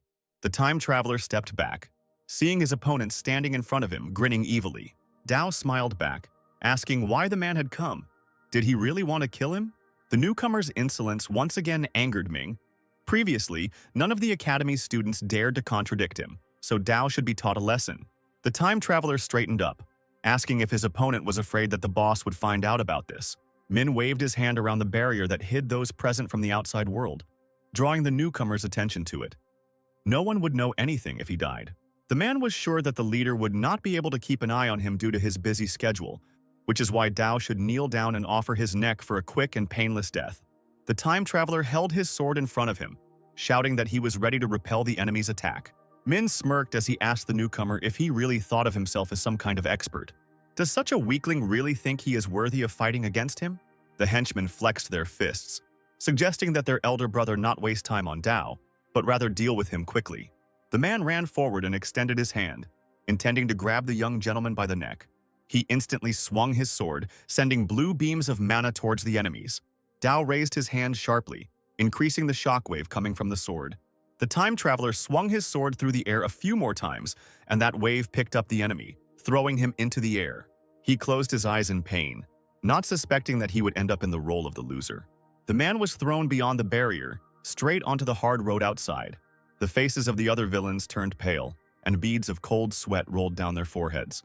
Without saying a word, they sank to their knees, not understanding how this was even possible. Dao straightened up and swung his sword again, ordering the strangers to get away. Covered in bruises and scratches, Min was still lying on the floor, barely moving his dry lips. Concerned henchmen leaned over him, quietly talking among themselves, asking their elder brother if he was breathing. Barely opening his eyes, Min spat out blood and ordered the men to quickly carry him away. The Trinity picked up their leader in their arms and hurried away, although they themselves suffered a lot from the attacks of the newcomer. Elder Mao watched this procession from the upper balcony. She called the group of students idiots, remembering that in the Basha Dao showed an excellent result, and now he will not let himself be offended. The woman stretched contentedly, admitting that making the boy her apprentice had been a good decision. 3 days later, Princess Yue was impatiently waiting for someone in a forest clearing. Finally, a man appeared next to her and called her name. Holding his side, Mao limped towards the girl, each step difficult for him. Shocked by this sight, Yue asked what happened. The man replied that someone had beaten him. The princess angrily asked how this could happen, since Ming was one of the top 10 in Wu Academy. The student tried to change the subject, citing the fact that the story might be long, but Yue didn't give him a single chance to remain silent. Clenching his fist in front of him, Ming spoke with anger in his voice about the newcomer Chen Dao, who had recently arrived at the academy. Yue Wu, hearing the familiar name, thought there was nothing surprising in the fact that this was the work of the young master. Min, clutching the fabric of his suit, leaned forward, shouting to ask Yue if she knew this bastard. The girl nodded. It was he who was the reason why the princess called Ming to the clearing. This rather surprised the student, who had already despaired of finding a way to deal with the impudent man. Ming hated Dao with all his heart, and persistently asked Yue to help get rid of the young master. The princess chuckled. Judging by what she saw, Ming was completely unworthy of becoming an opponent of Dao. The man gritted his teeth, acknowledging the newcomer's skills, but the boy's influence in the academy was small, meaning there was definitely a way to kill him. Yue Wu smiled slyly, stating that Ming's personal presence was not required to deal with Dao. This made the man happy, and he immediately asked what the princess had in mind. In response, the girl asked if he remembered the junk pills he gave her. Ming nodded. Then he had difficulty getting these medicines, and even heard that Yue had given them to someone else. Could it be to Dao himself? The girl agreed with a grin. The pills were intended for the new guy. Min let out a dissatisfied sigh. This scum was incredibly tenacious. Did he really not die after eating the poisoned pills? Yu smiled evilly, saying that even if the medicine was trash, stealing it was considered a serious crime. She looked meaningfully at Min, and he returned the smile, understanding what the girl meant. Yu gently placed her hand on the man's shoulder, and in a velvety voice the girl said that she could use his help in one more matter. He exclaimed that he was ready to do anything for the princess. Yu walked away from him, turning her back, her palms together. Turning over her shoulder, she said that she heard that there was an upcoming cultivator competition at the Wu Academy. Min nodded, saying that this time the rewards were even more valuable than last time. The girl wanted the student to do something during this competition. Coming closer to her, Min asked that he would fulfill her request. Yu leaned towards the man's ear and quickly whispered something to him, covering her mouth with her hand. The student suddenly pulled away from the princess, exclaiming that she had planned something incredible. In response, she smirked, saying that she was now a disciple of the demonic sect. Asking the man not to be nervous, Yue said that for her there was no difference between the demonic and righteous paths, because only strength matters, and the strong have different principles for achieving their goals. To this, Min shouted that it would be the end of him if the academy found out about everything. The princess slyly replied that no one would know, and if Ming decided to stay in the academy, he would receive the 3 transformation pill and would also end up in the demonic sect. The man hearing this hesitated, not deciding to answer right away. Yu placed her hand on his shoulder again, urging him to think carefully. The student will have 3 days to make a final decision. At this time, in the Wu Academy, Scar ran with joyful cries towards his elder sister Liu, a 9th-level disciple. She was just training with a dagger. Without stopping for a second, she asked her brother if anything had happened in the sect during her absence. The boy looked down and scratched the back of his head, quietly replying that someone had beaten him. Liu stopped and turned to look at Scar. A moment later, she continued her training, chuckling indulgently. The student was surprised by this reaction and emotionally asked if the older sister was going to comment on this in any way. Attacking the invisible enemy, Liu remarked that Scar had deserved his punishment. The guy was stunned by these words and only opened his mouth in surprise. Liu stopped again and said that she was aware of her brother's insolent behavior within the walls of Wu Academy, and that he constantly used her name like a spoiled young master. Scar threw up his hands, saying that what happened didn't matter. He was still her little brother. Liu narrowed her eyes, saying that if it weren't for this detail, she would have beaten up such a brother a long time ago. Scar, grimacing like a small child, exclaimed that he could not just accept what had happened. Tears began to flow from the corners of his eyes, because before the siblings came to the academy, their late parents had begged Liu to take care of Scar. The student grabbed his head, lamenting that now he meant nothing to his older sister. The girl rolled her eyes and exhaled heavily. Straightening up, she deftly pressed the sword to herself and looked sternly at her younger brother, ordering him to take her to the offender. Scar, quickly wiping away his tears, happily replied that he would do it right now. This is exactly what he expected from his older sister. In the courtyard of his rooms, Chen Dao meditated under the tireless gaze of his teacher, Elder Mao. He tried his best, his eyes tightly closed as the woman said that a newbie's foundation in the spiritual bridge realm was much stronger than that of ordinary cultivators. Therefore, breaking into the spirit condensation realm will be more difficult than for others. Dao stood up, wiped his sweat, and asked the elder if it was true that spirit condensation was only the first step to becoming more than an ordinary cultivator. Mao said that this is because the first 3 realms, the accumulation of spiritual energy, the spiritual sea, and the bridge, they form the foundation for the future cultivation of the cultivator, but the body itself does not change. The time traveler asked whether it could be said in this case that these spheres were not particularly important. The elder shook her head, replying that it was the other way around. These fundamental spheres were extremely important. The foundation they laid determines the limits of a cultivator's advancement, while the weak will encounter difficulties once they reach a higher level of cultivation. This is why many practitioners decide to recultivate these realms once they reach the highest realm of cultivation. Dao understood this matter and also asked what he should do to break through to the spirit condensation realm. Mao sent the boy to the 5th floor of the library to find the bird's wing sutra technique. This technique with the yang attribute is necessary to break through to the realm. One must practice it tirelessly to succeed. The student was surprised that technology would be so important for breaking through to the new kingdom. At that moment, a deafening explosion was heard, and the wall near those present collapsed. Dao and the elder turned around abruptly upon hearing the noise. Scar appeared in the doorway, shouting loudly to his sister that he had found the offender. He kicked down the remains of the wall and ordered the young Dao master to come out. Scar immediately demanded that the others shut up. Elder Mao stepped forward, challengingly asking what the uninvited guests were doing here, and who had given them permission to barge in like that. The entire alien team instantly lost their courage. Puzzled expressions appeared on their faces, and Scar himself began to babble, asking how the woman ended up here. Liu came out to her, folding her hands in a respectful gesture, and greeted the master.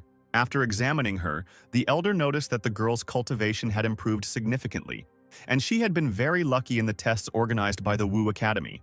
Liu replied that there were many talented students in the academy, and her achievements were indeed great. She would not have been in a hurry if it weren't for the resource-gathering competition. After falling silent, the student spoke again, asking what her esteemed master was doing in the courtyard of the students' quarters. Mao pointed her finger at her, sternly telling her not to ask such questions. Not only did they show up without permission, they also broke the door in the wall. Liu tried to explain everything to the elder and began her story. But Scar immediately flew up to his older sister, interrupting her, assuring her that since the elder was here, there was no need to continue. But the woman could not be stopped. She demanded to know why the students had broken down the wall. Liu fearlessly blurted out that she came to find Chen Dao's younger brother. He had beaten up her younger brother not long ago, and now it was her duty to take revenge on the newcomer. Mao crossed her arms over her chest and frowned, asking if the guests knew that Dao was now her disciple. Liu was unhappy because the woman said that the girl would be her only student. It was Dao's turn to be surprised by such a strange and suspicious statement. Mao responded without any embarrassment that the boy was too handsome not to be accepted as a student. The time traveler blushed when he heard such liberties from the lips of the elder himself. Scar grabbed Lu's hand, exclaiming that there was a misunderstanding and it was just a joke. The old sister immediately ordered her brother to stand still. Mao turned to the newcomer, asking if he had defeated Scar before. Dao nodded, briefly replying that he had indeed done so. The elder returned her serious expression to Lu, asking if she was Scar's older sister. The girl nodded when Mao reminded her of the Wu Academy rule. Personal grievances should not be allowed to affect others. A victorious smile slowly blossomed on the elder's face.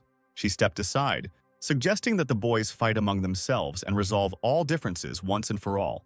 Dao smiled broadly, crossing his arms over his chest. He was all for it. Scar stuttered and turned to his sister, saying that he couldn't, and she shook her head. Her little brother shouldn't be a coward. The boy began to lament that he had turned to his older sister for help so that she would fight in his place.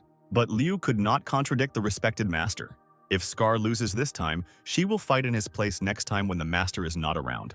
Finally, Dao, realizing that the conversation was over, began to warm up before the fight. Faster than lightning, he ran forward, pouncing on Scar, who had not yet managed to group himself. A cry of pain rang out, and Lu and Elder Mao rolled their eyes. The beaten Scar, who did not last even a few minutes, lay on the floor and begged Dao to spare him. The time traveler chuckled and pointed his hand at the broken wall, ordering the loser to fix his gate. After an hour of work, Scar finally installed the new doors. With a wounded face, he stood before Dao, bowing respectfully, declaring that everything was ready. Just as the guy said he was ready to leave, the gate exploded into tiny pieces behind him again. This time, Ming burst into the courtyard, kicking away stones with his foot, calling the vile coward Dao to come out. Scar almost cried when he saw his work destroyed, and Dao himself was seriously angry at such a stream of guests destroying his property. The high-level student walked confidently towards the time traveler, grinning arrogantly. But his arrogance subsided as soon as the man saw Elder Mao, who was already barely able to control herself from anger. The female figure thundered and flashed as she demanded an explanation from the next burglar. Min, having controlled himself, tried to clearly explain that he came here to interrogate Dao, who was guilty of violating the rules of the Wu Academy. The elder seemed more concerned about the safety of the property, and she repeated the question again, asking why the man had broken the gate. Sweating profusely, Min said that he suspected the new guy of stealing pills from the medicine pavilion. Mao raised an eyebrow. That didn't give a man the right to break down a fellow sect member's gate. Min babbled that he was wrong. He shouldn't have destroyed the gate and connected several events together. The woman pointed her finger towards the damage, ordering the student to immediately fix what he had broken. Sometime later, Min, with the help of his henchmen, finished the repairs. The disciple approached the elder and bowed, declaring that everything was ready. The woman chuckled irritably and allowed him to say why he came. Ming repeated that the disciples of the medicine pavilion had recently conducted an inspection and found that a large number of spoiled pills had disappeared. That is why Dao is suspected of theft. The disciples even have irrefutable evidence. It is necessary to give the order to seize him. The time traveler chuckled and asked permission to look at this evidence. Min grinned and said that he needed to search the newbie's spatial ring. He thought he had caught the guy off guard because there was no way he could have used up the pills in such a short time. They should still be on him. Dao remembered that he had received the pills from Princess Yue. Apparently, she had taken them from Cao Ming beforehand. The man chuckled at Dao's confusion and asked if he had swallowed his tongue. Dao asked how the man knew about the theft. Did the new guy really have nothing else to do than steal spoiled medicines? Ming laughed and said that Dao was not quite right in the head and could not tell the difference between a normal pill and a bad one. He turned to Elder Mao again and asked for her participation, since the newcomer was clearly stalling for time so as not to give up his spatial ring. Dao spoke again, asking Ming if he was sure that all the stolen pills were spoiled and that there was not a single normal one among them. The man stated that he was sure of this, and the senior brothers from the medical pavilion arrived with him and witnessed this. The brothers reported that they had conducted a full inventory. Indeed, only stale pills had disappeared from the pavilion. Ming waved his hands. Now Dao couldn't get out of it. He had to give up his spatial ring immediately. The time traveler reminded the man of the consequences of such accusations, as it would greatly affect his reputation. Min stated that if the conclusions were wrong, he would personally kneel before the newcomer and bow as an apology. Dao agreed to this, and with one deft movement removed the ring, throwing it straight into the hands of his opponent. The best disciple, pleased as ever, handed the ornament to Elder Min so that she could see for herself. But the woman waved her hand, saying that there was no need for this. Let the accused check it himself. Min immediately fished a golden chest out of the ring. He thought it would be better if he himself discovered the fact of theft. Pointing towards the chest, Min stated that the elixirs should be there. He opened the lid and a bright light poured out. The man exclaimed joyfully, asking if everyone could see the contents. Those present were amazed at the large number of bottles inside the chest. The elder recoiled, not knowing what to say, looking at the elixirs. Rolling up his sleeves, the student rushed towards Dao, shouting that he would immediately grab him and take him to Mao for interrogation. But before he could take a step, he received a blow to the face from a woman and fell straight to the floor. Min grabbed his aching cheek, hysterically asking why she hit him. Rubbing the bruised area, Min asked if the elder was going to protect the thief. The elder shook her head. Dao is her disciple, she will truly only protect him. Min turned and headed towards the door, saying that he would ask the director to look into what had happened. The second blow knocked him off his feet, and the man fell face down onto the hard floor, stretched out at full length. Humiliated and beaten, he turned sharply to the woman, shouting that he was also a student of the academy. And Dao stole the unsuitable pills from the magic room. There was irrefutable evidence of this. Mao cursed, calling Ming an idiot who suddenly saw spoiled medicine where there was none. The man turned around sharply, shocked by these words. He stood up and crossed the courtyard in 2 steps, grabbing several pills from the box. Looking at them carefully, the elixirs had a rich power and a sharp aroma. He narrowed his eyes, frantically trying to figure out where the bad pills had gone in that case. Gritting his teeth, he turned to look at Dao and hissed, asking him what to make of this. The time traveler gave him a disdainful look, and he wasn't going to explain anything. Ming shouted to the elder that Dao had too many pills. This was a problem. The guy needed to be arrested immediately. Raising an eyebrow, Mao asked in a dangerous tone what the problem was now. Min just spread his hands in confusion and mumbled something. However, now everyone was wondering where the new guy got so many elixirs from. Their quantity was akin to the warehouse of an alchemy room. Dao came closer and demanded that the promise be fulfilled. Let Ming kneel before him. The man straightened up, declaring that he would not do this. Let Dao explain where he stole the medicines. Did he really take the real ones from the alchemical warehouse? The time traveler called the man an idiot who contradicted himself, and now he must get down on his knees and apologize. Min shouted that the new guy was too big for his boots and that he definitely had some kind of problems. With one precise movement of his hand, the time traveler knocked out the impudent student. He repeated his question once again, asking if Min was going to kneel. Gritting his teeth, the man forced himself to fall to his knees, thinking to himself that he remembered this humiliation. Staring menacingly at his enemy, Min promised himself that he would definitely pay. When the student stood up, the elder reminded him that she had already punished him last month, but he had run away without permission. And now he came running here and started pestering her student, asking where the man got so much courage. Min pursed his lips, sweating, and said nothing. After a few seconds, he bowed, admitting his mistake, and promised to return and face the wall. But Mao wouldn't be an elder if she let him go so easily. The woman immediately called the guards, causing the offending student to cry out in confusion. When the guards grabbed the struggling boy by the arms, Mao ordered him to be taken to the square and severely punished with 500 blows. Min desperately tried to free himself, begging the woman for mercy along the way, but it was too late. Later, the man showed up to meet Princess Yue at the same place where they had parted earlier. He smiled awkwardly, making his presence known. Ming's whole appearance indicated that he had been brutally beaten. The girl asked what happened to him since the past injuries had almost healed. Gritting his teeth, the man stubbornly repeated that he would do everything Yue asked. The princess smiled broadly. She didn't know the reason for such zeal, but it was only for the best. But before leaving, Min set a condition for the princess. He wanted to kill Dao. He must not survive the competition for the treasure. The girl made him happy by seriously saying that the man need not worry. She herself had wanted to understand the Dao for a long time.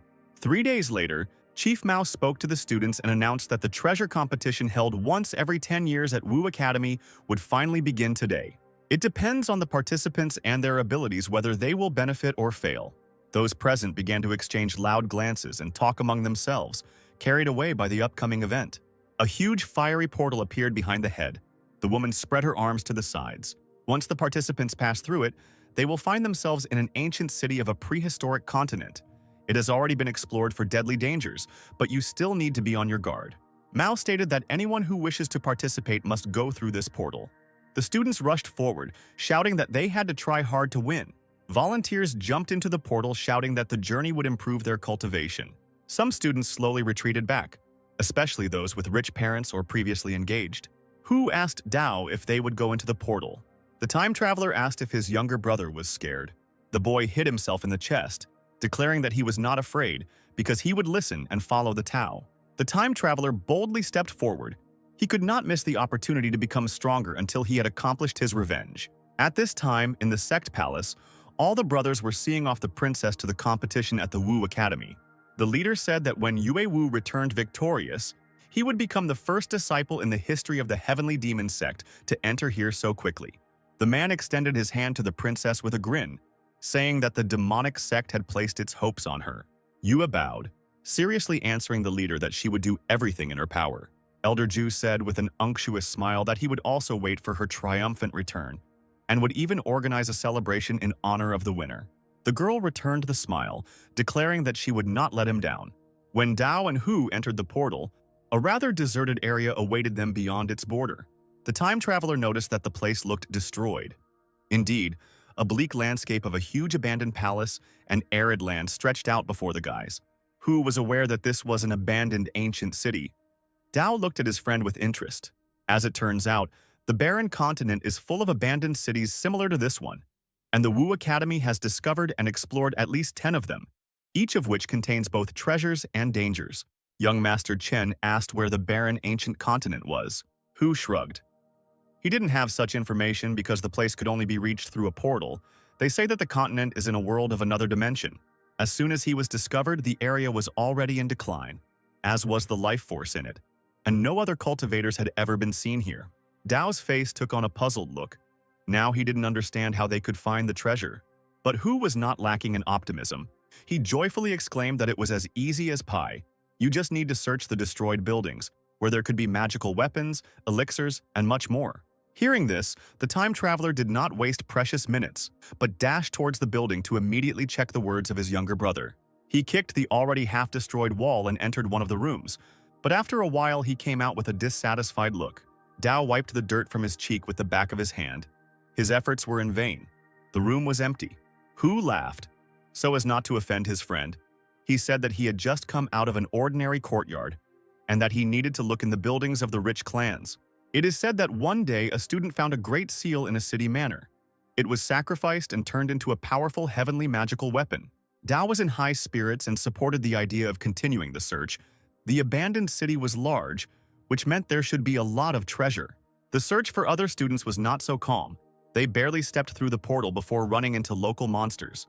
A huge alligator ran after them on its hind legs and roared deafeningly. A moment's hesitation and decision to turn around cost one student his life.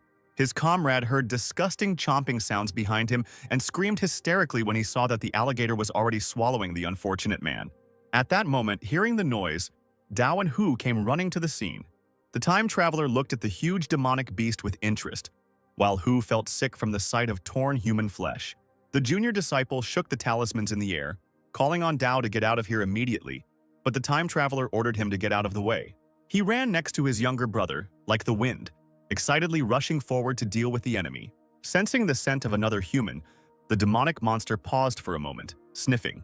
Dao took advantage of this, pulled out his sword, and struck the alligator with an attack of his energy. He swung his sword, and a multitude of lightning bolts were added to the stream, cutting through the air. Dao looked around carefully, jumping back to a safe distance. Hu stood to the side, raised his thumb up, and praised his brother in a trembling voice. Dao and Hu approached the student, who was trembling from the fear he had experienced, and asked where he had met the alligator. The guy pointed to a large building, saying that the monster had jumped out of it before the others could get in, leaving only 2 alive. Dao knew that demonic beasts like alligators lived in water or were raised as auspicious beasts.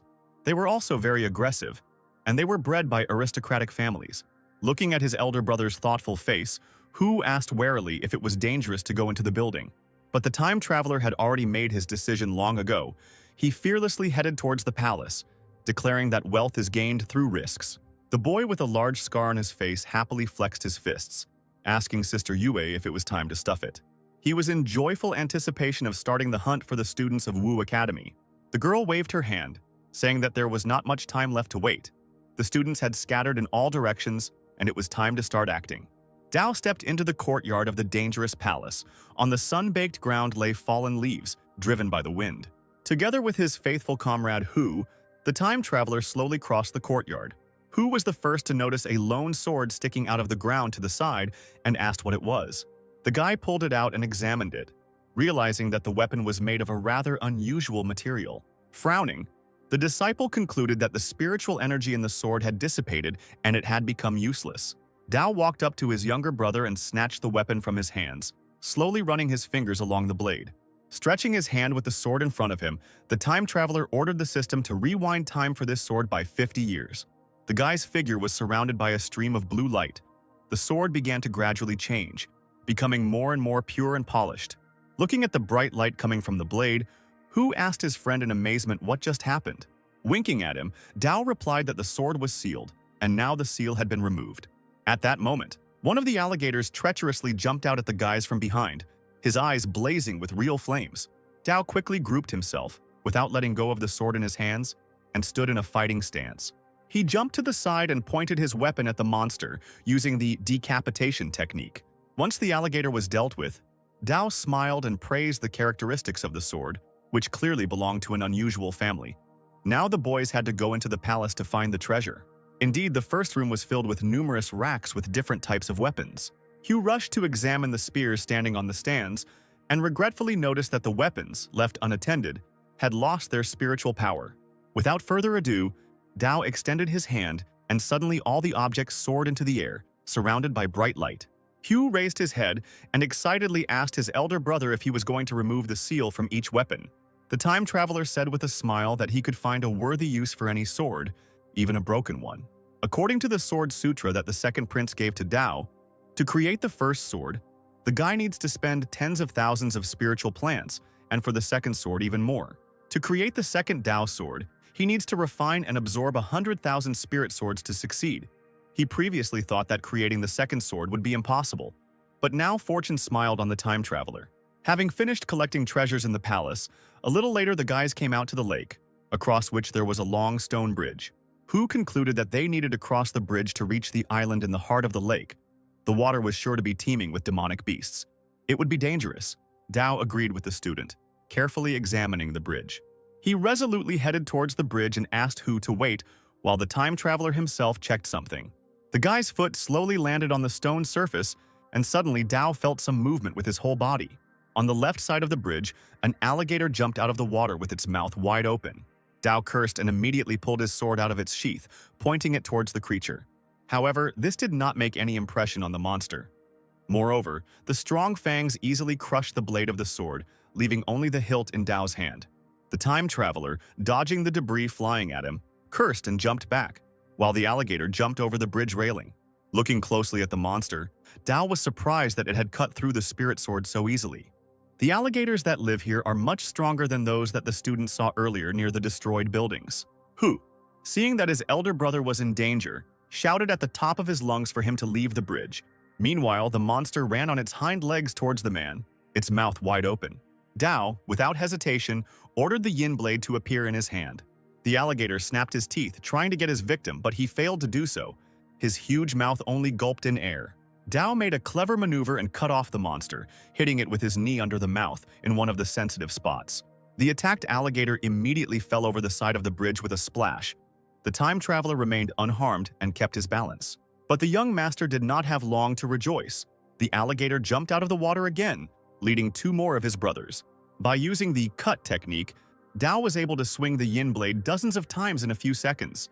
These attacks completely destroyed the small group of alligators. Some were dead and scattered right on the bridge. Dao looked back and wiped the sweat from his face. He was almost at the island. In the very center of the lake, there were clearly many alligators living here. As soon as the student took a step, a powerful stream of water blocked his path. An alligator jumped out of the water depths onto Dao. But not like before. This one looked much stronger and more resilient. Even the monster's body was different. It was strewn with powerful steel horns. For a moment, the newcomer just stared at the monster in confusion.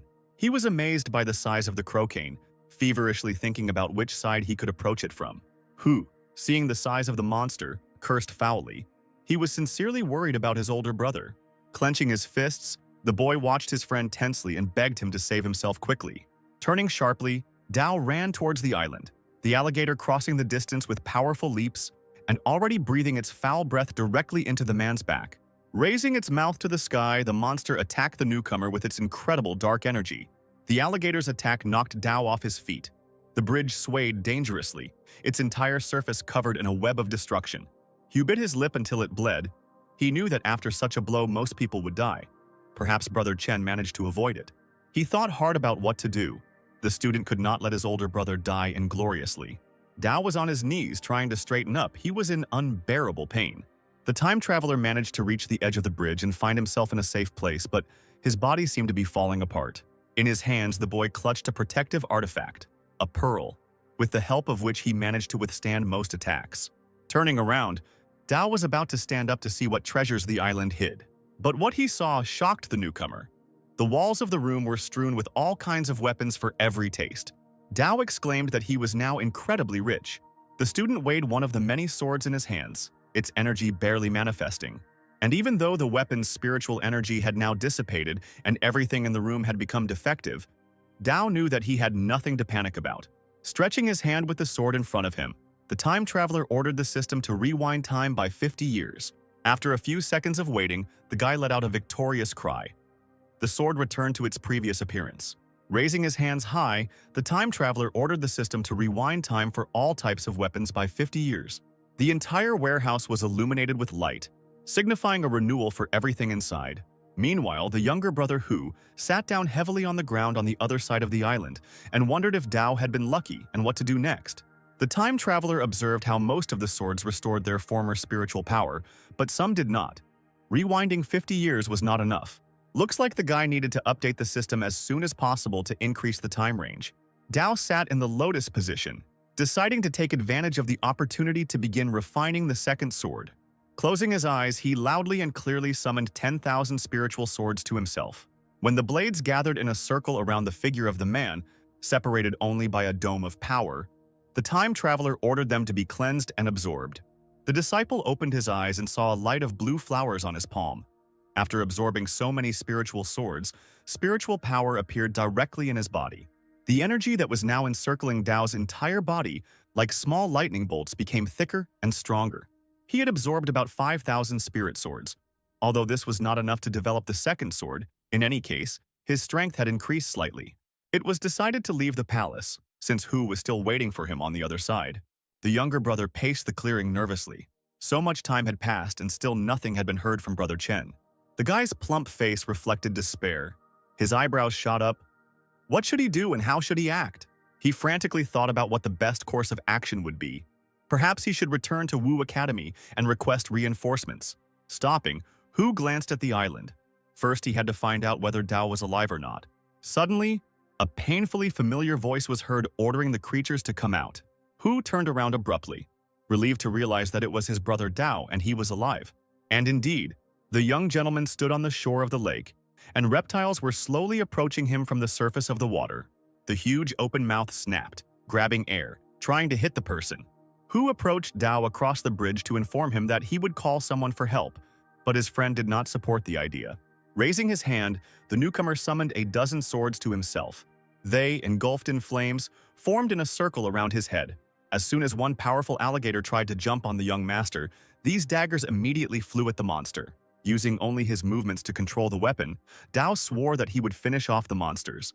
The alligator let out a deafening roar as the sharp blades pierced its body. Hot blood began to spurt from the monster's mouth, signifying its defeat. Hu couldn't help but let out a cry of surprise when he saw the monster's huge bulk fall into the water like a stone. He ran up to his friend, still not believing that he had managed to kill the king of the reptiles. Dao turned to his comrade with a smile, asking him not to bother his head with nonsense. They should hurry to the next house. Meanwhile, Yue had gathered a group of demonic sect members around her. The students ran up to them. The princess and her team met their opponents with grins. One of the students ordered his comrade to call for reinforcements while he held off the sectarians. Yue pointed at the academy students with a laugh, ordering the sect members to charge in and leave no one alive. The fearless guy ran towards the enemy to fight him. His gaze fell on Princess Yue herself, while the girl stood calmly, looking askance at the running student. As soon as he got close, the fragile princess's fist hit the guy right in the stomach, knocking all the breath out of him. The other disciple, seeing this, rushed away. Yue ordered her brothers not to let him get away. The platinum-haired man, laughing cheerfully, called out to the student, advising him not to be afraid, but to give in to the blow. The boy ran faster but suddenly stopped, seeing Cao Ming arriving on his way. He looked at his friend in surprise, not understanding why he was all beaten up. The disciple, looking at Ming with crazy eyes, pointed towards the disciples of the demonic sect and begged for his salvation. Luck was not on the unfortunate man's side at all. Min whispered that he had come here to calm him down, and with one sharp movement he struck his friend in the chest with his palm.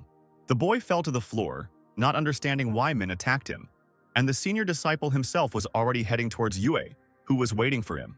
The girl immediately asked if Ming Chen Dao had found him. The man shook his head sadly, saying that the new guy must be researching something somewhere. The princess, knowing that the area was very large and that the search would take a long time, ordered Ming to think of a way to gather all the students in one place to finish them all off at once. The man nodded, asking to call him when the time came to deal with Dao. The princess, with a smile, promised to give Ming the opportunity to mock the newcomer as much as he liked. At this time, Hu and Dao were looking for the Lord's mansion. Dao asked his friend again if they were moving in the right direction, because it was already noon, and during this time the friends did not meet anyone. The younger brother easily replied that there was no need to doubt it. Judging by the layout of the city, the mansion was definitely located here. The time traveler looked around. He thought that in this area they would meet their classmates, but the road remained empty. Hu assured Brother Chen that the abandoned city was too big. The others must have explored other parts of it. In addition, most of the students who entered this time were mostly newcomers, while the older ones were preparing for admission with all their might. Dao stopped and asked if this was the place they were looking for. Finally, the road led the friends to a majestic palace. Hu smiled as he looked at the wide gate of the building. He was sure that this place should definitely have the most treasures. The time traveler was the first to enter the room, looking around cautiously. The boys were curious as to why the Lord's mansion of such a magnificent city was in such good condition. Perhaps the owner's life force had left too suddenly. Dao noticed that, judging from the treasures, the cultivators of that time were extremely powerful. Hu said that according to academic research, this world was destroyed by an extremely powerful being in an instant.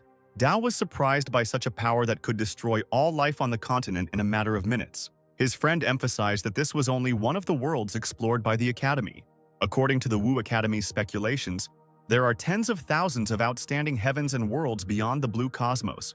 The time traveler expressed hope that one day he would have the opportunity to see each of them.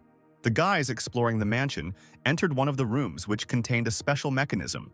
With its help, it was possible to control the Lord's mansion. Hu said that they must activate the mechanism to open the treasure room. The guy ran to the jade stones and touched one of them. Unfortunately, they had lost their spiritual power, and the mechanism could not be activated. Dao came closer, saying that he could handle it. He made a smooth movement with his hand, and a long golden streak of energy stretched behind his fingers. At that moment, the stones began to shine and the mechanism began to operate. Hu was incredibly happy about this. He rubbed his eyes to make sure of what he had seen and timidly asked Dao if he had removed the seal again. The time traveler pressed on the central stone, urging his younger brother to hurry.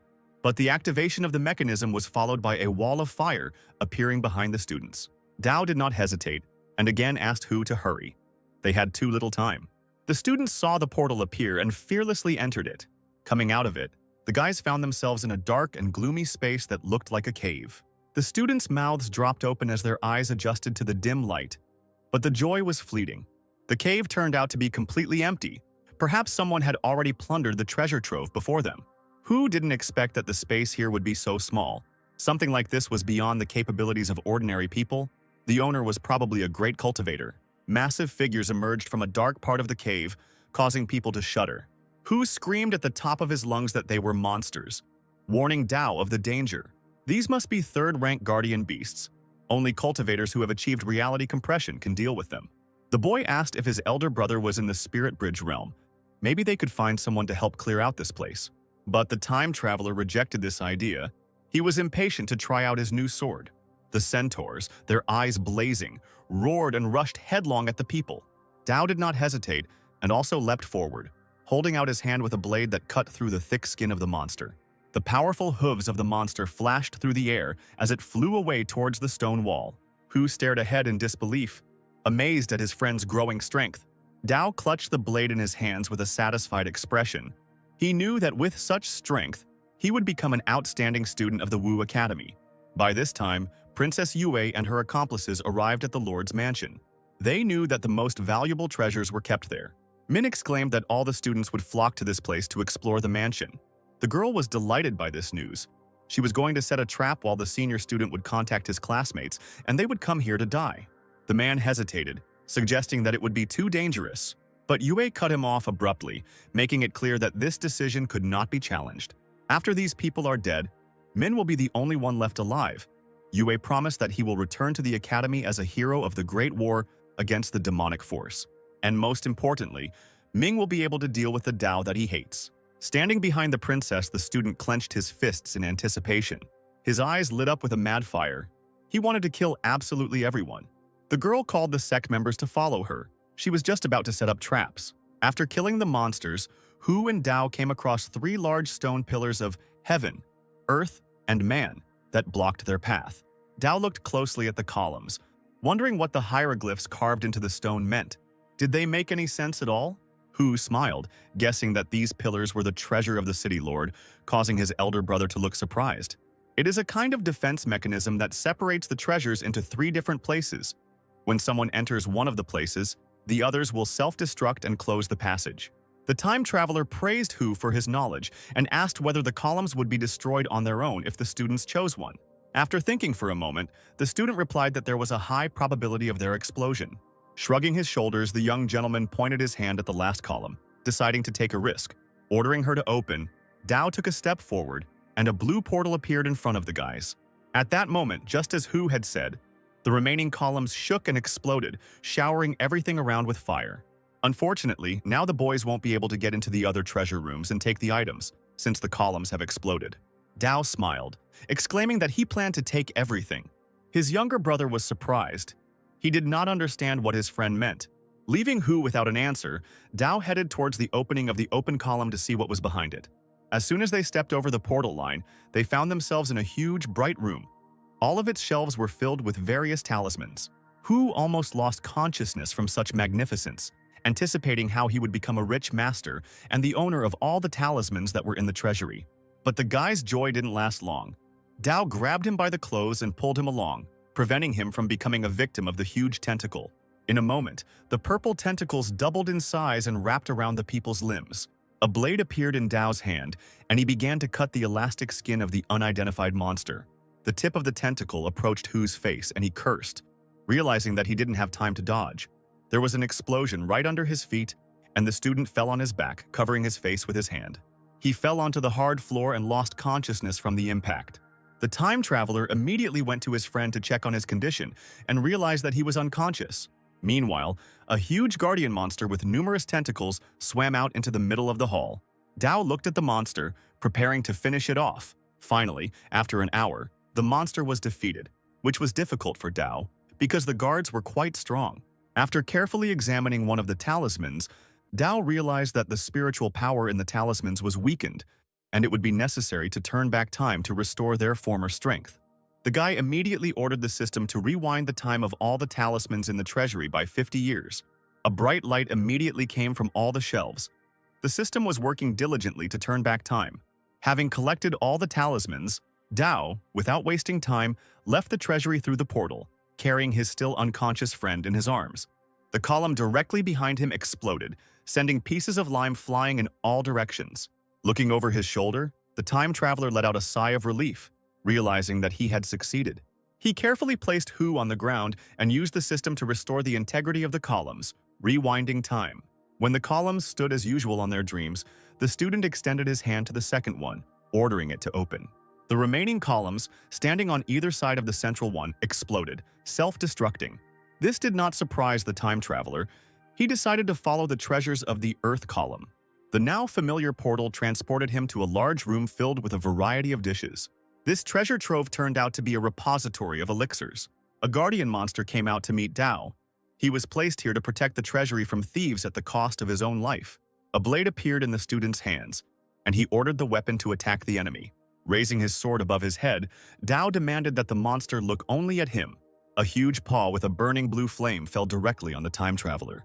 He, not expecting such a maneuver, flew back with a scream. Dao was lucky and managed to group himself and sit down on one knee. The sword helped him not to fall flat, but what happened surprised the guy quite a bit. The guardian monster in the Earth Treasury is much more powerful than the one in the human column. The time traveler rose to his feet and grinned. Of course, it was no surprise that the monster should be different. The disciples gathered at the threshold of the mansion, following Brother Ming's orders. They heard that there were many treasures hidden in the Lord's mansion. The Mins collected them to overcome difficulties, and the students would share the wealth among everyone. Gathering his strength, Dao pointed his sword at the monster, preparing to attack it. The time traveler flew forward with a scream, ordering the guard to try another sword. Dao flew up, slashing his blade across the neck of the monster, which from a distance resembled a giant turtle.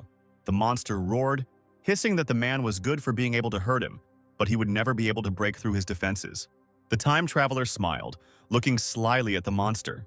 The guard advised the man not to pretend to be so calm, because he had already lost all his trump cards. The monster stretched out its long neck and roared, declaring that it was its turn.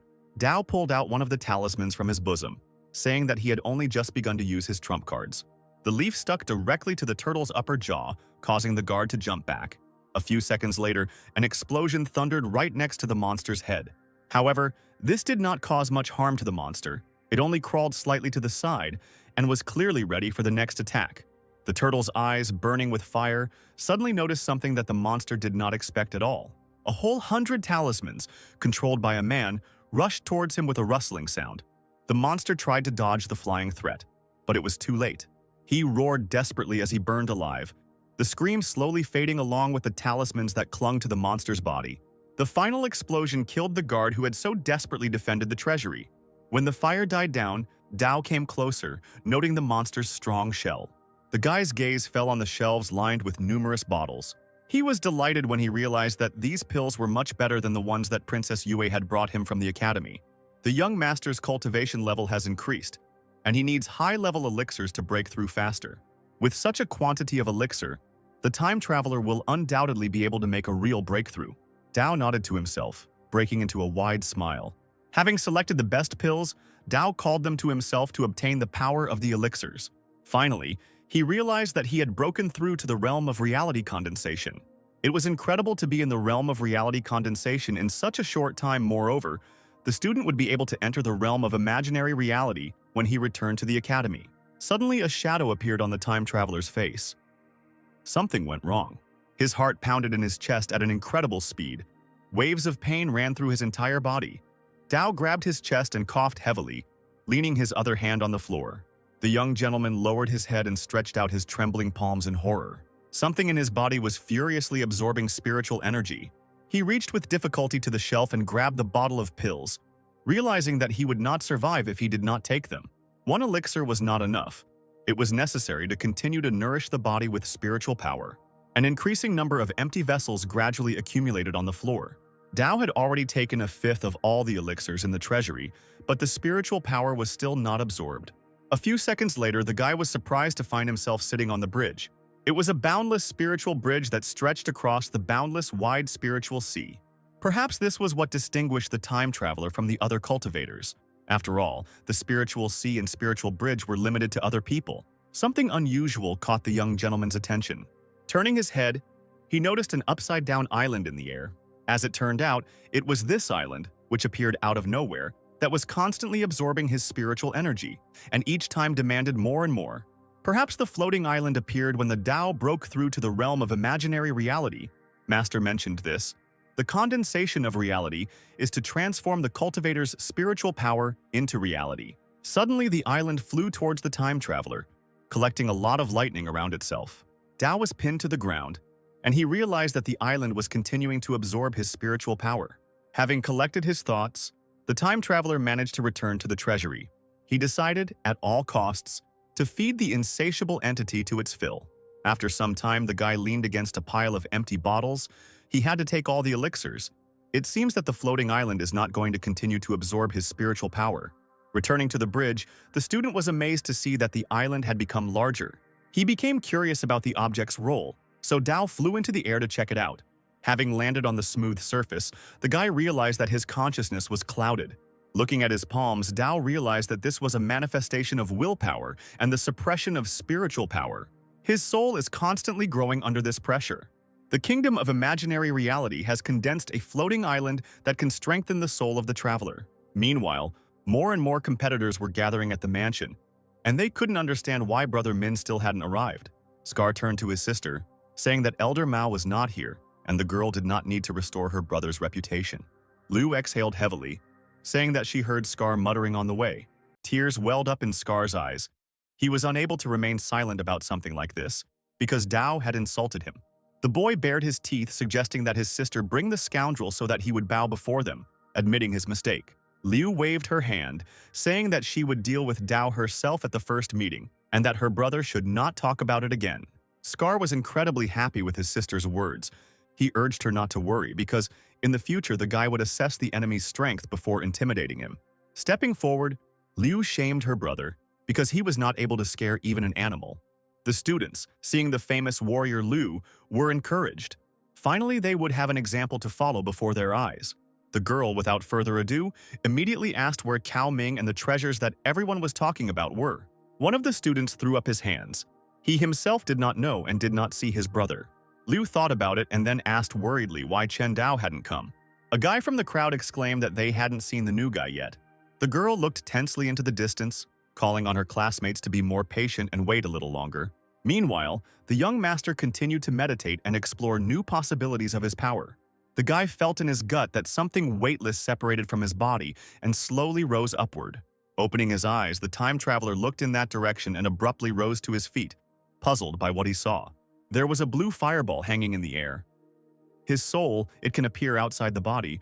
Only great cultivators possess such a technique. The floating island turned out to be a real treasure. In such a short time, it helped the soul of Dao become tangible and appear outside the body. After all, it was not for nothing that the master gave the island all the elixirs from the treasury.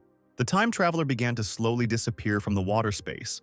It was time to leave, because the soul had been tempered in the world of knowledge. Dao's body slowly materialized in the cave in front of one of the surviving columns. The young master came closer and ordered the system to rewind time for the blown-up columns by 2 hours. A few moments later, 3 entire columns in a row appeared before the cultivator in their original form. Dao touched the last one, ordering it to open. The treasure hidden in the column was the last unknown one. As before, as soon as the column was activated, an explosion occurred that destroyed the pillars. The time traveler gasped when he found himself in the third room. He had definitely never seen anything like this before. The third treasury was filled to the brim with a variety of weapons for any skill level of the fighter who entered it. Swords, daggers, sabers, and maces were lifted into the air by magical currents. Dao was about to absorb all the weapons in the room. At this time, the students crowded around the palace began to get nervous and angry. Some were about to leave without waiting for Cao Ming. Scar, looking at his brothers gradually leaving, asked them in confusion where they were going. But then a commanding male voice was heard calling on the brothers and sisters to stay. The eldest student himself approached the students with confident steps and was greeted with shouts of approval. One particularly irritated guy from the long wait proudly raised his head, boldly asking where Ming was and where the treasures were in the city lord's mansion. The man put his hand on his hip and looked around the crowd, asking them to take their time, as they would need to work together to get their hands on the riches. Liu, not wanting to listen to Ming's chatter any longer, rudely interrupted him, demanding that he get down to business. The disciple, not paying attention to her, noticed that Chen Dao was not in the crowd, but the others did not care about him. Everyone wanted to quickly break into the mansion. Min met their attacks with an angry shout, demanding that they not rush. He frowned, feeling his anger boiling. The man had deliberately arranged everything this way to get rid of the annoying newcomer. Liu and Scar turned their backs on Ming, stating that they had no time to argue with him. The man immediately ordered the girl to stop, causing the latter to boil with anger. Turning over her shoulder, the warrior asked irritably how Min dared to speak to her in such a tone. Pointing his index finger at the girl, the man exclaimed that she should not pretend to be taller than him. There was a shout. Min accused Liu of ignoring him due to his lower ranking. Scar stood up for his sister, threatening that Liu would beat him to death if the conversation continued in that tone. Having lost all patience, Min attracted everyone's attention. No one would dare leave the yard. The students, watching the altercation, sympathetically talked among themselves, referring to Ming's madness. Some were not surprised by this, since the man had already received his just desserts several times. He chuckled and looked dismissively at the crowd. Soon they would all be begging him for mercy. Scar went behind Liu and put out his hand, ordering his older sister to deal with the impudent fellow. The girl felt the shadows thickening above her head, and a premonition told the warrior that things were going badly, and that a demon was involved in all of this. But as soon as she managed to take a step, she, along with other students, found herself locked under an invisible dome. Those present looked at each other in fear, trying not to give in to panic, and tensely shouted to each other, asking what was going on. The students fell flat on their knees, clutching their heads, the strength slowly leaving their bodies. The huge formation sucked the spiritual power out of the students, and their fighting power gradually left them. Drawing her sword from its sheath, Liu assumed a fighting stance, furiously demanding an explanation from the man. He turned around and cast a predatory glance at the heavily breathing girl. He licked his lips lustfully, declaring that he would thoroughly enjoy her body while he slowly killed the warrior. Screaming loudly, Liu rushed at the student, threatening to finish him off on the spot. As soon as she swung her sword once, she was immediately thrown to the side by the explosion that occurred. Thanks to years of training, the girl was able to stay on her feet, and immediately saw someone's figure in the distance. As if out of nowhere, Princess Yue appeared in the square, calling out to Ming while stretching out her hand with mana flowing. The members of the devilish sect had already gathered behind her, and the princess praised the student for a job well done. Liu was beside herself with anger. She immediately understood who was in front of her. Moreover, Cao Ming had colluded with the sect. Scar leaned forward, cursing foully at the senior student who had betrayed the academy and chosen the cult over it. Those present, seeing the strangers even through the veil of weakness, realized that they had been betrayed. Someone asked Min if he was afraid of reprisals from the head of the academy. The man raised an eyebrow, calmly asking who would know about his antics if the students died. Dao, in the treasury, continued to absorb the power of a huge amount of weapons, and his spiritual power began to deplete, becoming more viscous and rigid.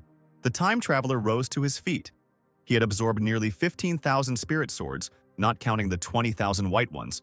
Although the time traveler was far from reaching 100,000 spirit swords, the strength continued to increase. He walked briskly towards the door. It was time to leave. Outside the portal to the continent, the heads of the academy began to worry about the long absence of students. Elder Mao noticed that about 10 hours had passed. Her sister, the head of Mao, frowned. Something went wrong. Last time the students came out after 3 hours at most, and this time no one came out yet. One of the elders, stroking his beard, suggested that a big obstacle had arisen in the students' path. The leader waved her hand through the air, causing a golden flash. She thought that the probability of such a thing was extremely low. The woman made a few signs with her palm and closed her eyes, trying to figure out what was going on. A golden cloud of intricately intertwined lines appeared above her head, and Mao concluded that she had seen something bad.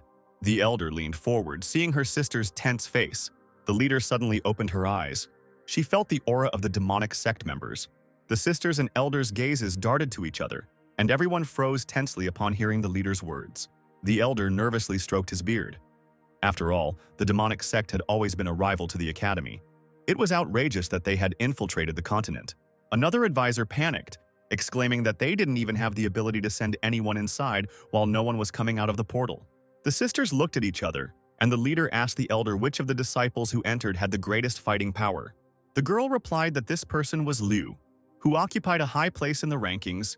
Yun and the others did not go because they were preparing to enter the Xuanwu Academy. Elder Mao expressed concern that it would be difficult for the girl to confront the sect alone.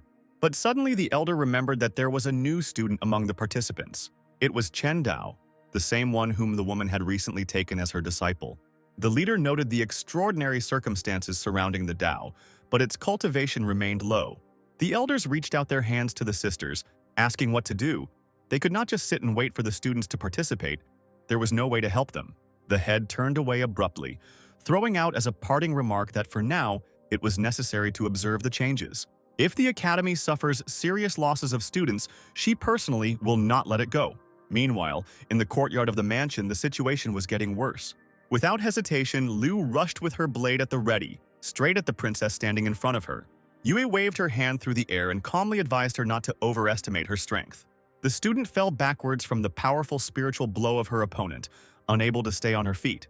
She landed in a crouch, trying her best not to let go of the blade. Large beads of sweat flowed down Liu's forehead.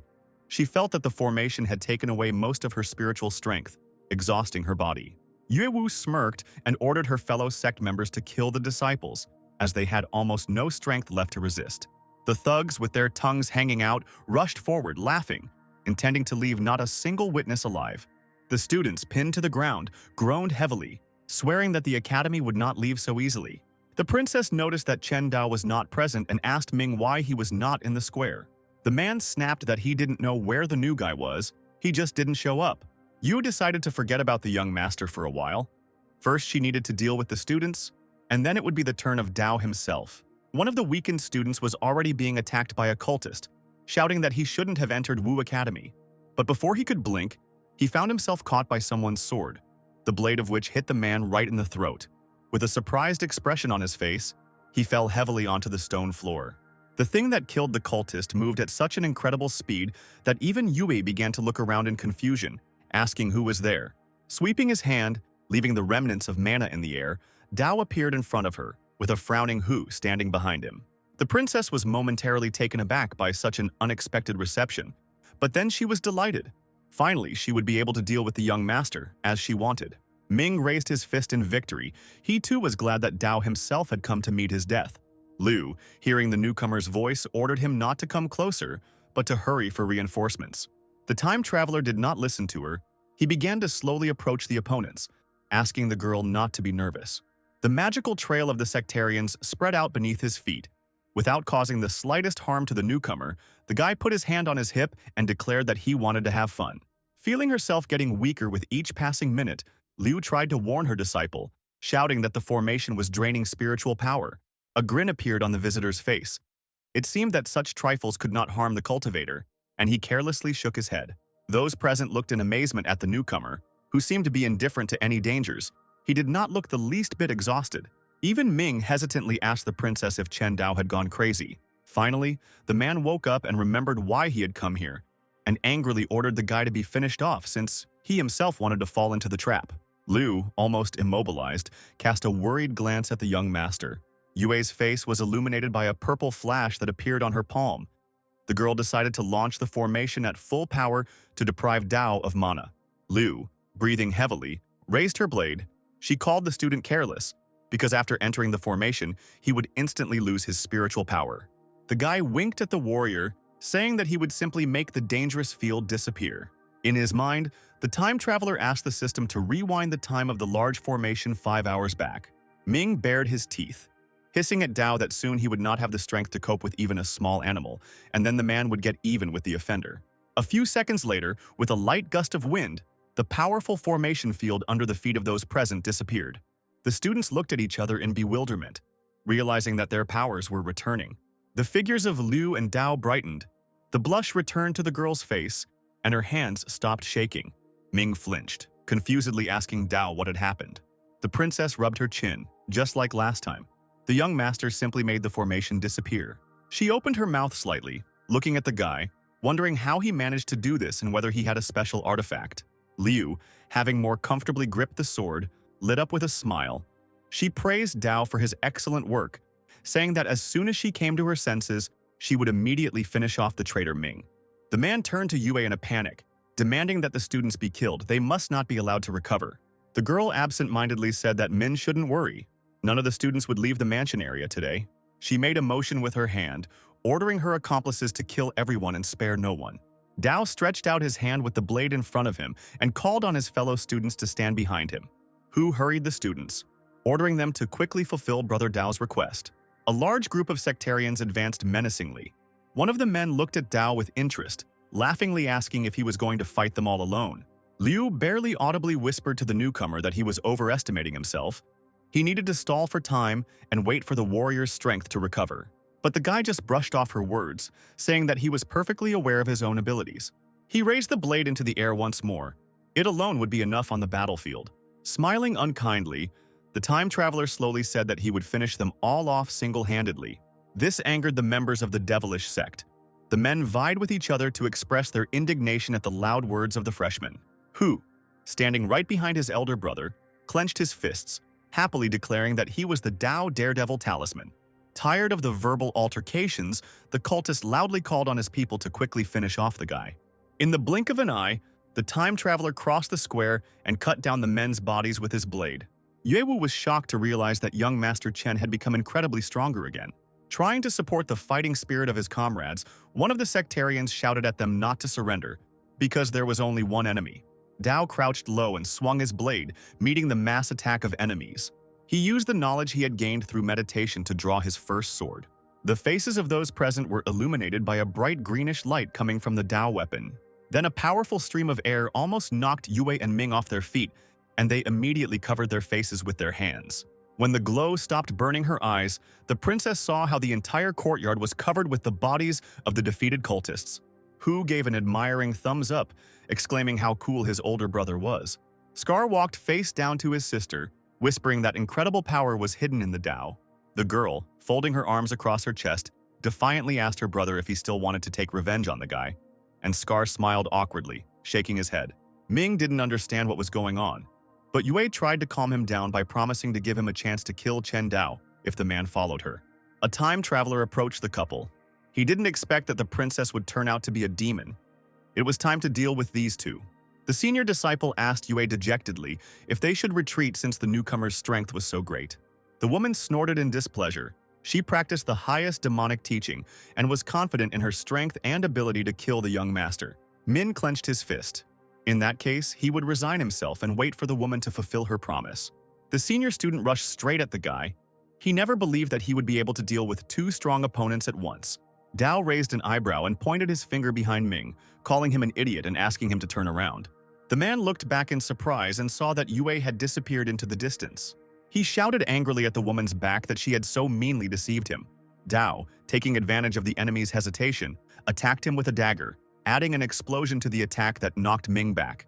He turned to Liu and Scar, asking them to deal with the remaining cultists, while the time traveler himself would go after the princess.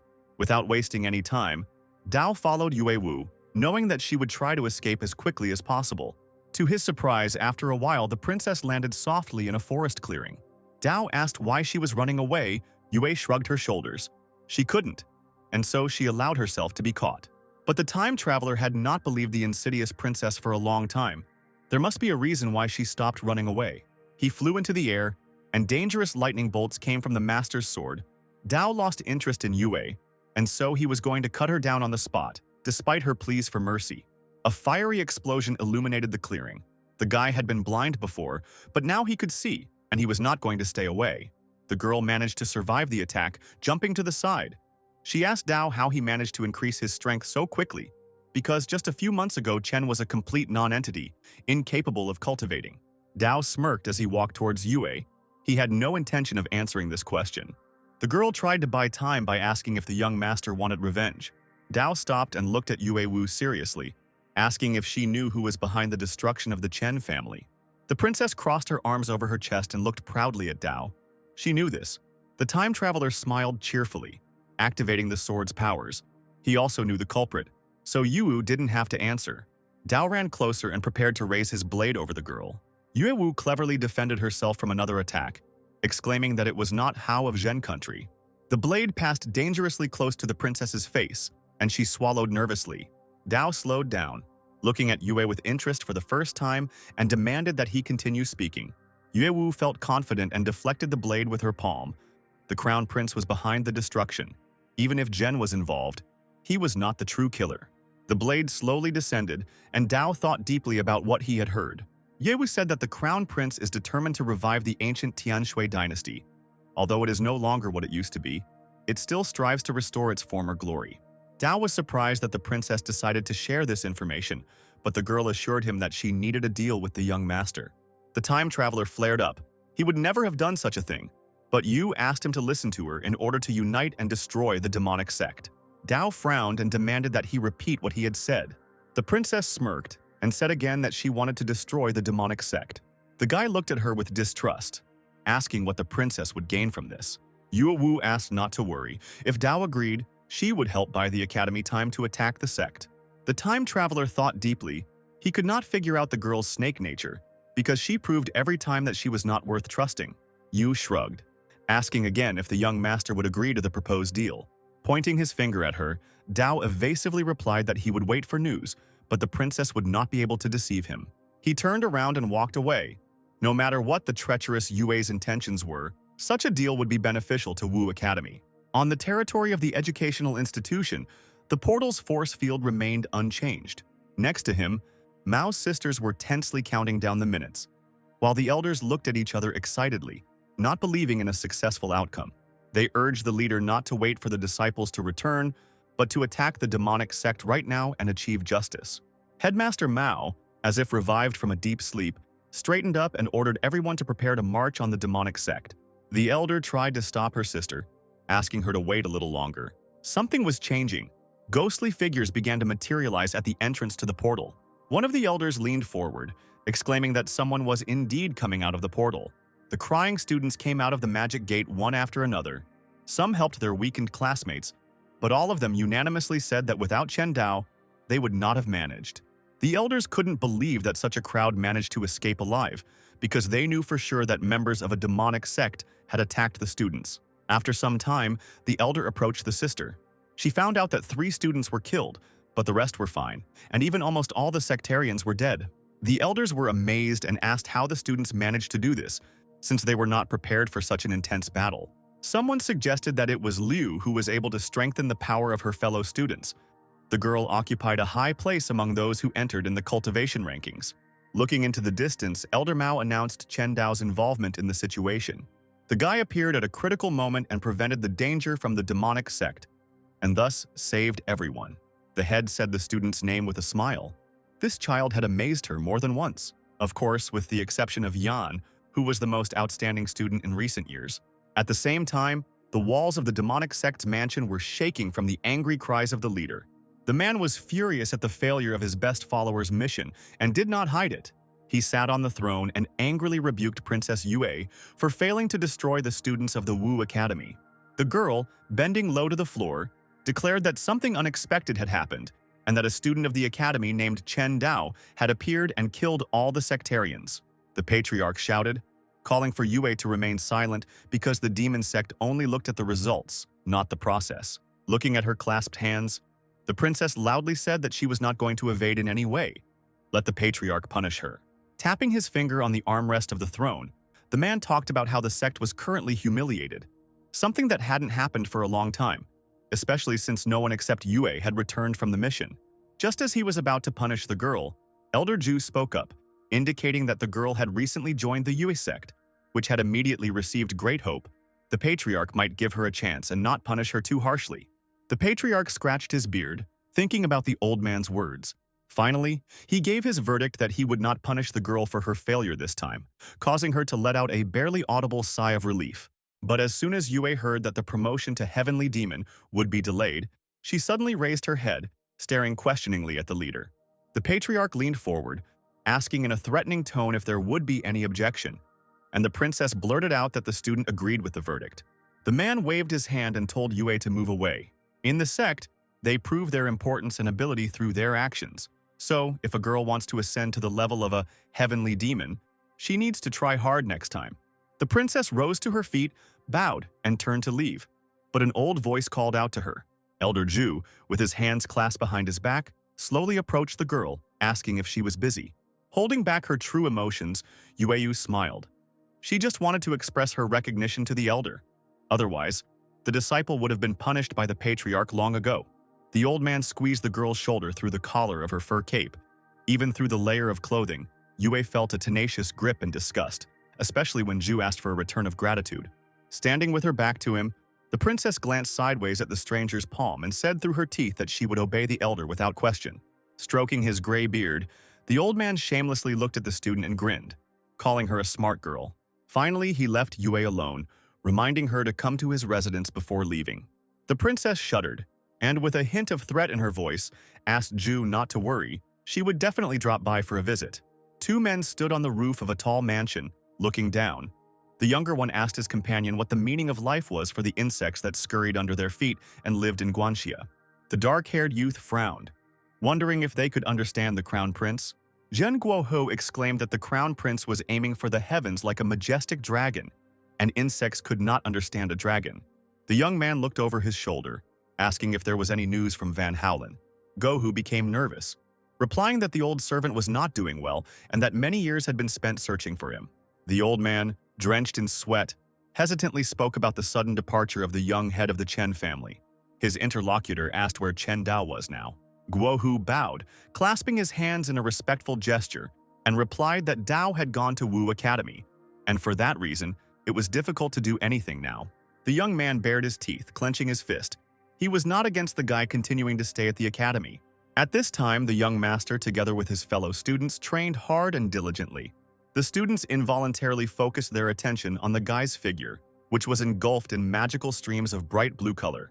The lucky man chuckled and joyfully exclaimed that, finally, after all 3 years of training, he had learned the first layer of the Sutra of the True Pen and would be able to move into the realm of condensed reality. His comrade knew that the practice of the True Pen was difficult, but the more one practiced it, the more layers one could know, which helped to lay a solid foundation for the imaginary reality. The guy exhaled heavily, staring at his friend in surprise. It took him more than 3 years to comprehend the first layer, and without being a genius like Chen Yan, it was hard to even imagine how long it would take to comprehend the second layer. The student advised not to wait, but to immediately move into the realm of condensed reality. The chubby-cheeked student saw Dao and immediately remembered his recent feat with delight, apologizing for not having time to thank the guy. The time traveler smiled, saying that since they were classmates, there was no need to thank them for it. The disciples began to talk among themselves, pointing at the young master who had only recently joined the sect, but had already reached such a high level of cultivation, coming to understand the True Pen Sutra. One of the students flew up to the time traveler like a whirlwind to ask how things were going with his understanding. Dao laughed awkwardly, apologizing. He had not yet come to the realization. The guy exclaimed with admiration, asking in advance not to be offended, that the new guy would easily be able to reach the first layer in a year, thanks to his innate talent. The young master thought in confusion that the Sutra of the True Pen was indeed difficult. Perhaps he would not even be able to comprehend it without the system. What can we say about comprehending the first layer? It can take 8 or 10 years to do it on your own. Standing in front of a wide column, the time traveler ordered the system to turn back time by understanding the sutras of the True Pen by 50 years. After a few seconds of waiting, the guy felt an incredible surge of spiritual strength, and the space around his body was illuminated by a bright light, just like his classmate had earlier. Those students who had been talking to Dao stared in amazement at the newcomer, who in a matter of seconds was illuminated by the aura of the first layer of the True Pen Sutra. Hearing the shouts, the rest of the students quickly arrived at the scene to see what had happened with their own eyes. Even the senior disciples looked on in bewilderment as the aura around Dao's body continued to grow, increasing to the second layer. Not much time has passed since the beginning of cultivation. The speed of the second layer's ascent is similar to Chen Yan's. Dao continued to stand calmly, his arms spread out to the sides and his eyes closed, while a funnel of aura slowly flowed around his body. The student's shock was difficult to describe in words. The aura continued to grow to the third layer. It was absolutely incredible. The young master exhaled heavily, looking at his palm. Only the third layer. And the time system can only be adjusted for up to 50 years. If it were 500 years, he would be able to comprehend all 9 layers of the sutra at once. The students looked at each other in bewilderment when they heard the newcomer's words. They surrounded Brother Chen, asking him how he managed to cultivate so quickly. The time traveler waved his hand, replying that he did it without even straining himself. Someone said with an envious sigh that they were giving the new guy top marks for pretense. Yue, realizing that she had no escape from her persistent admirer, arrived at Elder Zhu's estate with a heavy heart. Determined to end this once and for all, she lightly knocked on the door and immediately heard an invitation to enter. Opening the door, the princess saw an old man sitting at a round table in the center of the room. His lustful, suffocating thoughts seemed to hang heavily in the air. The man waved his hand, saying that it was difficult to resist such a beauty. The princess slowly walked over and sat down at the table, trying to keep as much distance as possible. As soon as the stranger's hand reached out to her own, Yue Wu abruptly pulled his palm away, smiling and urging Zhu not to rush, but to chat first. Realizing that the girl was stalling for time, the elder raised his chin, agreeing to talk about feelings. Yue deftly took out the wine she had brought with her and poured it into small cups, offering to drink to Zhu. He narrowed his eyes and nodded approvingly, raising the cup to his mouth. Not bad, as expected from the girl he liked. The princess spoke about what happened, saying that she would bear full responsibility for her failure. She did not expect such a defeat from a student of the Wu Academy. Yu furrowed her brows, giving her face an expression of true repentance, exclaiming that on top of everything else, she had also been deprived of the promised promotion to a heavenly demon. Taking a small sip of wine, Yue promised that from now on, she would stay in the sect and serve the elder. Ju looked at the girl slyly, saying that the question of her ascension to the rank of heavenly demon could be decided in the near future. Looking trustingly at the old man and innocently batting her eyelashes, Yue asked what he meant. Looking down at the cup, the old man explained the reason. There were important people in the sect who respected Yue for killing his own father. The Order of the Heavenly Demon, which the princess is to be promoted to, has long since reached the human demon sect. Yue was amazed by what she heard. She hadn't expected anything like that. Ju carefully watched the princess's reaction, saying that as soon as the patriarch nodded in her direction, the girl would immediately be promoted. Yue intertwined her fingers in a respectful gesture. Since this was the case, she would definitely thank the elder. The old man shook his index finger, telling the girl that she only needed to be obedient and serve him well. Then the man would ask the patriarch for her. The princess briskly poured more wine, declaring that she would honor Ju with another glass. With one arm around the girl and the other twirling his long mustache between his fingers, the elder decided to finish his drink and get down to business. Yu led the old man out from behind the table, supporting him by the hand and offering her help. Ju headed straight to his carved wooden bed with a wide canopy, praising the princess to the fullest extent. It had been a long time since he had met such intelligent students. Turning abruptly to the girl with a face flushed from drinking, he pulled her towards him, grabbing Yue's chin, asking how good his beauty was in bed. The princess's cheeks turned red, and she languidly replied that the elder would soon find out how good she was. The old man immediately pushed the girl onto the bed, declaring that he did not want to wait any longer.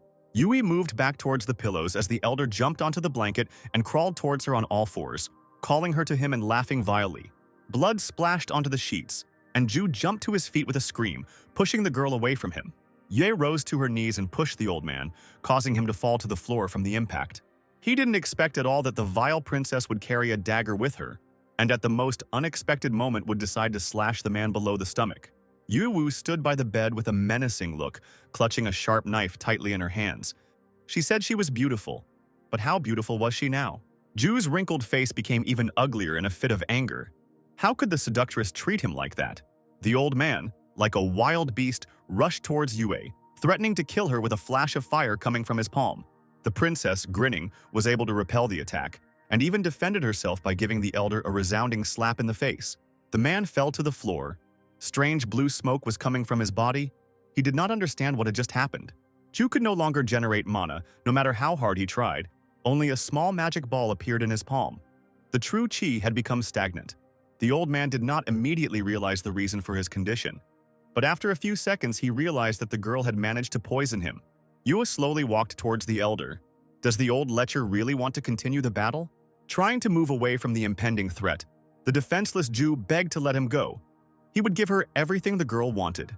True madness poured into the princess's eyes. She wanted the elder to die, and then the girl would be able to get everything. Yue loomed over her victim, playing with her knife. She would not let anyone ruin her plans, even killing her own father. Trembling, Ju slowly stood up, admitting that he had underestimated the princess. If Yuewu's skills increase, she could become a major figure in the sect. But is she confident that she can kill him? The old man, despite his wound, quickly jumped to his feet and pushed off sharply from the ground. He took off into the air, flying in the opposite direction, not believing that Yue would be able to stop him. A girl's voice softly ordered someone to grab the elder, who became distracted and slowed down. Someone's strong hand appeared out of nowhere and grabbed Ju by the neck, depriving him of the ability to breathe. The princess's faithful servant and henchman, like a shadow, jumped onto the elder's shoulders, clinging to the old man's neck with both palms. Ju tried to look back, but the other's grip was stronger, and he could only wheeze. Falling to his knees, the man begged for mercy because he was wrong not to know who he was dealing with. The princess, watching the fight, calmly ordered her assistant to break the elder's arm. The henchman obediently moved his palms down, firmly holding Ju's kicking body with his knees. He ignored the shrill screams and grabbed the other man's wrist tightly. There was another cry of pain as the elder's elbow bent at an unnatural angle, the bones breaking with an unpleasant crunch.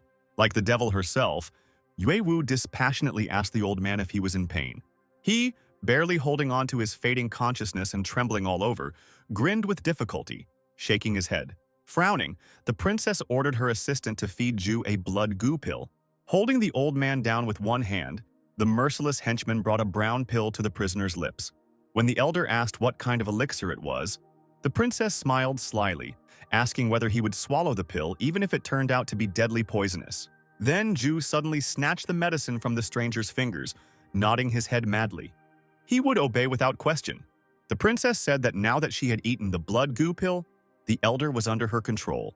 The old man, sweating profusely, replied that he would agree to anything as long as they didn't kill him. A strip of light fell on the girl's beautiful face, and she declared that she was now Mrs. Ju.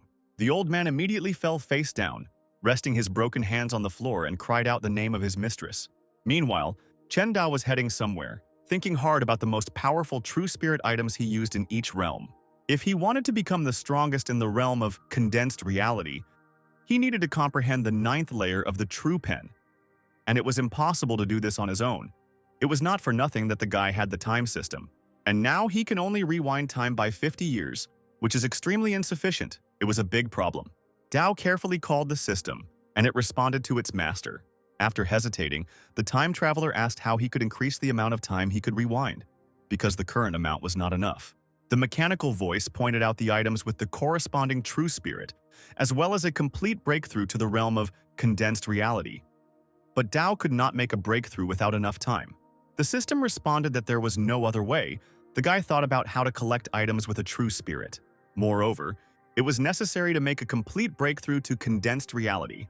But by that time, Dao had already used the best true spirit items in the previous world, and the failure of the reality condensation could not be allowed. Leaving the system's space, the time traveler decided to find out everything from the master, who was well versed in such matters. As soon as the boy entered Elder Mao's chambers, she immediately greeted him, saying that he was just in time. The academy was just discussing what reward to give to a student for saving his fellow students, and Dao was asked to make a choice on his own. With his palms folded in a respectful gesture, the young master replied that he really needed to know about a specific method. The woman looked at the student in bewilderment, asking him to explain the request. Dao said that he wanted a true spirit item to break through to the condensed reality stage. In the future, he would obtain stronger true spirit items, and is there a way to introduce them to the imaginary reality realm? The elder shook her head. Such a method did not exist, at least not in the Wu Academy. Dao smiled brightly, asking if there was any possibility of doing this elsewhere. Mao replied, puzzled, that it was possible to fit an unsuitable one and then destroy the previous one, and in the future get the one that was needed. The young master asked not to go into details, but simply to explain to him how to do it. The woman said that people usually don't do things like this, but there's nothing impossible about it. For example, by taking the blood of the phoenix, you can be reborn as a phoenix, and the same will happen with refitting. Dao asked seriously, did the elder mean the flame phoenix blood? Did these animals really exist in this world? Mao thoughtfully replied that she didn't know. But according to ancient books, in this world there existed the phoenix, true dragon, unicorn, and others. But now these mythical animals have disappeared and can only be found in ancient ruins. Dao eagerly asked where he could get the blood of the flame phoenix. He would go get it right away. But the elder dejectedly objected to this impulse. The time traveler leaned forward, asking why not. The elder said that the only place where his blood could be obtained was the Xuanwu Academy, and the newcomer did not have enough data to enter there. The entrance exams should start very soon. Considering the student's abilities, he still had the opportunity. He didn't have to wait that long. The guy exclaimed that he couldn't wait that long. Was there really no other way? The woman gave the newcomer a strange look and fell silent for a few seconds. Then she sighed heavily and nodded to herself. She smiled and said that since Dao couldn't wait, she could take him there. The time traveler was surprised by his words. The elder laughed. He apparently knew nothing at all. As it turned out, Mao was actually promoted to teacher at Xuanwu Academy. She originally wanted to go there after her exams, but it looks like she'll have to go there a little earlier. Dao was incredibly happy when the master suggested visiting the academy in the near future. The elder brought the disciple to the square. There was a strange big circle drawn on the floor. Xuanwu Academy is far from Wu Academy. Using the teleportation system is expensive. After explaining this, Elder Mao activated the formation in a clear voice, the circle illuminating the couple's figures with a bright blue color. After a few seconds, the light faded and dissolved, with a slight smoke around the edges of the circle. Mao sighed in disappointment. As it turned out, the formation had run out of energy. Although it had been recharged only 3 months ago, it would take 3 days to fully recharge. The corners of Dao's lips twitched, and he mentally asked the system to rewind the formation time by 3 months. The elder had already moved away from the circle when the time traveler called her, asking her to wait. With a sly smile, he suggested that the woman try again, as he thought that now she should have enough energy. The elder approached with interest, not believing that this was true. Raising her hand, she directed energy into the circle, commanding the formation to be activated again. This time, everything really worked out. The energy, like splashes of water, rose high above the ground. The woman let a trickle of blue flow through her fingers. Did she really think that there wasn't enough energy?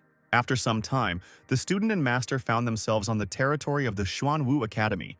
It was an unusual place with islands floating in the air. The guy looked around with admiration, noting the magnificent view. The elder explained with a smile that the difference between the academies was like the difference between a village and a bustling city. This place was meant for true cultivators. The new arrivals were immediately approached by two local guards of the territory. They were hovering in the sky, standing on swords.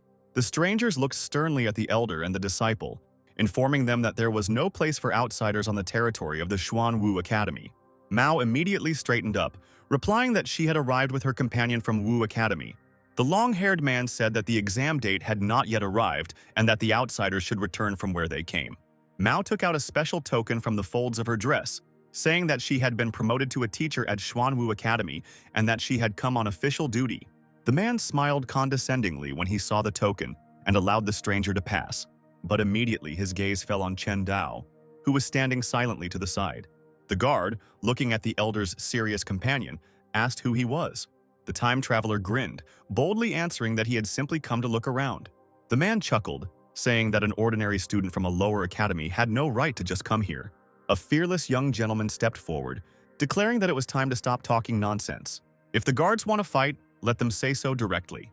The man with short red hair, who had remained silent until now, angrily exclaimed that the impudent man had no right to speak to Brother Juchi like that. He laughed, saying that the boy turned out to be quite a daredevil.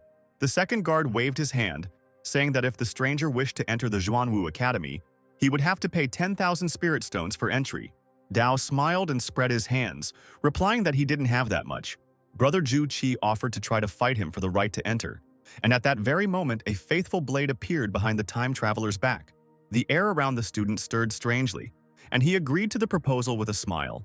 This left Qi perplexed. No one had ever challenged him so brazenly. Dao lunged at the men without warning, the blade of his sword grazing the first guard, knocking him off his flying weapon. Qi began to fall down like a stone, and his comrade rushed after him, screaming, trying to catch him. Dao returned to the elder, who gave him a displeased look, demanding that he not start a fight in the Xuanwu Academy. The time traveler looked at the master with childish guilt, admitting that he had not restrained himself. However, the elder did not scold him, gently saying that the student could continue another time. The boy looked at the teacher with bewilderment, muttering something meekly. The guards left the new arrivals alone, and they went to explore the academy.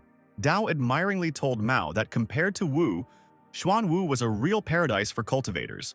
Looking at the students floating in the air, the time traveler could not even imagine how much the educational institution stood out in other aspects. The elder said that the Wu Academy is the base for cultivation.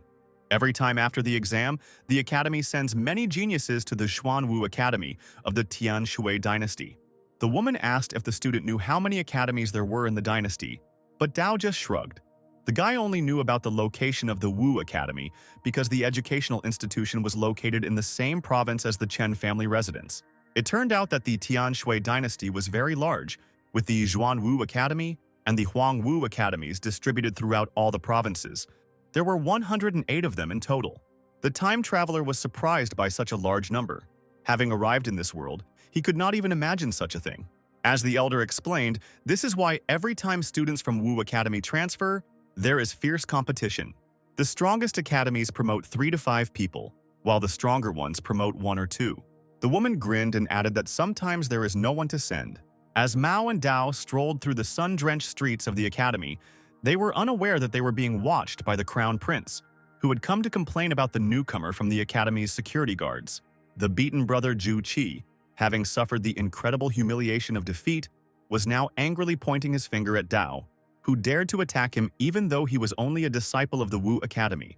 However, seeing 2 figures on his territory, the prince was glad of the student's appearance. He bared his teeth when he realized that Chen Dao had unknowingly made the prince's job easier. The youth ordered his minions to give the Wu Academy disciple a proper welcome. The guards folded their hands in a respectful gesture and, grinning slyly, exclaimed that they would carry out the order. Dao, meanwhile, asked his master if there were any academies higher than the Zhuanwu Academy. The woman replied that Dai Yu was one. But right now it was empty. No one had entered it for almost 100 years. This surprised the student, because the academy continues to exist to this day, and there have been no new students in it for 100 years, and Dao also asked where they were heading now. Elder Mao warned the newcomer that the blood of the Flame Phoenix could only be obtained in the Wankang Pavilion, and to do so, one had to pass a test and overcome one's fear. But the time traveler only clenched his fist. He had long been determined to win and was eagerly awaiting this moment. After some time, the guests of the academy arrived at a tall building, the Wankang Pavilion, the treasure of Xuanwu. It was a popular place among the students and a local landmark. Dao remarked with delight that he liked the academy, where he could get everything with just one wish. Mao warned that the price for the valuable treasure was high. Something of equal value might be required in exchange, to pass through an obstacle or to gain the pavilion's recognition. Dao, without wasting any time, turned sharply on his heels, declaring that he was ready to enter the room. But at that moment, a stately elderly man surrounded by those same guards appeared in front of the time traveler. He loudly ordered him to stop. The old man exclaimed that he, a teacher at Xuanwu Academy, would not allow a student from another educational institution to enter the pavilion. Otherwise, the stranger would face arrest. Elder Mao immediately spoke up, calling on those present to calm down. As it turned out, the teacher recognized the woman and was aware of her promotion, but the elder had no right to stop him. Mao crossed her arms over her chest, irritated, stating that the old man was talking complete nonsense. This infuriated the teacher. He angrily ordered the guest to watch her behavior, who had just entered the academy and immediately behaved arrogantly. It would be better for the woman to be more careful. Straightening up, Mao calmly turned to Master Huang, asking him to stop the flow of meaningless words. Her disciple Chen Dao wants to enter the pavilion, so why resist? Fixing a menacing gaze on the woman, Huan answered seriously that under no circumstances would he let the guy into the pavilion. Then the elder shook her head, emphatically repeating that she would have to do it. The old man was determined. He declared that the guests were asking for trouble, and he would immediately take them to the law enforcement hall. Mao shook her head and cursed at the old man who didn't want to obey. She ordered Dao to go to the pavilion. No one dared to stop him. The time traveler, laughing, ran towards the building. He was threatened with reprisals from the local guards, who immediately rushed to stop him. The guy's fists flew out to the sides, meeting with strangers' faces. Both of them, struck by the blows, flew to the sides, and Dao, accelerating, continued on his way. The beaten guards cursed foully and called for help from Mentor Huan. He tried to block Dao's path and reached out to grab him, promising to catch and skin the troublemaking disciple. But Elder Dao ran up to the old man at that very moment, roughly pushing his palm away. Not expecting such impudence, Huang slowed down, and this allowed Mao to hit the man in the face. Finding himself lying on the ground, the man grabbed his cheek, not believing what was happening. He decided that the teacher had gone crazy. The academy was not a place for the madness of uninvited guests. When Huan came to, he found himself engulfed in the fire of his own mana, which caused his anger. The old man would not stand on ceremony with a teacher who had just transferred from some seedy academy. Straightening his palm, he created streams of energy and flew up to the elder with a loud cry. The woman narrowed her eyes, cultivating her snow-white energy, realizing that the old bastard had finally decided to attack her. She immediately thrust her palm forward, and streams of gentle purple light mana struck Huan straight in the chest. The old man stepped back and flew into the wall, blood spurting from his mouth. He, leaning on his knees, rose with some difficulty and was amazed at the amount of strength in a woman who, at first glance, was fragile. Mao smirked, telling Huan to question his own weakness. The old man clutched his chest and hissed through his teeth that the student and teacher were worth each other. The mentor quickly looked around the yard, exclaiming that the people from the law enforcement hall were walking around God knows where. The crown prince watched the battle. He looked with disdain at Huan, who could not cope with the young mentor, only wasted his old life. But still, the guests will be taken into custody. At that moment, 3 majestic figures of law enforcement officers appeared between Huan and Mao. The gray-haired man standing in the center was called Si Qingshan. He was the head of the law enforcement hall. Huan pointed his finger at the guests, shouting to Chief Si that this couple had attacked the academy students and that action must be taken immediately. The head of the law enforcement office asked the mentor to tell him what had happened. After the conversation, Chief Si turned to Mao, stating that she had violated the academy's rules, and in accordance with Article 127, should be taken to the law enforcement hall for trial along with Chen Dao. Huan ran up to the woman, hissing angrily that the madwoman could be angry as much as she wanted, even if she didn't count on her tears once she was in custody. In response to this, the elder remained silent and suddenly hit the old man in the face. Not expecting such a maneuver, he could barely stay on his feet, leaning back. The old man's cheek was burning. He opened and closed his mouth in amazement, looking at the offender. Mao raised her hand and looked at Huan, warning him that she would show true madness if the man dared to call her crazy again. The time traveler gave a thumbs up, declaring that his mentor was incredibly cool. Huan grabbed his head, lamenting that Chief C should have seen this outrageous behavior. He shouted that the woman had no regard for the law courts and that she must be seized immediately. But suddenly, Chief C turned to Mao's mentor, declaring that he was to blame for what was happening. The man immediately ordered the arrest of the offender.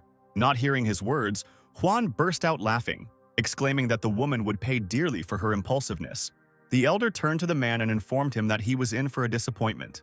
She pulled out a golden token with a dragon depicted on it from the folds of her clothes and showed it to those present.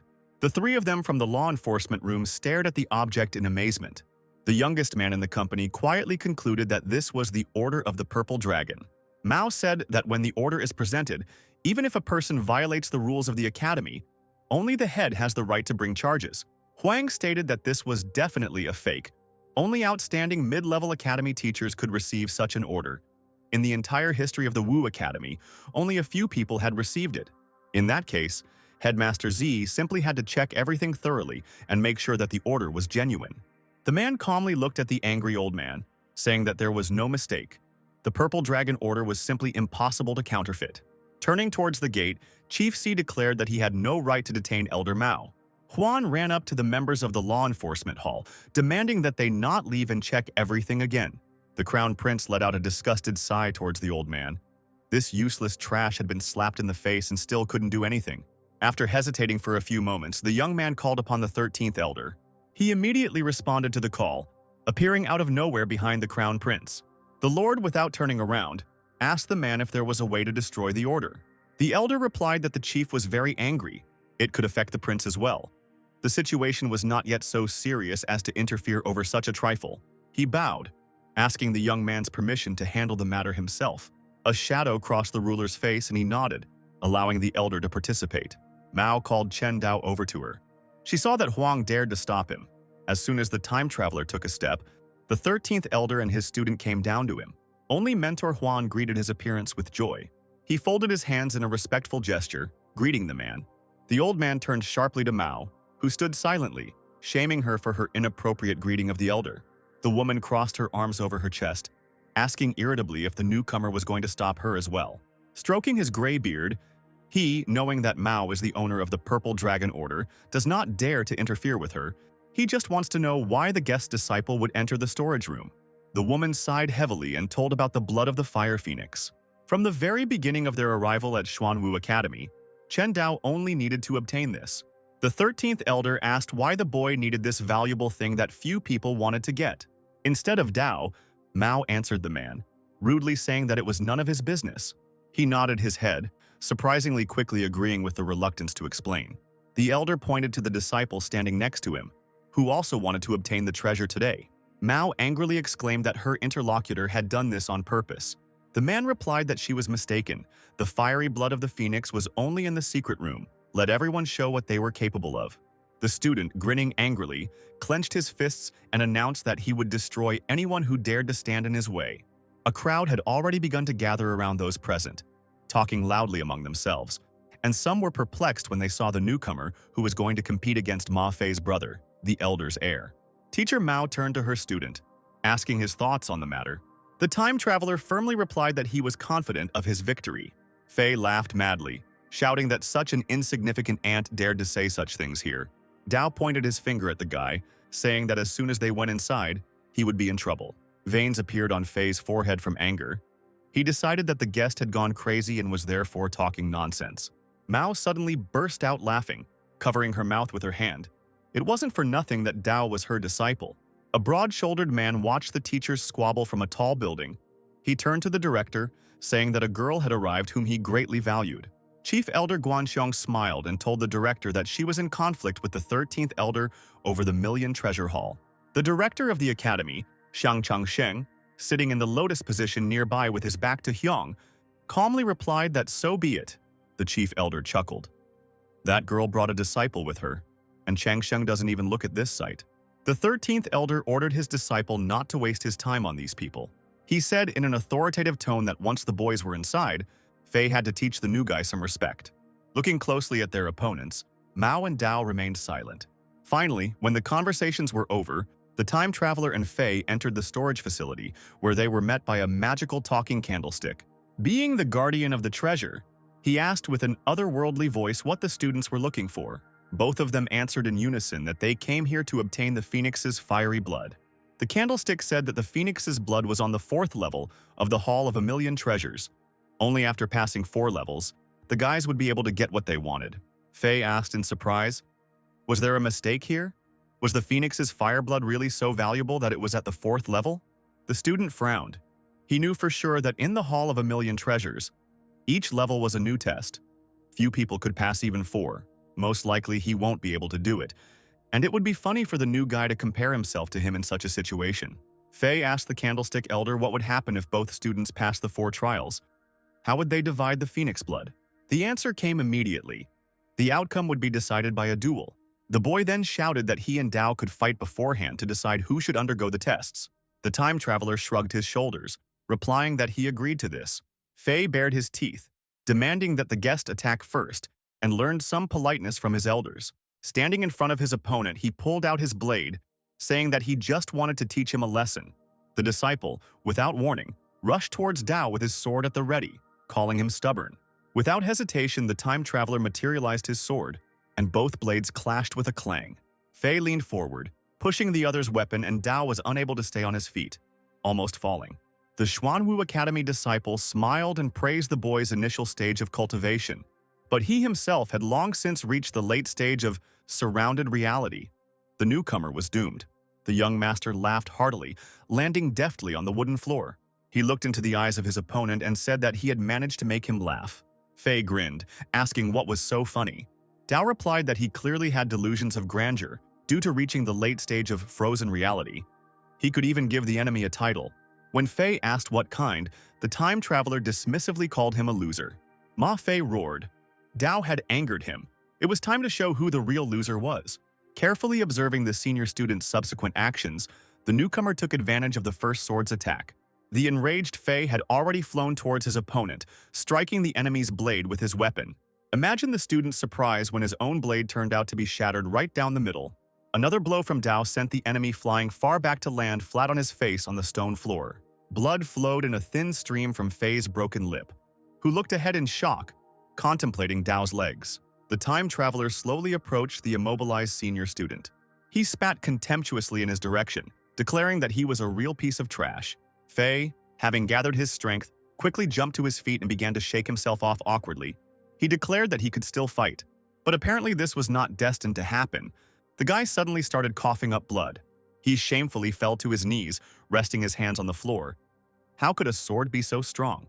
Meanwhile, Dao turned to the elder candlestick, saying that he had won and the passage could be opened. Instead of any answer, the doors of the massive door slowly opened. The elder winked and nodded towards the corridor directly below his head, urging the student to climb the stairs.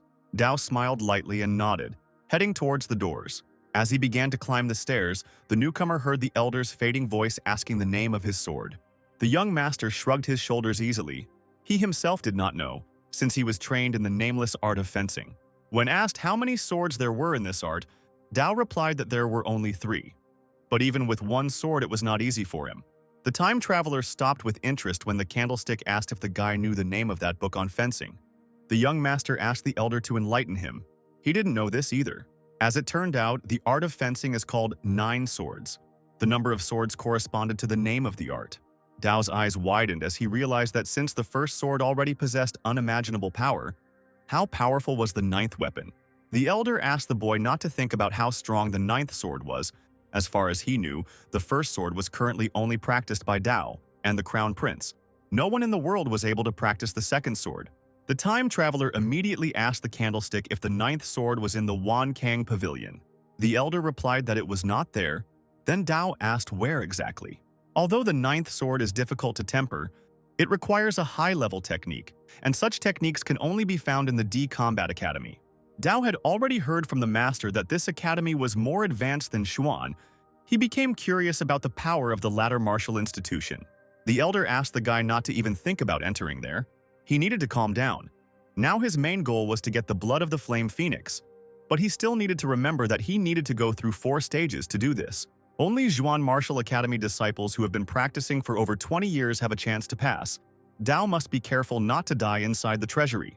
The young master stopped in front of the tall green gate. He thanked the elder for the instruction and was completely confident in himself. The guy carefully pushed the gate, wondering what awaited him behind it. Conditions for passing the first stage: break 10 puppets in armor in half an hour. If the time is exceeded, then the person will fail. Dao summoned his sword, looking at the armored figures blocking his path, and smiled mischievously. He let out a loud cry and jumped into the air for a better attack. The blade of the powerful sword passed through the puppets like butter, breaking them into pieces. Dao decided that it would be easy to pass this test by continuing to attack the figures.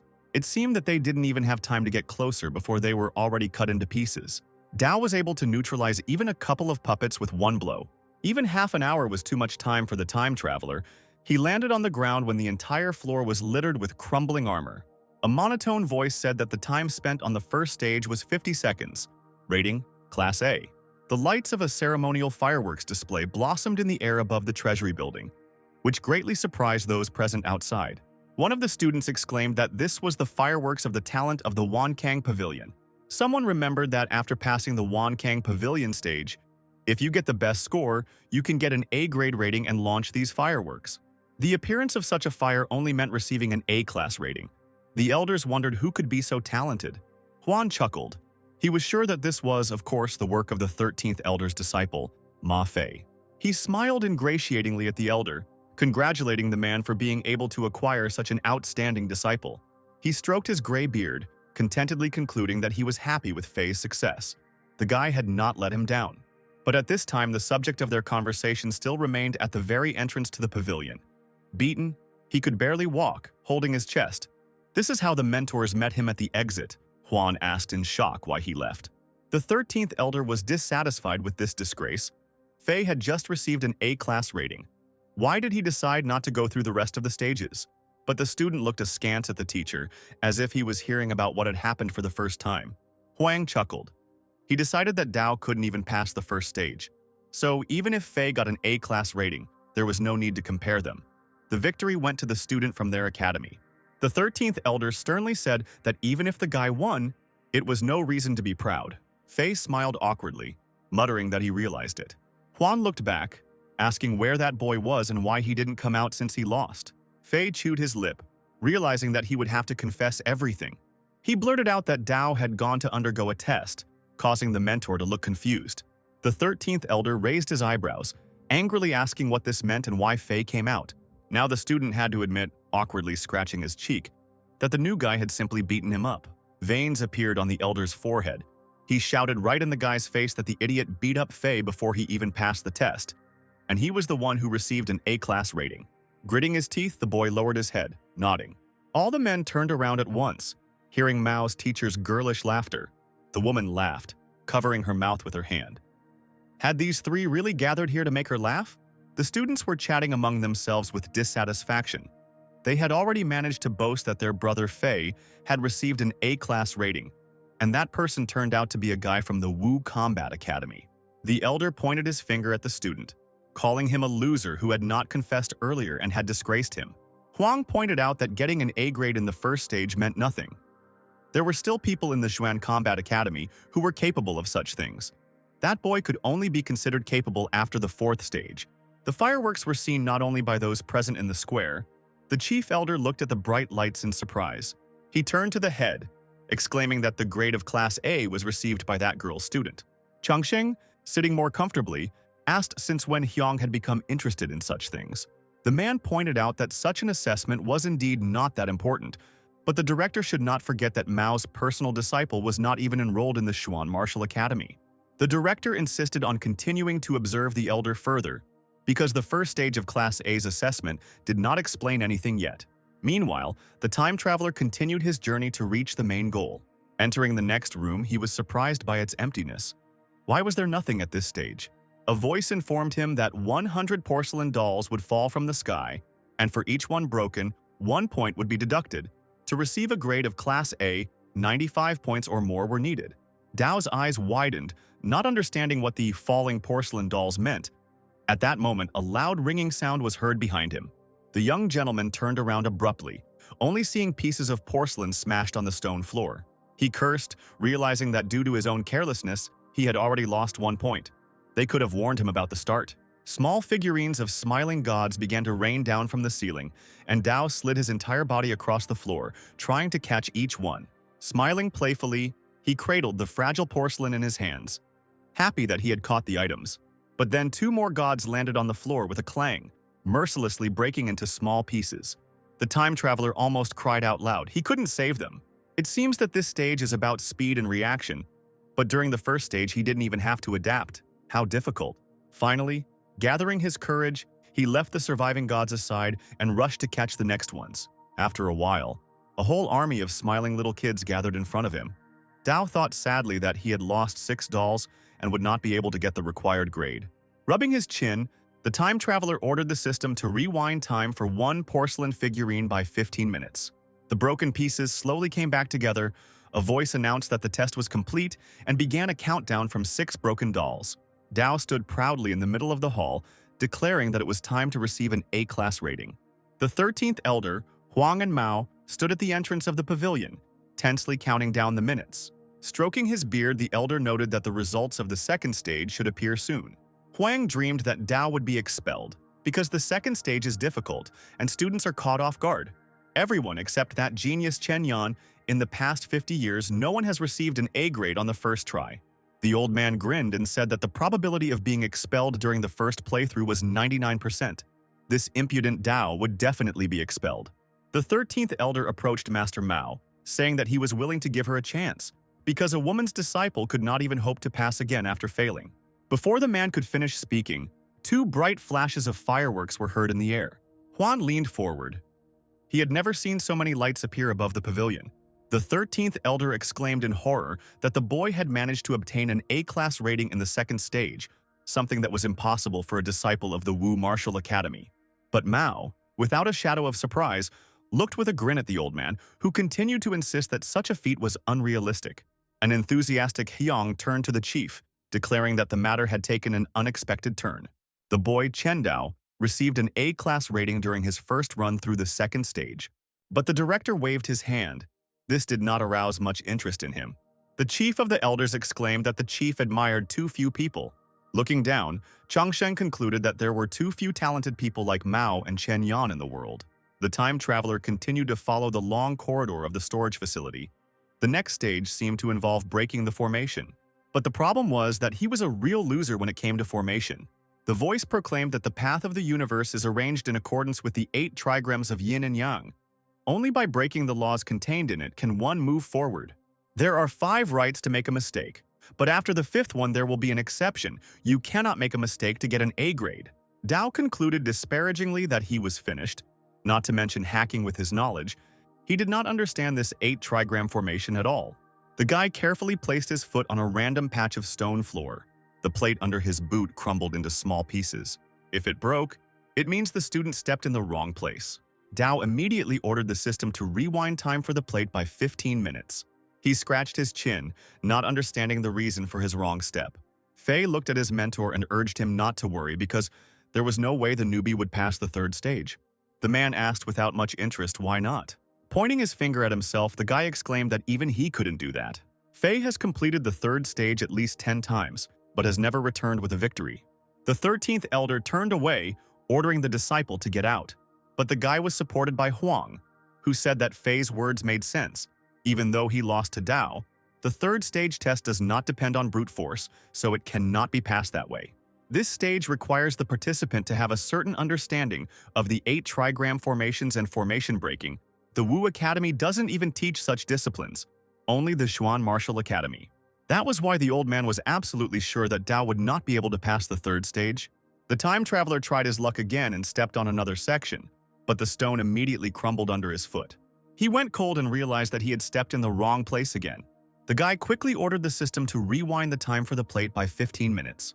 The young master will have to move forward slowly, continuously making wrong steps, restoring the plates with the system. This will take a lot of time. And so it happened. Dao walked forward, and at the same time constantly called upon the system. Finally, he concluded with satisfaction that everything was over after a dozen attempts to rewind time from the system. The voice assigned the student a grade of Class A. On the street, Juan was jubilant. A lot of time had passed. The boy must have stumbled. Faye said that it doesn't take so long for an ordinary person to break through the path of the universe.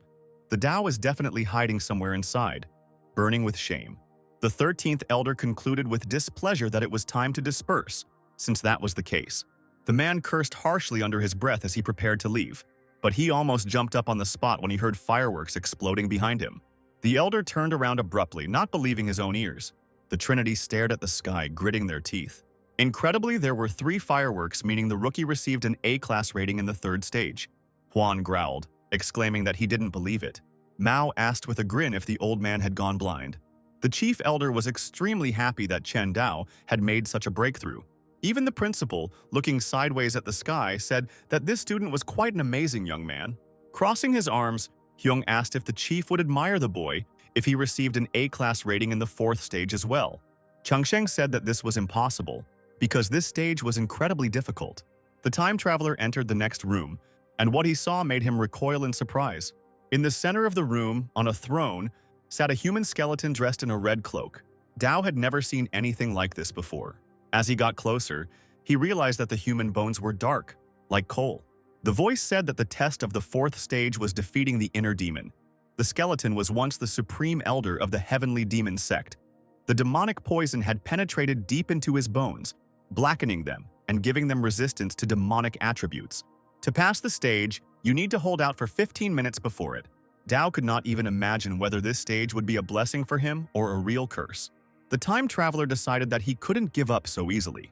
He exclaimed that he must go to the end. Suddenly, blue lights began to glow in the empty eye sockets of the skull. The young gentleman, his eyes wide open, was amazed at what he saw. An unknown force knocked him off his knees and the skeleton rattled its bones, inviting the guy to a sect where he could act as he wished, without fear. The time traveler could barely stand on his feet, trying not to fall to the floor. Suddenly, the picture before his eyes began to blur. Dao realized that the skeleton was influencing his consciousness. The disciple used cultivation, commanding himself to wake up. The skeleton spoke again, saying that people who follow the orthodox teaching are all hypocrites, setting each other up. Dao needs to think about the injustice he suffered for many years, about the people who hinder him. By joining the sect, the time traveler will be able to kill as much as he wants. The young gentleman shouted that the skeleton could not seduce him. He would not succeed. The skeleton leaned forward, surprised that the man was still able to maintain a clear mind.